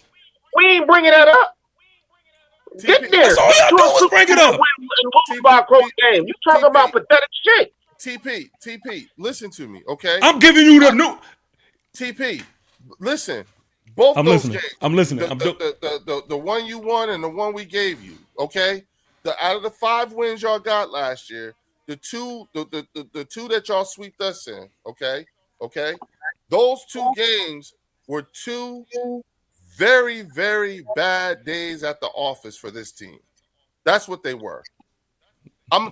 You're in the same boat that the Cowboys are in. You're just a tune-up team right now. You know what I'm saying? You're a tune-up team. We made them bad games. Right team. You realize that y'all had no choice but to have bad games. Y'all stepped on the field with us. Yes. It was going to be a bad game. Yes. Hey, do you realize? Hold on. Do y'all realize that we whipped y'all ass with little Jordan Humphrey as our number 1 receiver? Yes, you did. Y'all realize that? In both games. Yes, you did. So what do you think is going to happen? What do you think is going to happen when we got leak? We got leak on the field. Like, what y'all think is going to happen? I think full-fledged. I think Malik Neighbors is going to burn us. I think he's going to score 400 yards, 4 touchdowns, and get 250 yards receiving. You know what I'm saying? And I also think y'all probably not going to win more than 6 games, if that. That's cool. I'm thinking 5, Leo. Because y'all love to, yeah. Y'all sleep in the past. You know what I mean? That's what y'all history tells us. But y'all gotta hit the update button. Y'all gotta hit the update button. That's cool. When I hit the update button, when I hit the it's refresh, simple-minded thinking. Wait a minute. When I hit the refresh, right? If I hit the refresh, when I hit the refresh this very instant, you know what it tells me? Theory. It's all theory still. So does y'all playing without AJ. Say that again. Say that one more time. So is y'all playing without AJ.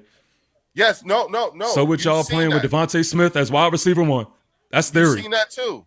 I have not seen that. None of us have seen that. Yeah, the last time I seen that, I did see that. Yeah, I did see that. And back then, y'all were talking about getting rid of Jalen Hurts the last time I seen that. Y'all was talking about getting rid of him, all of y'all. No, but we didn't. And now y'all trying to act like that. Y'all want us to have amnesia and act like that was never a part of y'all history now. Wait a minute. So I can confirm no one in this room has ever wanted to get rid of Jalen. Wait, hold on. No. He's not necessarily talking about us. He's talking about Eagles fans. You know what I'm saying? Oh, okay. I'm just saying in this room, he knows he never heard any of us say we want to get rid of Jalen Hurts. But he's just saying Eagles fans. We're exploring the arrogance as he sees it, and the reasons behind it is what he's talking about. So he's talking about Eagles fans in general, or the delusional ones, or the ones not here, right? How's that? You know what I'm saying? For sure. And look, a bunch of people is going to make that claim, but his rookie year, a lot of Eagle fans, more than most of Eagle fans, were talking about getting rid of him. But we could play the amnesia game if y'all want to. Come on. No. Stop We're not. Stop it. Listen, like, remember what I'm not talking to you, Leo. I'm talking to everybody else acting like that's a made up thing. But listen.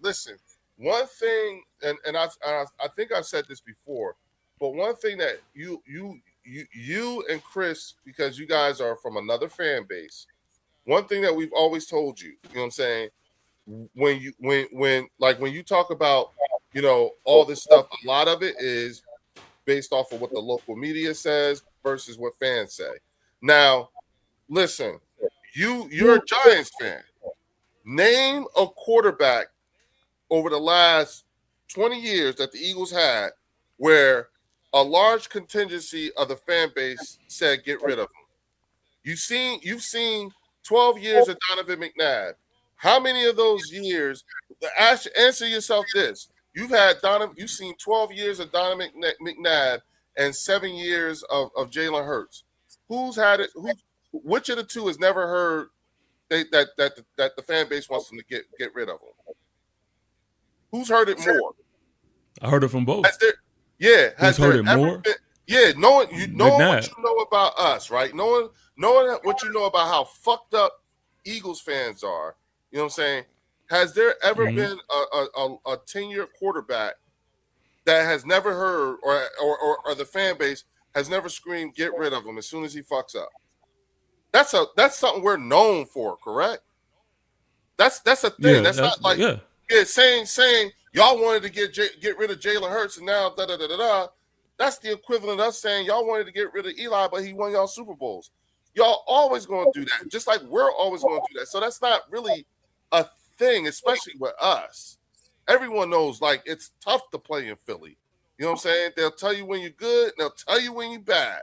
You know what I'm saying? But we do tell it. We say it. So nothing of what you said is actually out of the ordinary for any quarterback of the Philadelphia Eagles. Nothing. And mind you, Donovan won us 4 NFC championships and took us to a Super Bowl that we lost, but he was never, even he's not above reproach. Well, but see, this is my only thing. This is my only thing. My whole point to bringing that up is the last time where everybody was ranting that was when AJ wasn't with y'all. That's my whole point.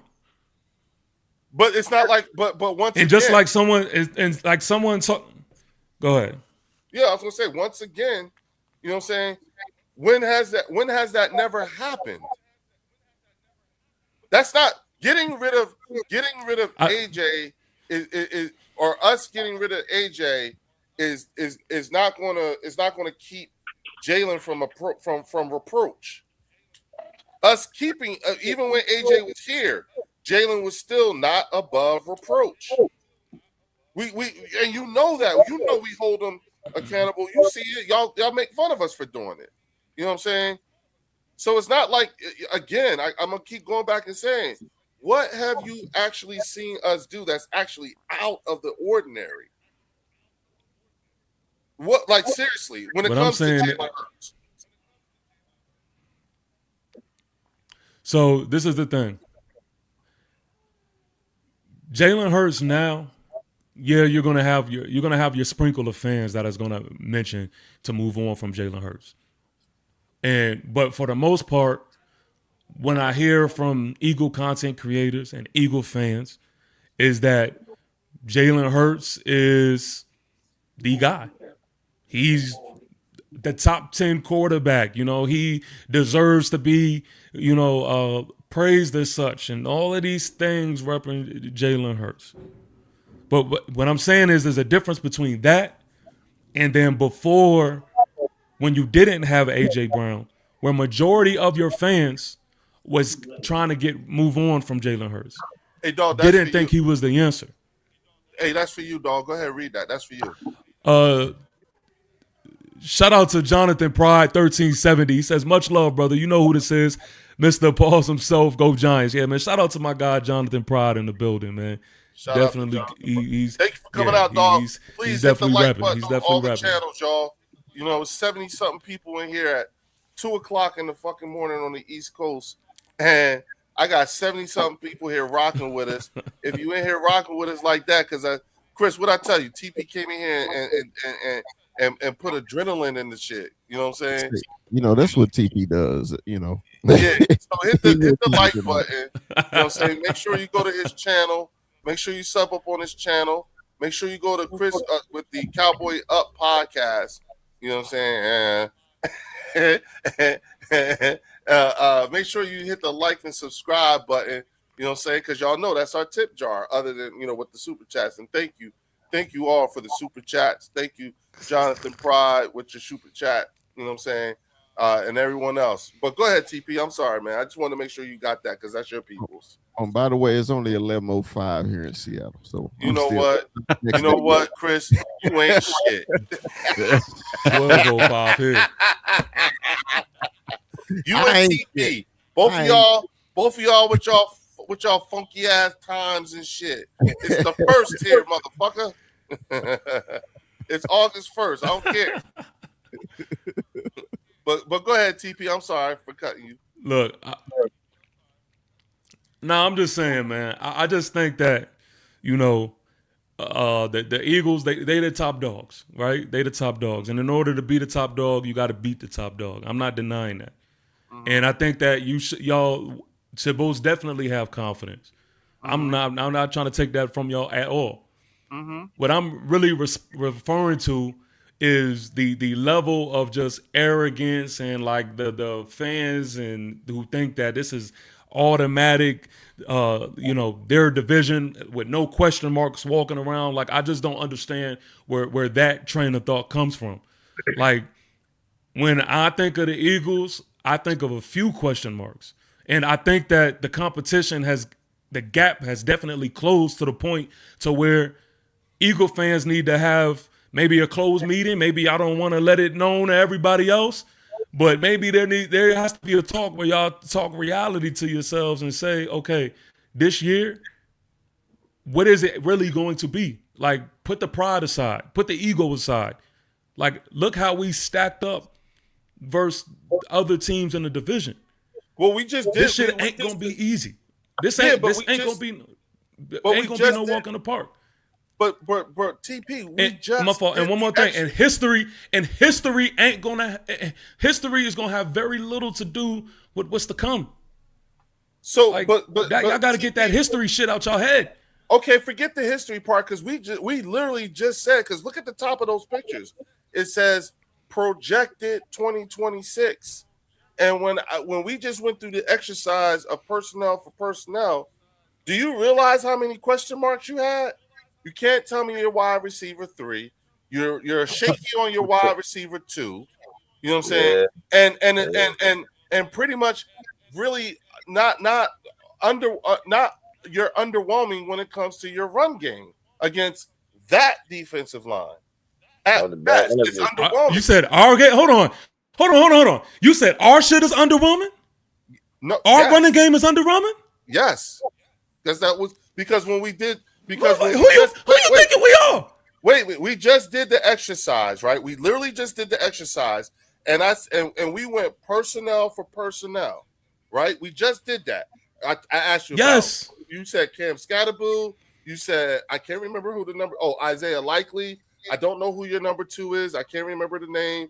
And Slayton. I'm sorry. You said Darius Slayton, and then you said another tight end that I don't remember his name. And you struggled with giving me a wide receiver 3. You know what I'm saying? And I'm sitting here and No. I didn't struggle giving you the names. I said I don't know where everyone is placed yet because we're figuring that out right now. We're figuring that out in training camp. But that don't have nothing to do with a. But see, here's the thing. You were hesitant. We're not. We're not. I'm like ask me who. I tell you what. Let's do this in the reverse. Ask me. But okay, y'all. Just because y'all know them don't mean shit. That don't mean it's enough. But it's an answer. That means they didn't bring in the people in the building to replace them. But it's an answer. It's like, you know. Okay, I'll give you a prime example. You know, Devontae Smith is going to be your wide receiver 1. That does not mean it's enough. But we know that does not mean it's enough. That ain't no Malik Neighbors. Devontae Smith ain't no Malik Neighbors. When you bring up Devontae Smith, you got to ask yourself. No. Listen. No, but I'm just saying. I'm giving you an example. Wait, hold on. I don't think that Devontae Smith is Malik Neighbors either. But when you say to me, Leo, who's gonna line up against our DB number 1? I'm gonna say Devontae Smith. When you ask me, who's going to line up against our DB2? I'm going to say Mekhi Lemon.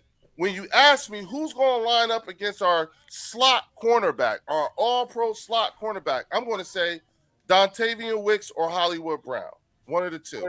When you ask me, what does that prove, though? What does that? Okay, you have that, but what does that prove? It proves that I have an actual real answer. You didn't. When I asked you the same questions, You were shaky on a lot of them. I even You got a went down- blueprint. me and You got a both went blueprint. Let me down- ask you this. We went. Okay, we okay. So let me ask you this. went down Y'all don't have anybody. Y'all don't have anything in question in training camp right now, and nobody's fighting for a roster spot. Oh, you talking about from our death pieces? Absolutely, yeah. Yeah, That- that piece. If you're- Anybody? if you're- No, if I'm talking you're- about anybody. Everybody, yeah. Y'all. Yeah. So your wide receiver 2 is definite. Your wide receiver 2 is definite. Your wide receiver 3 is definite. It's either Makai Lemon or Dante. Then okay. Hollywood Brown. Okay, then we're in the same spot. What are you We're talking about? No, we're not. You can't even think of a name. You can't even confidently give a I name. gave you the name. No. See, look. Don't start that bullshit. And everybody in the chat can see what's going on. You asked me a specific question on who was the guy. I gave you names, but I told you I can't give you a definite spot on where these guys are placed because we're still figuring that out in training Time out, camp. TP. It wasn't that I couldn't give you a name. Time out. Remember, I pretense this entire thing with look above the faces on those pictures. It says projected. When we were going through it and you were struggling, I said you came up with the term. You helped me out, and you said guesstimate. So when we were guesstimating and projecting, you struggled with a lot of your answers. Whereas I put pictures up and I gave you names. That's Like what a battle looks like. That's what a battle looks like. So if I can't give you a definite answer, that means we're doing our job. Okay, so let me ask you something. Maybe Who's the guys Darius that- Slayton. Maybe I may wake up and I may think it. You say it again. Who's battling with who for the number 2 and number 3 wide receivers positions? Okay, you have, if you're adding our actual targets in the mix, like I said, 1 and 2 is definite. Malik and Isaiah Likely. But if you're removing our tight ends from this conversation, shout out to Jonathan Pride again. He said, nah, he bugging, Dash. We in here. Pause. Yeah, Jonathan Pride says, nah, he bugging, Dash. We in here. Yeah, he just letting y'all know Giant family's in here. Yeah, we As in you here for should. sure. Stand 10 toes. But we wouldn't respect if you didn't. if you're asking about a 1 and 2 as far as target share is concerned, you have Leak, you have Isaiah Likely. That's concrete. If you're just speaking on just wide receiver in general, and you're removing Isaiah Likely from that conversation, then that's when you get into the actual battle. That's when you're getting into the actual wide receiver battle as is. You have the Darius Slaytons, you have, the Moonies, the Calvin Austin, the Malachi Fields. Like, that's when you get into that. They're battling for that right now. That's what I'm saying. I can't. And so I can tell you who I may want there, or I can tell you like whatever, but that may not be what it is. So do you think that's not an issue? Do you think your wide receiver 1, wide receiver 2, and wide receiver 3 will be burning Quinyon Mitchell, Cooper DeJean, and Tariq Woolen? Like I said, our money isn't in the air. Like, it's on the ground. I'm not looking at our matchup like that. Okay. What I do know is Bond is going to have a long ass day trying to get through trying to get through this offensive line, then a Patrick Ricard, and then to Cam Scatterbo. That's going to be a long ass night. Like, that's what I'm saying. And y'all defense as a whole. And exactly. So here's the thing. Now you have an opportunity to put an address on it. A long night for who? Name somebody on that defense. Each person you just named on that offense, right? Name the person on the defense that's going to be a long night for, or the group of people. Who's going to be a long night? Who are your starting linebackers? There you go. Who are your starting linebackers? Jahad Campbell and Zach Bond. Oh, both of them. So it's going to be both a long of night. them. So it's going to be a long night for Jahad Campbell and Zach Bond. Yes. Okay, so what's your end name on the left? Which both your ends names? Both of them. Jonathan Bernard and Nolan Smith. Both of them. It's going to be a long night for Jonathan. It's going to be a long. It's going to be a. Yes. Yes. Got you. Y'all better do y'all That's what I'm saying. Do y'all research on who Andrew Thomas is, man. Y'all do y'all research. Okay, got you. Well, no. Well, yes. I know you saying it's delusional, but y'all not well researched. But all I'm trying to do is I'm just trying to show you exactly where that arrogance that you perceive to be, that thing that you perceive to be arrogance, where it's coming from. That's really what it is. I still don't know. But I still don't know where it's coming from. Look at the picture. You sound more arrogant than Eagle fan. No. Here's the thing. After a 5-12 season, because we're going to give you both those games from last year, right? But coming off of a 5-12 season, right? What were you guys in 2024? What was your record? Not last year, the year before. What was your record the year before? Man, I don't know. Oh, wow. Oh, I don't care either. Like, okay. I don't care. So, what is that doing for us? No. It's helping you to understand from what place the arrogance that you keep talking about is coming from. Based off of the evidence for the last that shit ain't gonna help y'all. That shit ain't gonna help y'all this year, man. I'm sorry. Hey. That shit ain't gonna help y'all this year. Okay. Like, I understand for argument's sake, y'all want to bring up the Super Bowl shit and all of that. Like, no. I'm not even. Listen, I never even mentioned the Super Bowl. I'm only talking about your team and only your team. And what I'm saying is that based off of the evidence that your team, fuck the Cowboys and fuck the Commanders. I'm only focusing on the Giants. But for the last couple of years, the evidence that the Giants, at least the last 2 years, or how about the last 3 years? The last 3 years, the evidence that the Giants have shown me does not lead me to believe and their moves and everything like that. It doesn't lead me to. It doesn't. It's very underwhelming. You know what I'm saying? It does. Now you guys are definitely trending in the right direction. You know what I'm saying? You guys are in the midst of a multiple year rebuild, just like the Cowboys. We're in a multiple year retool. Big difference. You know what I'm saying? That's not what I seen when we lined up. When we lined up against y'all, that's not what I seen. What you're saying is not what I seen. Hold on. Wait. I get your point. I get what you're about to say. I don't even know what you're about to say, but I get it. What I'm doing is that I'm just telling you the answer to your question of where does this perceived arrogance come from. That's the answer. I understand you don't see it and you don't agree with it. That's fine, but it doesn't change the answer to your question. As much as you don't like that answer or you don't care about that answer, it is an answer. And when you ask me, and if we go deeper and you start asking me about personnel, guess what? I actually have an answer. Again, may be a very underwhelming answer to you. But still an answer. And there's no hesitation here. And it's not because, again, y'all not answering. Y'all telling me who y'all roster is not answering. That's not answering.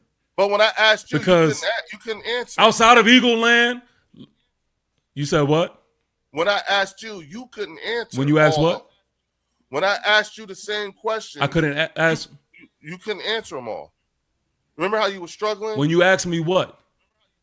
About your wide receiver. So corny. Group. Y'all. Okay. All right. So for the people who that just got in the chat, and y'all can actually rewind this to see exactly what happened.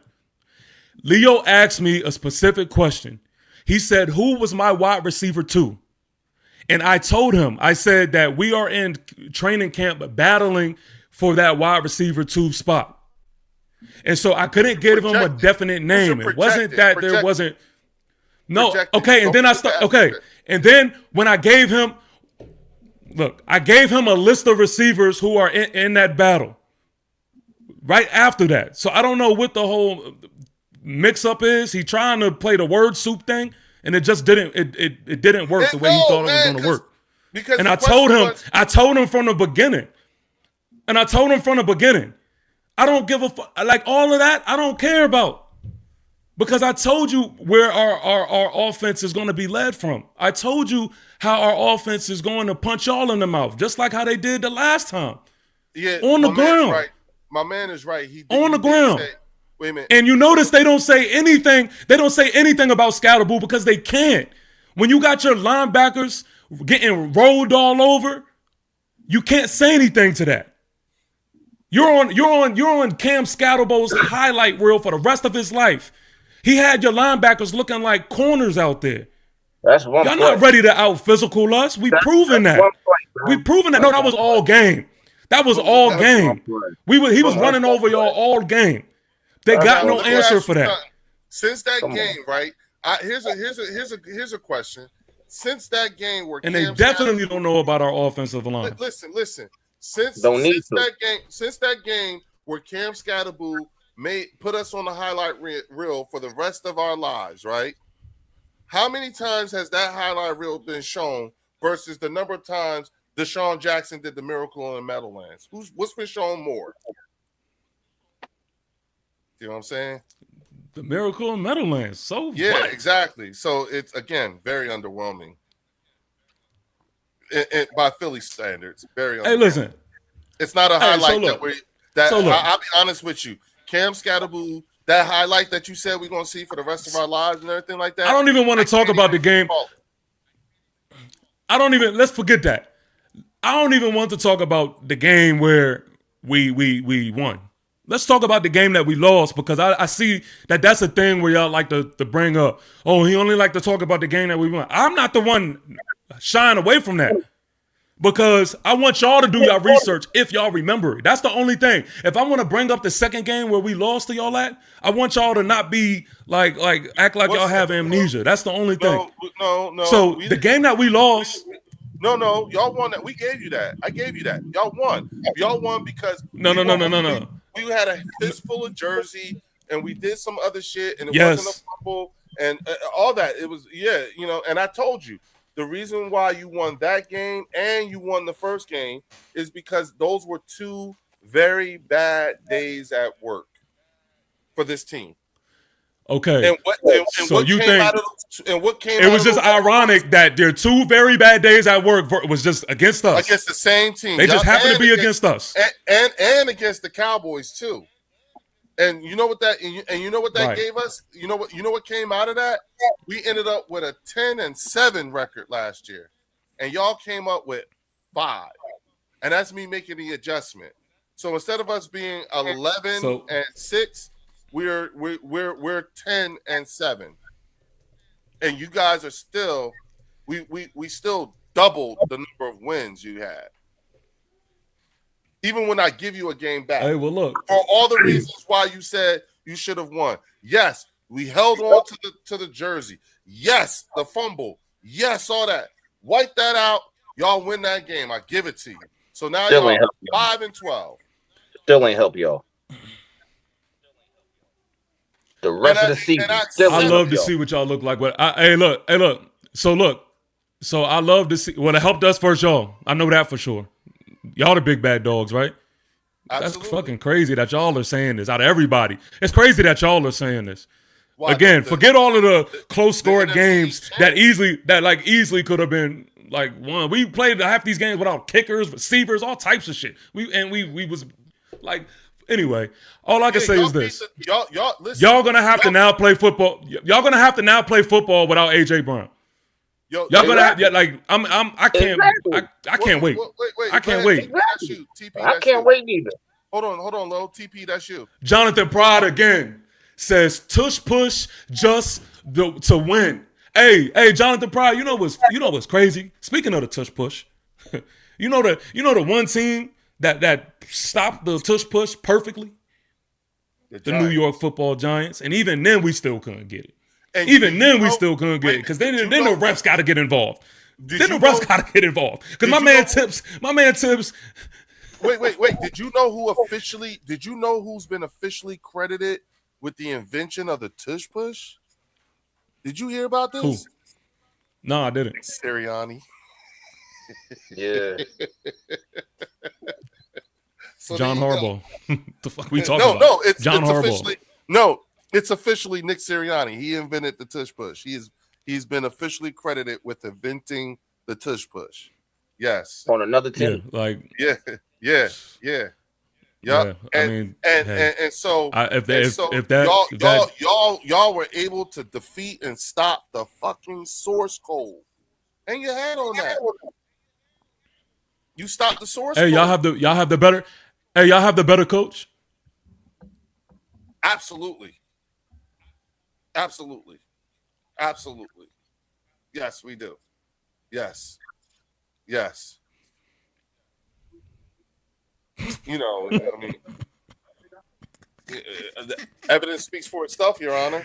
Look at the last. Look at the last. You're going by name. Hey, You're going by name. your coach had a league. I ain't going by name.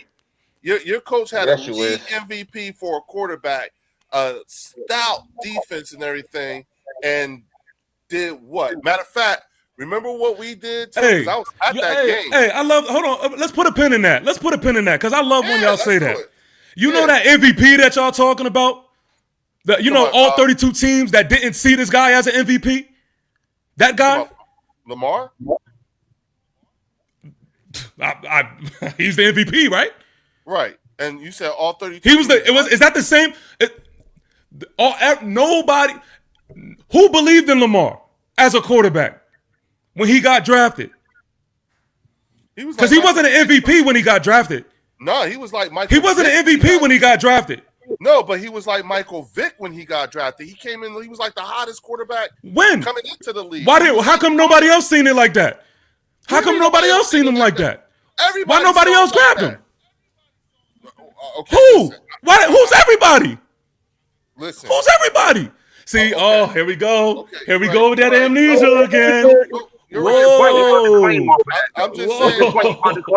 I'm just saying. Whoa. I remember. So that guy that y'all keep talking about, that guy that y'all keep talking about, like he just did absolutely nothing with Lamar. Remember where he got him from. Like a lot of the whole league didn't even know what Lamar was going to do, and he helped develop him into what he is now.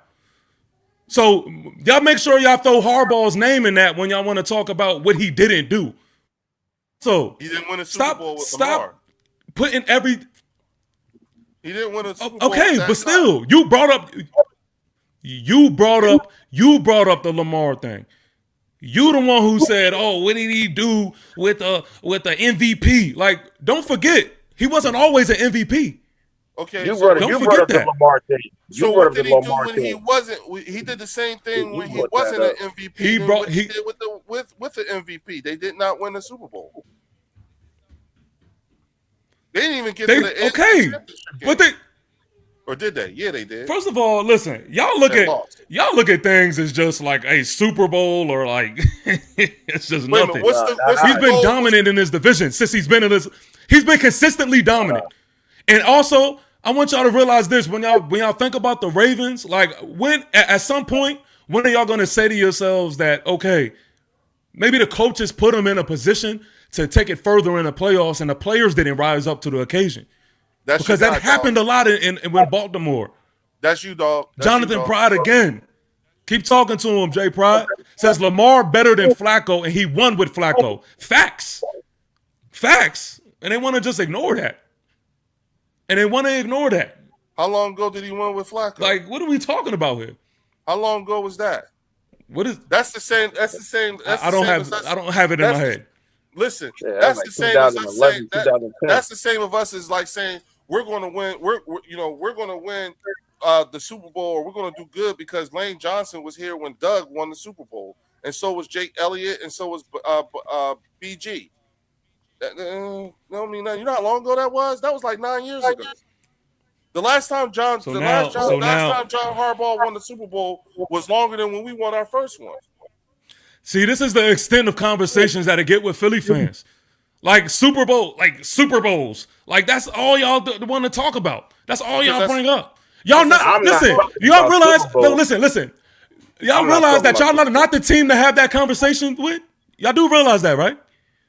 Like y'all don't want to do the ones to have that conversation with. The most recent. You know what that one. means? But do you know what that means? Like That y'all not recent. no, what that really means is even in your most recent accomplishments, you still halfway did what we've done to the full extent. Like Yeah, y'all you still talking have about work to past. do. Earlier in Y'all your still have work to conversation, do. you said you don't want to bring up past. You bringing got up what- past once again.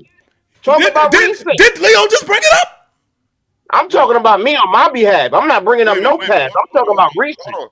Wait a minute. What pass did I just bring up? Jonathan Pride says, how long ago he just mentioned Deshaun Jackson? I mean, this is you crazy. said- They can't keep up. because wait a minute. You told me that Cam Scatterboo smashed us, and that's going to be a highlight that we're going to see for the rest of our lives. That was And last I year. said, how many times have you seen that particular highlight that you said we're going to see for the rest of our lives? Have you seen it more times since it happened than you've seen? Same time, have you seen the Miracle at the Meadowlands highlight more? Which have you seen more in the period of time since Cam Scatterboo did it? You've seen Deshaun that old ass. You've seen that old ass fucking Miracle at the Meadowlands more times than you've seen Cam Scatterboo's highlight that TP said we were going to see for the rest of our lives. It don't mean nothing. I can't even, to be honest with you, I cannot recall seeing that fucking highlight that TP said. But I do recall seeing the Miracle at the Meadowland highlight a few times on my YouTube algorithm or some shit like that. But it comes up. I seen it on national TV more times than Cam Scatterboo's highlight. That's not saying. And so my point is that really wasn't saying much. Some of our old highlights get shown more than that one. But that Deshaun Jackson highlight always gonna come up because that was the game ending of a major comeback. So that's always gonna show up instead of one play. Exactly. That's why I said so. I don't Again, even know. that and that monumental play comes up more than the one that TP pointed out. So that also adds up to the arrogance of the Philadelphia Eagles fan base. All I was doing was responding to when you're talking about us matching up with y'all guys and why I kept speaking to our running game and you were talking about your defensive front. I put a reminder out there on what our running back looked like versus your defensive front. I was bringing up a game from last year, not Miracle and Meadowlands. I was bringing up a game where our running back was literally running your linebackers over. So I was putting context to a conversation that we were having about personnel. So I mean, yeah, and I was saying that highlight that you pointed out is more underwhelming than that old ass. It's still underwhelming to that old ass highlight of Deshaun Jackson and Miracle at the Meadowlands. It's underwhelming. Still don't say it's not that. It's not. It's a highlight. I'll give you that. It's a highlight. This you TP. Go for Jonathan Pride says we gave y'all Saquon. Without Saquon, there's no chip. You're welcome. And thank you, Jonathan. Thank you, Jonathan Pride. Yeah, you're welcome. So yes, thank you, sure. TP. Yes, we thank you. Yes, we do. Yes, Lord. Praise Jesus. Yes. And thank the New York. You know what? And praise them. Thank the Giants for motherfucking Devontae Smith, too. Thank you. I'm sorry. Chris, thank you for Devontae Smith. Thank you for putting us ahead of Devontae Smith. How? And here in today's lesson. Okay. Shout out to Marco Lucio. TP Prideful. November 8th will remind you of your place. Oh man, I'm telling you now, for y'all, like pride's sake, you better hope. You better hope that y'all beat us in our first matchup. Because I'm telling you right now. You don't think it goes both ways? Vice versa, bro. Yeah. Okay, yeah, so for sure. cool. Vice versa. For sure. I don't need to expand. As long as you For agree, sure. it needs to go both ways. And so what go for you definitely goes for us. What go for us definitely goes for you too, huh? For sure. Okay, there you For go. sure. Are the stakes higher for us than it is for you? Are the stakes higher for y'all? Yeah. Yeah. Yeah. It is? Yeah. And that's why we talk like we do. If that helps you sleep at night. No, that's part of the answer too. and that's why that's the difference. Yeah, that's the difference, But right? that's there. a bad. That's a It's a lazy more of way an to think. indictment on That's you a than it lazy. is us. That's a lazy way to think. No, it's because not. I mean, We it's welcome not. it. We don't see it like we don't see. We welcome it. You know what I'm saying? We don't Okay. fret. You know what I'm saying? We welcome it. All right. That's the difference. That's why I said that's the difference. 'Cause it's just like how we, like at the end of the day, the only thing we really care about is wins and losses. You can talk to me about, and I look, bro, I had to give y'all a win from last year, and we still doubled your win column. Go ahead, that's you right That there, is- too, dog. That's you. Jonathan Pride, man. For those who don't know, he just catches all the pauses, man. Pause. So he says, "Go both ways" was crazy. Pause. Yeah, pause if necessary. But It's true. yo, though. I'm just look, It's- man. Yeah, but it is true though, right? It is true. I mean, again, all I can say is that outside of projecting or guesstimating, you know what I'm saying?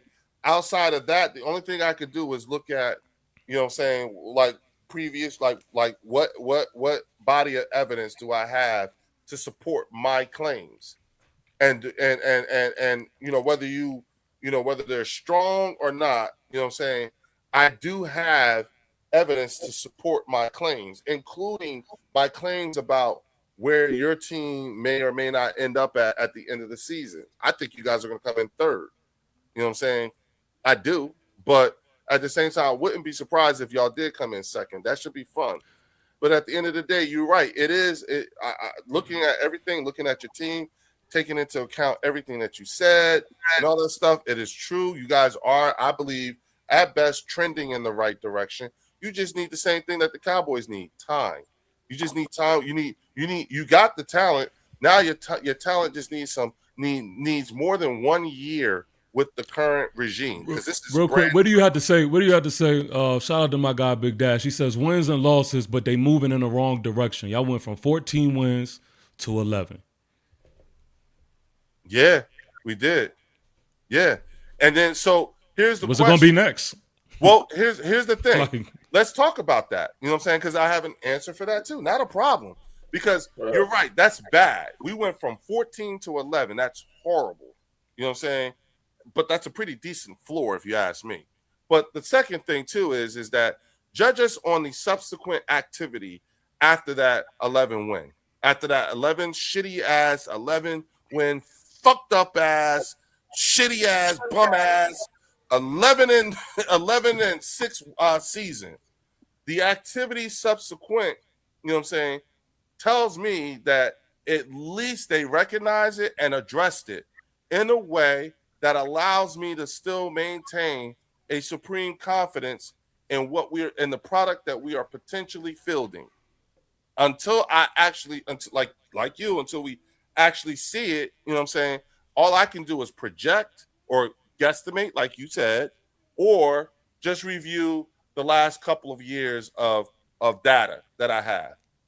And that data, when I review it over the last couple of years, tells me not to fret, because the practical application of theories and hypothetical, all that they've been doing. When I look at the Giants, it's like, okay, your team gives me Chip Kelly, Howie Roseman vibes. That's what I see when I look at it. To be honest with you, that's what I see. Do you see Big Dash's response? He says no Stoutland, no AJ Brown, Dickerson always hurt. Lane got 1 foot in the grave. Y'all moving backwards. Let me ask you something, because I find that to be a fascinating question. Okay, very fascinating question. What is the name of your offensive line coach from last year? I can't remember. What's the name of your offensive line coach from 4 years ago? What's up with these trivia questions, man? No, I'm not gonna know that shit. I'm asking you. You don't know.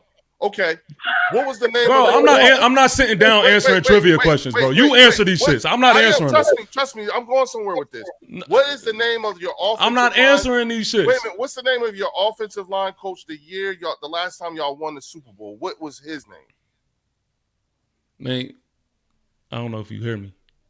Okay. So like I'm supposed to do with it. What is this? Okay.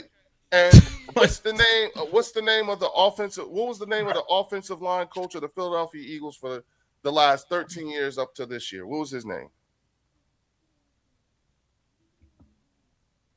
Jeff Stoutland, right? It was Jeff Stoutland. You just mentioned his name. You know what I'm saying? Just like you, I can't even begin to think. I can't begin to tell you what the name of any of your coaches other than your head coach is and your defensive coordinator or offensive coordinator, maybe. You know what I'm saying? I don't really know much about your team. That's how So what? underwhelming. So, but that tells me just how underwhelming your staff has been historically. Now, here's the interesting thing. You know way more about my team than I would think you do, especially when you know who our assistant coaches are. You didn't ask me, you didn't say anything about the offensive coordinator. You didn't say anything about the head coach. His thing was H-Town, you see him? Like wow. That's interesting. That's very interesting. So, yeah, again, you have not given me reason to want to know those things. What have you shown me? Cam Scatterboo can smash Zach Bond and get 500 yards and 6 touchdowns. Okay. What you do with it? Nothing. You had I gave you a game back, so you had 2 very good days at the office, but it seems like you could only muster up 5, and I had 5 good days at the office, and I had to give you one of them. I actually gave you a rundown. Of it, but I mean, yeah, but that again, hence why I say underwhelming. Hence why I say underwhelming. It's not worthy of. It's not notable. It's not worthy of remembrance. Hasn't been. Why should I? Like I said, you're a tune-up team at best. Great, hell of a tune-up. Sounds good. That sounds real good. Like you're the second best tune-up team in the division. And from 14 wins to 11 wins, don't make this an 8-win season. No, exactly. Don't make this an 8-win season. Yeah, because we're gonna go to hell off. You know what I'm saying? We're gonna go to hell off. Y'all been doing that a lot lately. Yeah. You know what I'm saying? And so yes, you're absolutely right. If we come out with an 8-win season, hell yeah. You know what I'm saying? We don't run away from that. Like I said, there's nobody that on our team who's above reproach, including Jalen and Nick. They will hear it. They will get it. You know it. Trust me, you won't be able to say more than we can in terms of level of disappointment or anything like that. We take ownership of that. No one's ever shied away from that. Not saying you said anyone did, but I'm just saying, come on, man. You serious right now? We don't. That's the difference. I don't even like how y'all talk about the whole, like, in the comments right now. The whole point is to win the big game. Like, y'all are just like this dynasty of a team or something. Like, who do y'all think y'all are? Who do y'all think y'all are? We're these guys, and the defending NFC East Championship champions right now. That's who we are, and we're gonna and we're allowed to talk this way. You don't get to govern how we get to be. I'm just saying, like, y'all talking like every year, y'all like the Chiefs or something. Like every year, y'all in the big dance. And listen. Until you say otherwise, that's exactly how we're going to conduct ourselves. Absolutely, we're going to demonstrate to you what it's like to be a winner at this time in time. You know what I'm saying? Listen, at least you can consider yourselves to be modern era winners. You really can. You understand what I'm saying? But when you talk about all-time records and all that shit, especially against the Giants, I think we have more wins over you than you do. And it might be by 1 or something like that. It's not much, but we are ahead of you. Now, yes, you guys have 4 Super Bowls, and we only got 2. But at the end of the day, you know what I'm saying? It's not that. Yeah, just like with Dallas, that's not really much. It's a flex, but it's not as big of a flex as, you know what I'm saying, as you think it is. Just like the way you view the way we think of AJ being gone, and it's actually more serious than you think it. You think it's more serious than what we think it may be. Mm-hmm. You know what I'm saying? It's the same thing. Same thing. Well, I'm gonna say this because I got to get up out of here, and y'all done a great job at making this season even more interesting than what I Right. already had it. Right. And I want to thank y'all, man, because we started this show with talking about how the Eagles at once upon a time were the biggest rivals for the New York Giants and vice versa. Mm-hmm. And as it stands in my heart right now, y'all kind of like woken that back up. Like I'm feeling like Good. back in the day type hatred for y'all, and y'all I wanna- mean that you with want- love. You want to fuck But- us up? Oh my god, oh my god! Like I'm not even gonna hold y'all. Like I want this game. Oh, I want this game. Man. Check this out. Guess what? You want to hear something? You want to hear something deep? You want to hear something really deep? At this particular time and time, I believe you want this game more than we do. Yeah, because yeah. I believe Yeah. you want to beat us more. It's more intense for you than it is for us. It's just a stepping stone. And you know what? You know why though? Mm. But one, it's sad. That's for one. But for two, is because the reality check didn't jump in yet. Like the reality check, the reality check isn't there yet. And so when the season starts and y'all realize it's going a little bit differently than what y'all have planned it. Oh, the then it's gonna reality settle. check for us. Yeah, for sure. Oh, I'm sorry, For my sure. bad, dog. I thought you were saying the reality check for you hasn't For sure. set in yet, because you know, we just Mhm. had to get. I just had to give you an extra game and up your record last year from 4 to 5 in order to make a valid argument. Y'all the big dogs, right? Huh? Y'all the big dogs, right? Absolutely. Hey man, don't have us walking in the Lincoln Financial, man, getting y'all up out of there like we did, man. I don't I want know. that. Let's not have that again, man. Yeah. But But look, here's the thing. Let's let that happen. I Oh hope. man. Let's let look. Check this out. Mm. Y'all. Let's say y'all can sweep us. Do something with it. Do something with it. I ain't gonna lie. If we sweep, if y'all we sweep y'all, us, but see, if we sweep y'all, do something with us. if we sweep y'all, y'all gonna have to talk to us with some type of respect, man. Like y'all, Right. you gonna have to call me sir when I get up here and stuff. Like So wait a it's minute, gonna so things are gonna have to be different if we sweep y'all. So if you sweep Like, us and don't make the playoffs, we still gotta call you sir. Nah, if you sweep us and make the playoffs, then No, if you sweep no, if us, y'all sweep us, if y'all sweep us and don't make the playoffs, we still gotta call you sir. most definitely. I mean, are you saying y'all are making the playoffs, or we both? No. Listen again. No. All right, hold on. I hear what you're saying. So let me ask this because I want to clarify. I want to mean exactly. And we don't. Are you saying we both don't make the playoffs? No. And well, yes. If we both don't make the Most definitely. What do you mean? Yes. Now, if y'all made the playoffs, it's different. really, But are you talking about if we both don't make the playoffs and we sweep y'all? Yes, y'all better talk to us with some type of respect. okay. For Now, sure. if y'all sweep us and we do make the playoffs, what then? Then I mean, still have some type of respect when you talk to us. But I mean, I'm not, happy about anything. Right, which is why you talking like you talking now, because that's that what- that No, don't it's mean not. nothing. No, it's not. That don't mean nothing because that's the same It's thing not. Cowboy fans say. Cowboys say they own the Eagles, but yet what the Eagles did more than the Cowboys. Thank you, Dash. Like y'all went to the playoffs and were one and done. Like y'all, that's not a success for y'all either. Like no, it's what do you not. mean? No, It's it's more not. successful than No, y'all. it's not. Yeah, no. If that no, helps you wait. sleep at night. Wait. We listen. You're absolutely right. You know what I'm saying? Going 11 and 6 and making it to the playoffs and getting bounced in the first round, you're right. It's not good enough for us.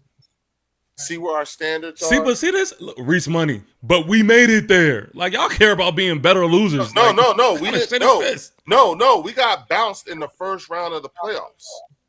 We won the NFC East and we got bounced in the first round of the playoffs. You know what I'm saying? And that was not good enough for us. That was nowhere near good enough for us.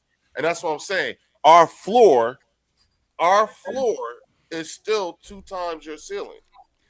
I gotta get up out of here. I gotta go. Look, it's always been a pleasure. I love jumping in the bird section.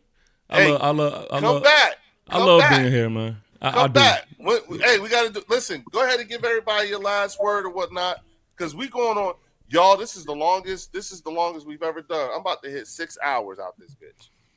It's almost 3 a.m. I got started at 9. You know what I'm saying? So with that, go ahead and give us your final word, TP, since you about to break. Man, I'm gonna say this. Yeah. Believe it or not, I mean, for those who don't understand, I mean, Leo's my guy. Leo's my guy, man. I don't want anybody to get that confused. I hate the Eagles. I love my guy Leo. But I'm going y'all gonna hate me, bro. I'm telling you right now. Y'all, hey, in this chat, y'all gonna be so disgusted with me, man, when y'all my God. When y'all figure out what's what. I mean, y'all never gonna want to see my face again. But I'm gonna say this, man.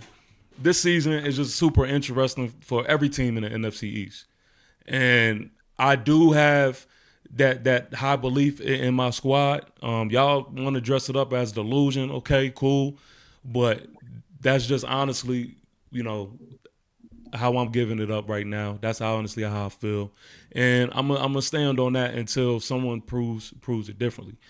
Week 1. Chris, I'm sorry. I'm gonna apologize early in advance because the worst thing that could happen for y'all is happening. That Malik Neighbors is playing. Like, I feel so bad, man. We gonna embarrass y'all like this, man. Like, y'all really have high hopes for this season, and I'm just sorry that we got to be the ones that just smack y'all into reality.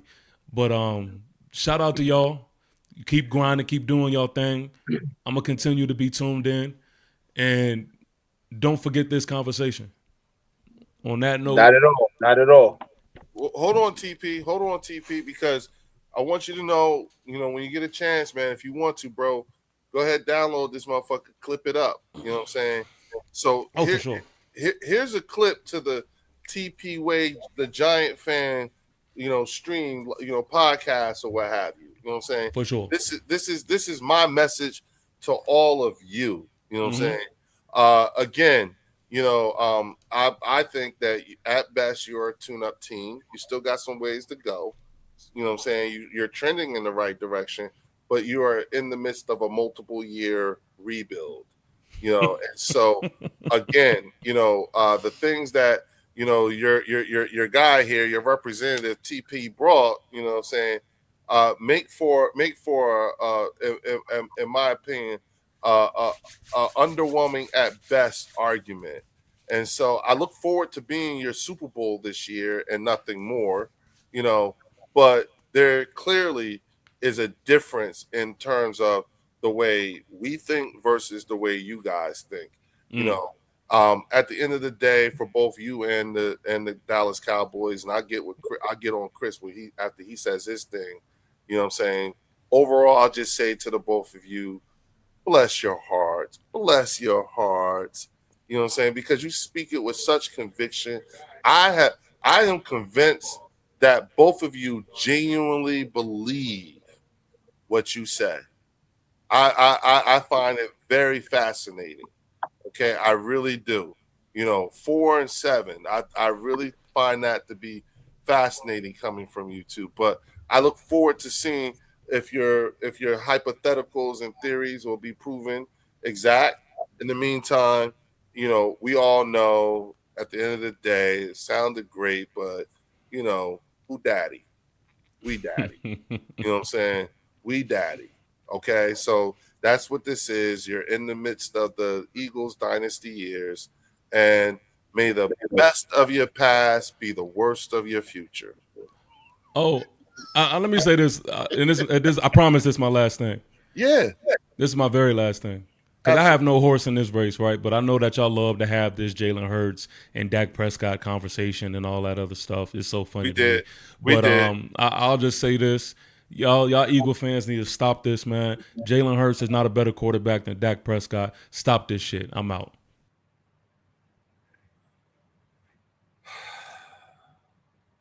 You ever see somebody, that's a textbook example of someone who fucked it up at the end.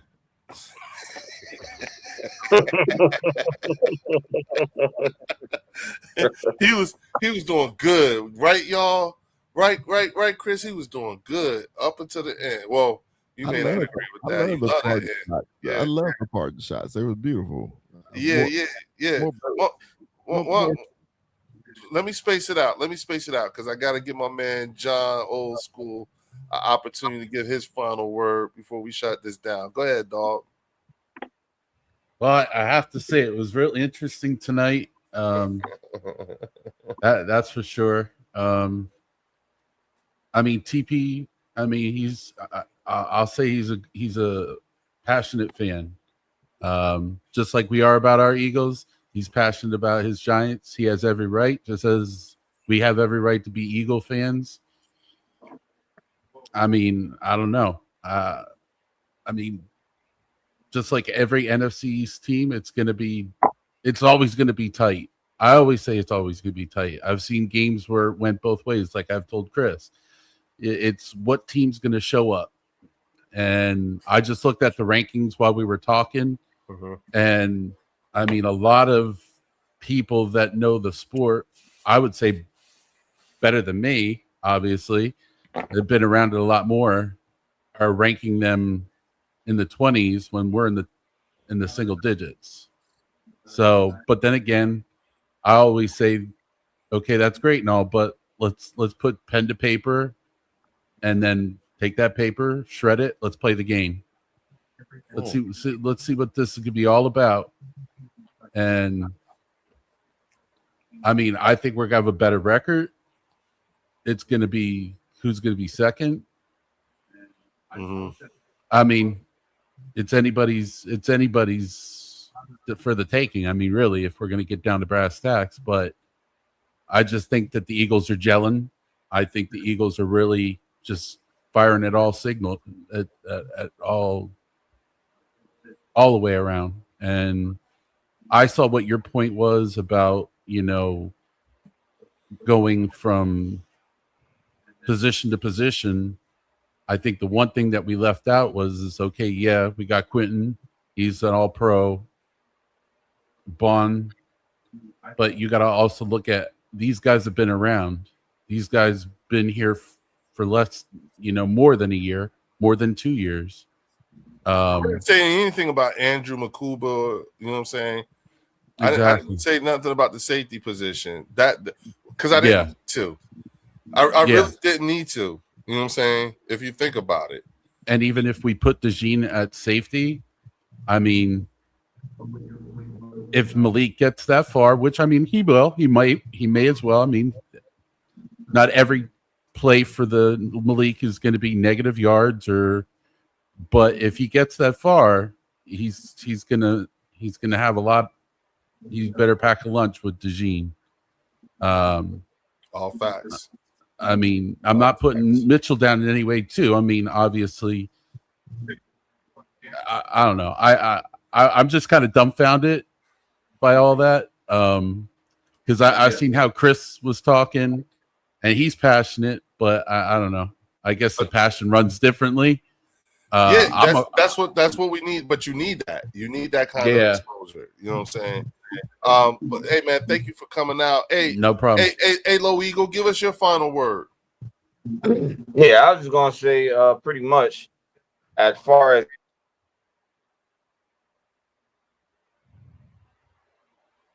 what did he say? He froze up. I think he froze up.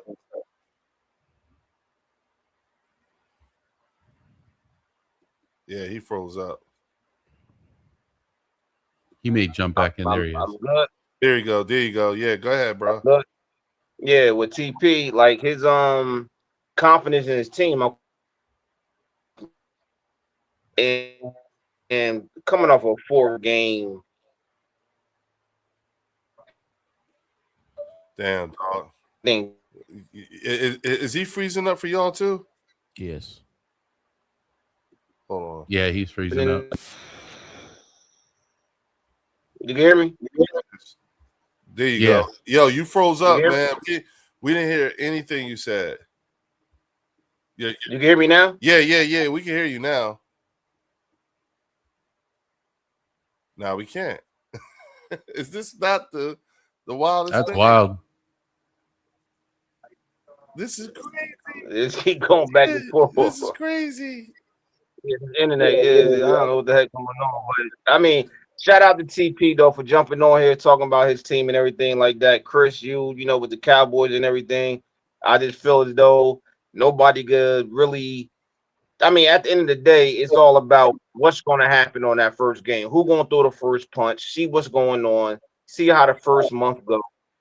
And see where his team go. But at the end of the day, I mean, you can't be telling an Eagle fan that they can't be confident or arrogant because of the fact that the stats say that we've been rocking so long that y'all not up to par with us. So yeah, we can feel the way we feel, but until otherwise, the champ is here. So until somebody go ahead and take the belt, the champ is here. And all day, every day. Shout out to my Bird family, Fells. He fell off. Fells, shout out, Eagle Drew, the chat, everybody. But you already know, fly, Eagles fly. My man. Appreciate you, bro. All right, now, Chris. You was the star attraction of today's show because you lasted the longest. Got to still. TP was the co-star of today's show. You know, the co-star attraction of today's show. You know what I'm saying? So you go ahead and take us out. You got good, comfortable. Had your damn feet up and everything like that. Look, y'all, he can go fix his own damn drink. I know the rule is supposed to be after your third visit, then you can fix it yourself. You know what I'm saying? But damn it, he went in there and fixed his own drink. So he said he felt like he home. So go ahead, talk your shit. Well, it's like this, man. Only football season can bring 6 hours of a podcast out of me. Okay, that's number one. Number two, man. I appreciate the invite that you let the my boys call me the big fella. Let the big fella invade the section. I appreciate that, fam. If anybody got a extra DVD or VCR that you want to lend me, go right ahead because I busted mine out. It's cool that the Eagles have a selective memory not past 2017. I understand that because my selective memory is all the way back to 71. Hold on, Chris, keep talking. So I appreciate y'all. I love y'all passion. I love that, of course, y'all are the big dogs, you say. I love all that, okay? But one thing is true. You know, we are the stars and we are the attraction in the East. You could win 1,000 more Super Bowls, but if it ain't for the Cowboys, it won't be no damn Eagles. I do believe that. So, you know, appreciate y'all letting me slide in here. I love it. I love to come back and talk a little bit more trash because y'all have put a little fire under me. I am excited about football just because. Yeah. And listen, man, anytime you need me to swing by, let me know. Let me know. Anytime you want me, I'm putting my number in the private chat so you can hit me up whenever you need to. Don't you know what? No. Email it to me. Email it? Okay. Email it to me. Email it to me. All right, I got you. You know what I'm saying? I'll hit you up because I fully intend on tormenting y'all. I hope so. I hope so. I want to swing by. I want to swing by when it's you know what I'm saying? Like, let me know. You know what I'm saying? I'm going to swing by. Okay, I want to come visit. I need to be at the Cowboy Up podcast. You know what I'm saying? Yeah, we've been on a sabbatical because it's been so quiet, but we getting cranked up. We getting cranked up next week. We had a couple guys that was moving and everything like that, so I gave the fellas off. So we're getting cranked up next week, man, because training camp is here and football season is here. So wait a minute. I got a question before you go. I got a question. I got a question before I shut this down. I got a question. So you've been here for 6 hours, bro, and I appreciate you. You know what I'm saying? 6 hours. Have you ever gone that long on another podcast? Not on a podcast. I did 7 because I got some friends up in Canada. They signed my class, the Cowboy games. Okay. And remember the year that the Cowboys and Steelers got postponed, that rain game? Yeah. Storms. Yeah. Well, we live streamed the whole time, and we were on there for 7.5 hours. Okay, so we come in second place. All right. Yeah. So when you go back home, right? When you go back home, what are you going to tell them? What are you going to tell them about your time here? Well, I want to know.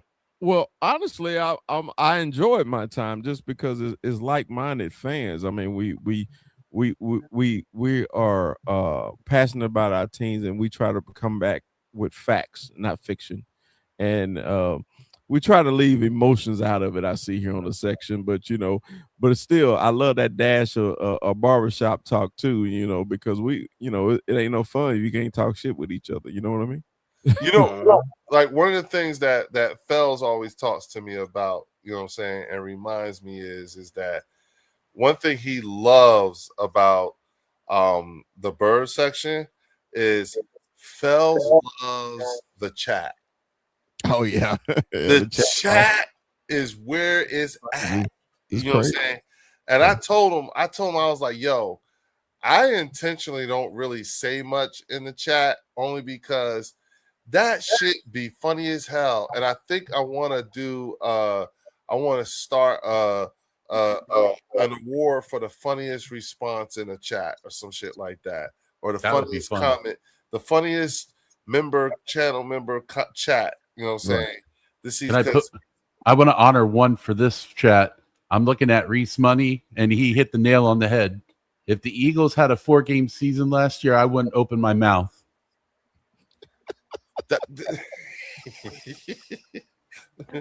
Y'all leave TP alone. He ain't here no more. Leave him alone. Hold up. Wait. Y'all ain't. Hey, Eagle section ain't shit. Y'all ain't shit.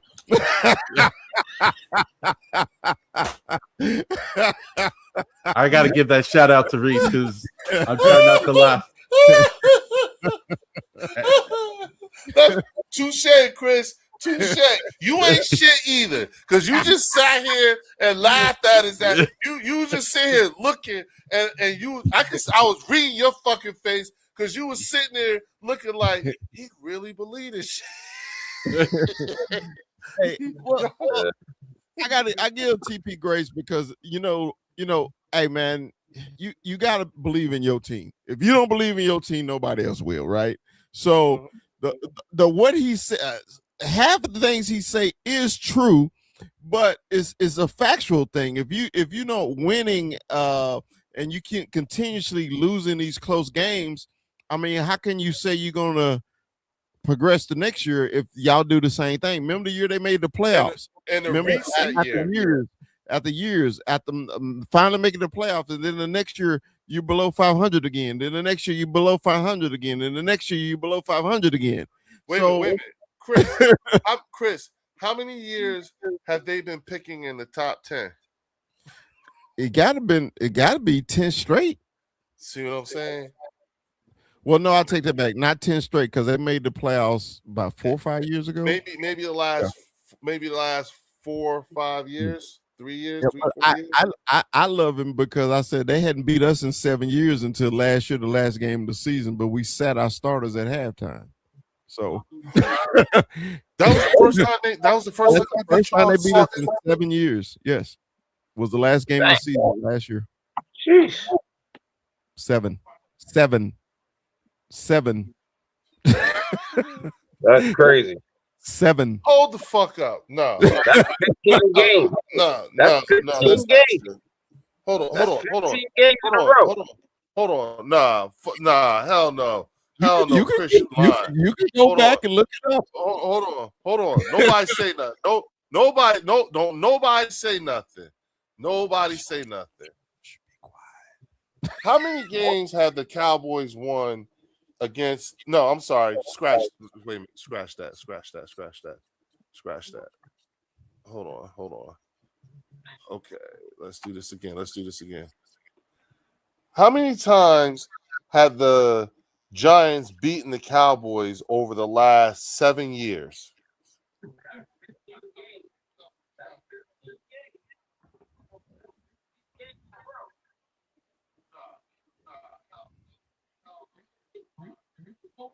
Holy fucking shit. The Giant over the last 7 seasons, the New York Giants have beaten the Dallas Cowboys just 2 times. Those 2 times was January 3rd, 2021, Giants 23, Cowboys 19, and January 4th, 2026, season finale, Giants 34, Cowboys 17. That means over the last 7 seasons, the Cowboys have won 12 games to the Giants 2. The rivalry has been overwhelmingly one-sided in Dallas's favor during that span. I'll be damned. So, you know, I had John, did y'all know that? Tell the truth. Did y'all know that? Nah, I ain't know that. Why you wait till TP ass got off the damn? Because I actually enjoy Giants fan. I love when everybody say Cowboy fans are delusional. You know, that's the famous word for a Cowboy fan. But when you hear what they say about their team and the play on the field, now I see why y'all look at them like y'all do. Yeah, and when I mess with Eagle fans about selective memory, you always go back so far to fit your narrative, and then after that, you know, you have nothing else to say. But I'm just like, if I'm a historian, I like to know everything about your team from the time you kicked off the first time till today.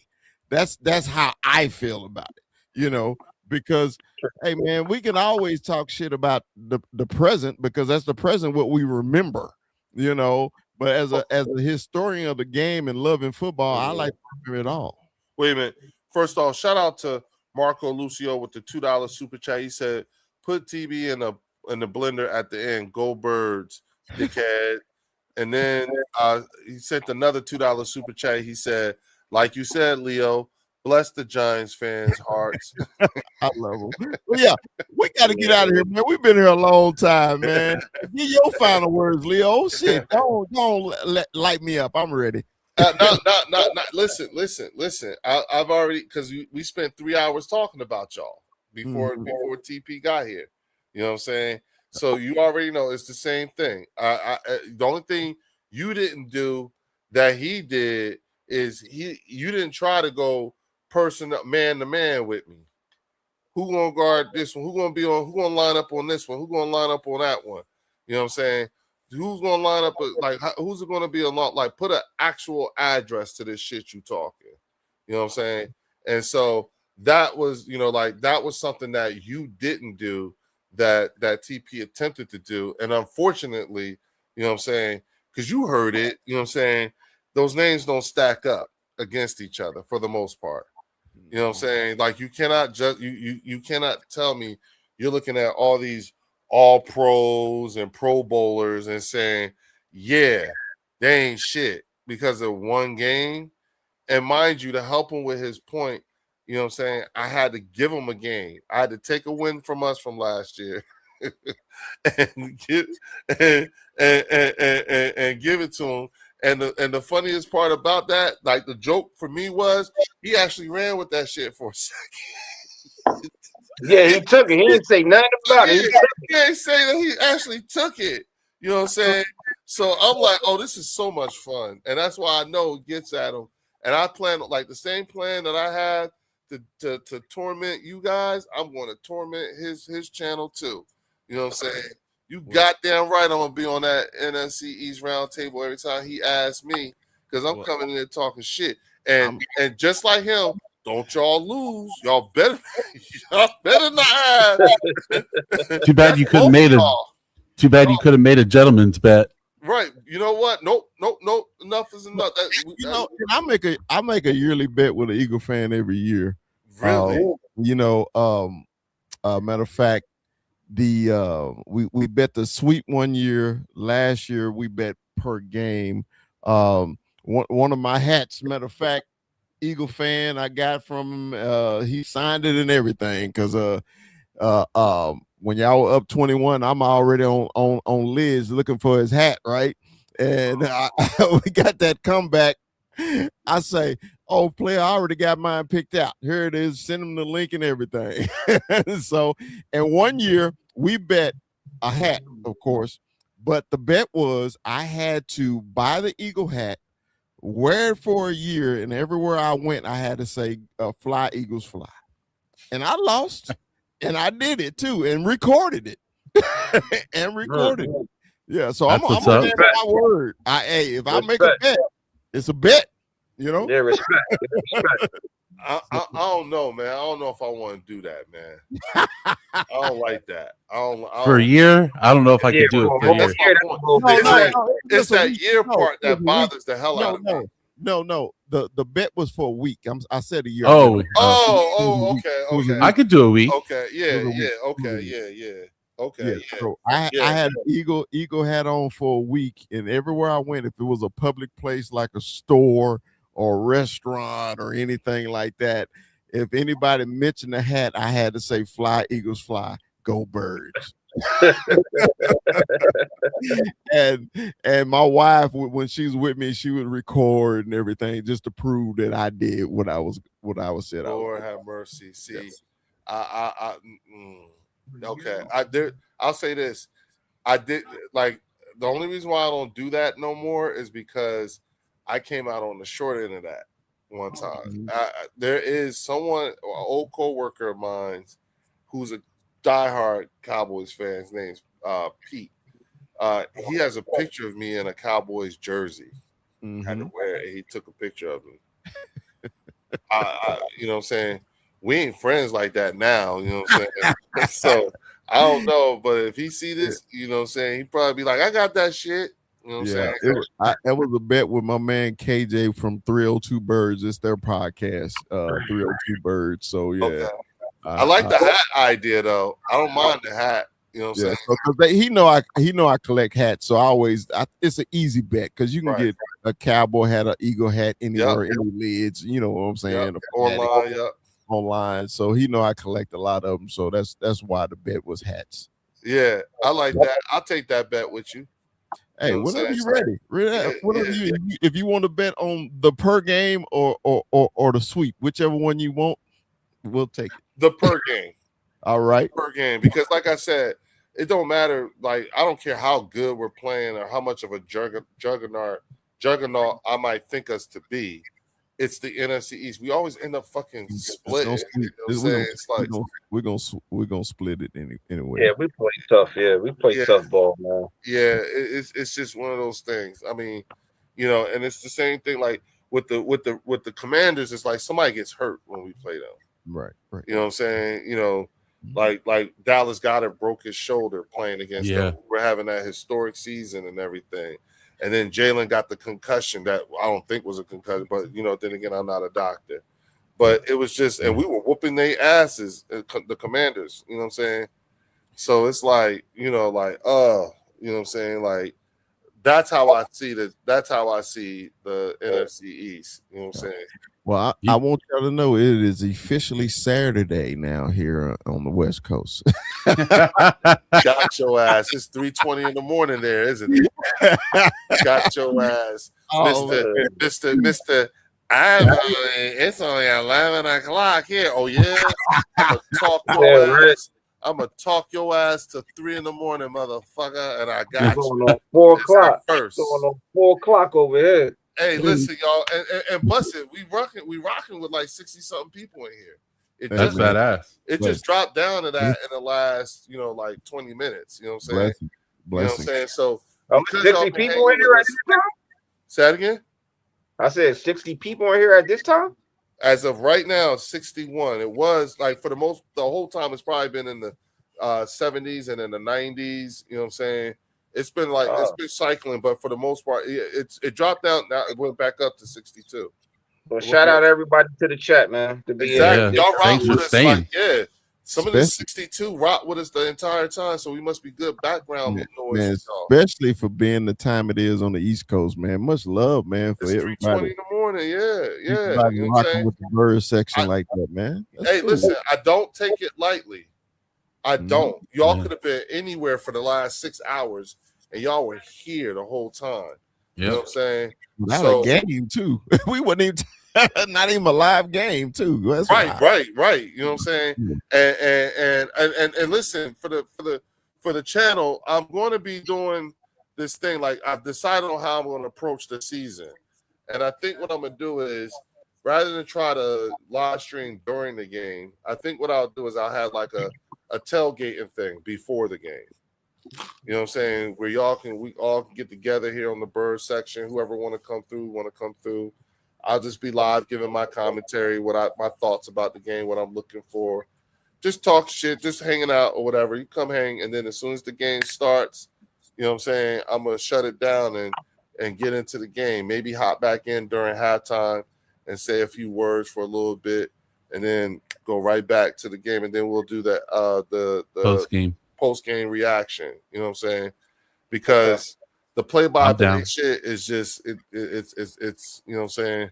That's when you'll see me animated. That if it's a shit game and oh my god, I'll get so fucking animated, I'll lose my fucking mind. Listen. I don't. What I don't want is I don't want footage like I saw that happen to Rio and them 2 years ago when we beat their asses 55. You know what I'm saying? We put 55 on them. You know what I'm saying? Rio was live that whole time. He was like, "Oh, these motherfuckers, yo." So I don't want that. You know what I'm saying? So yeah, that's the plan. Come back. Real quick, if y'all ever get down to Texas or to Seattle, man, hey, we'll go get us some barbecue, or the big fellow get out there on the grill. You know, it's Texas boys. We like the barbecue. Oh yeah, I love me some barbecue. We'll throw down for y'all, fam. And once again, man, Leo, man, appreciate the invite, man. I had a blast tonight, man.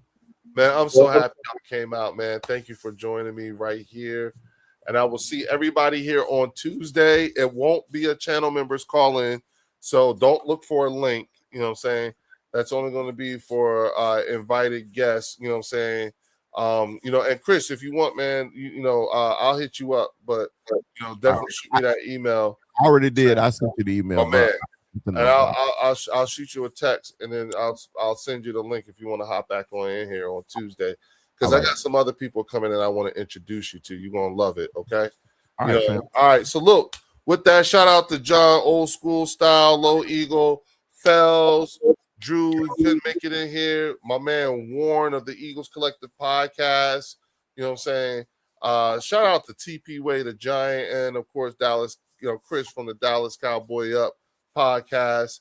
Everybody's link is in the channel description. Please hit that like and subscribe button. I will see y'all right back here at 9:00 on Tuesday here at the bird section. Oh, Go bird. Go birds.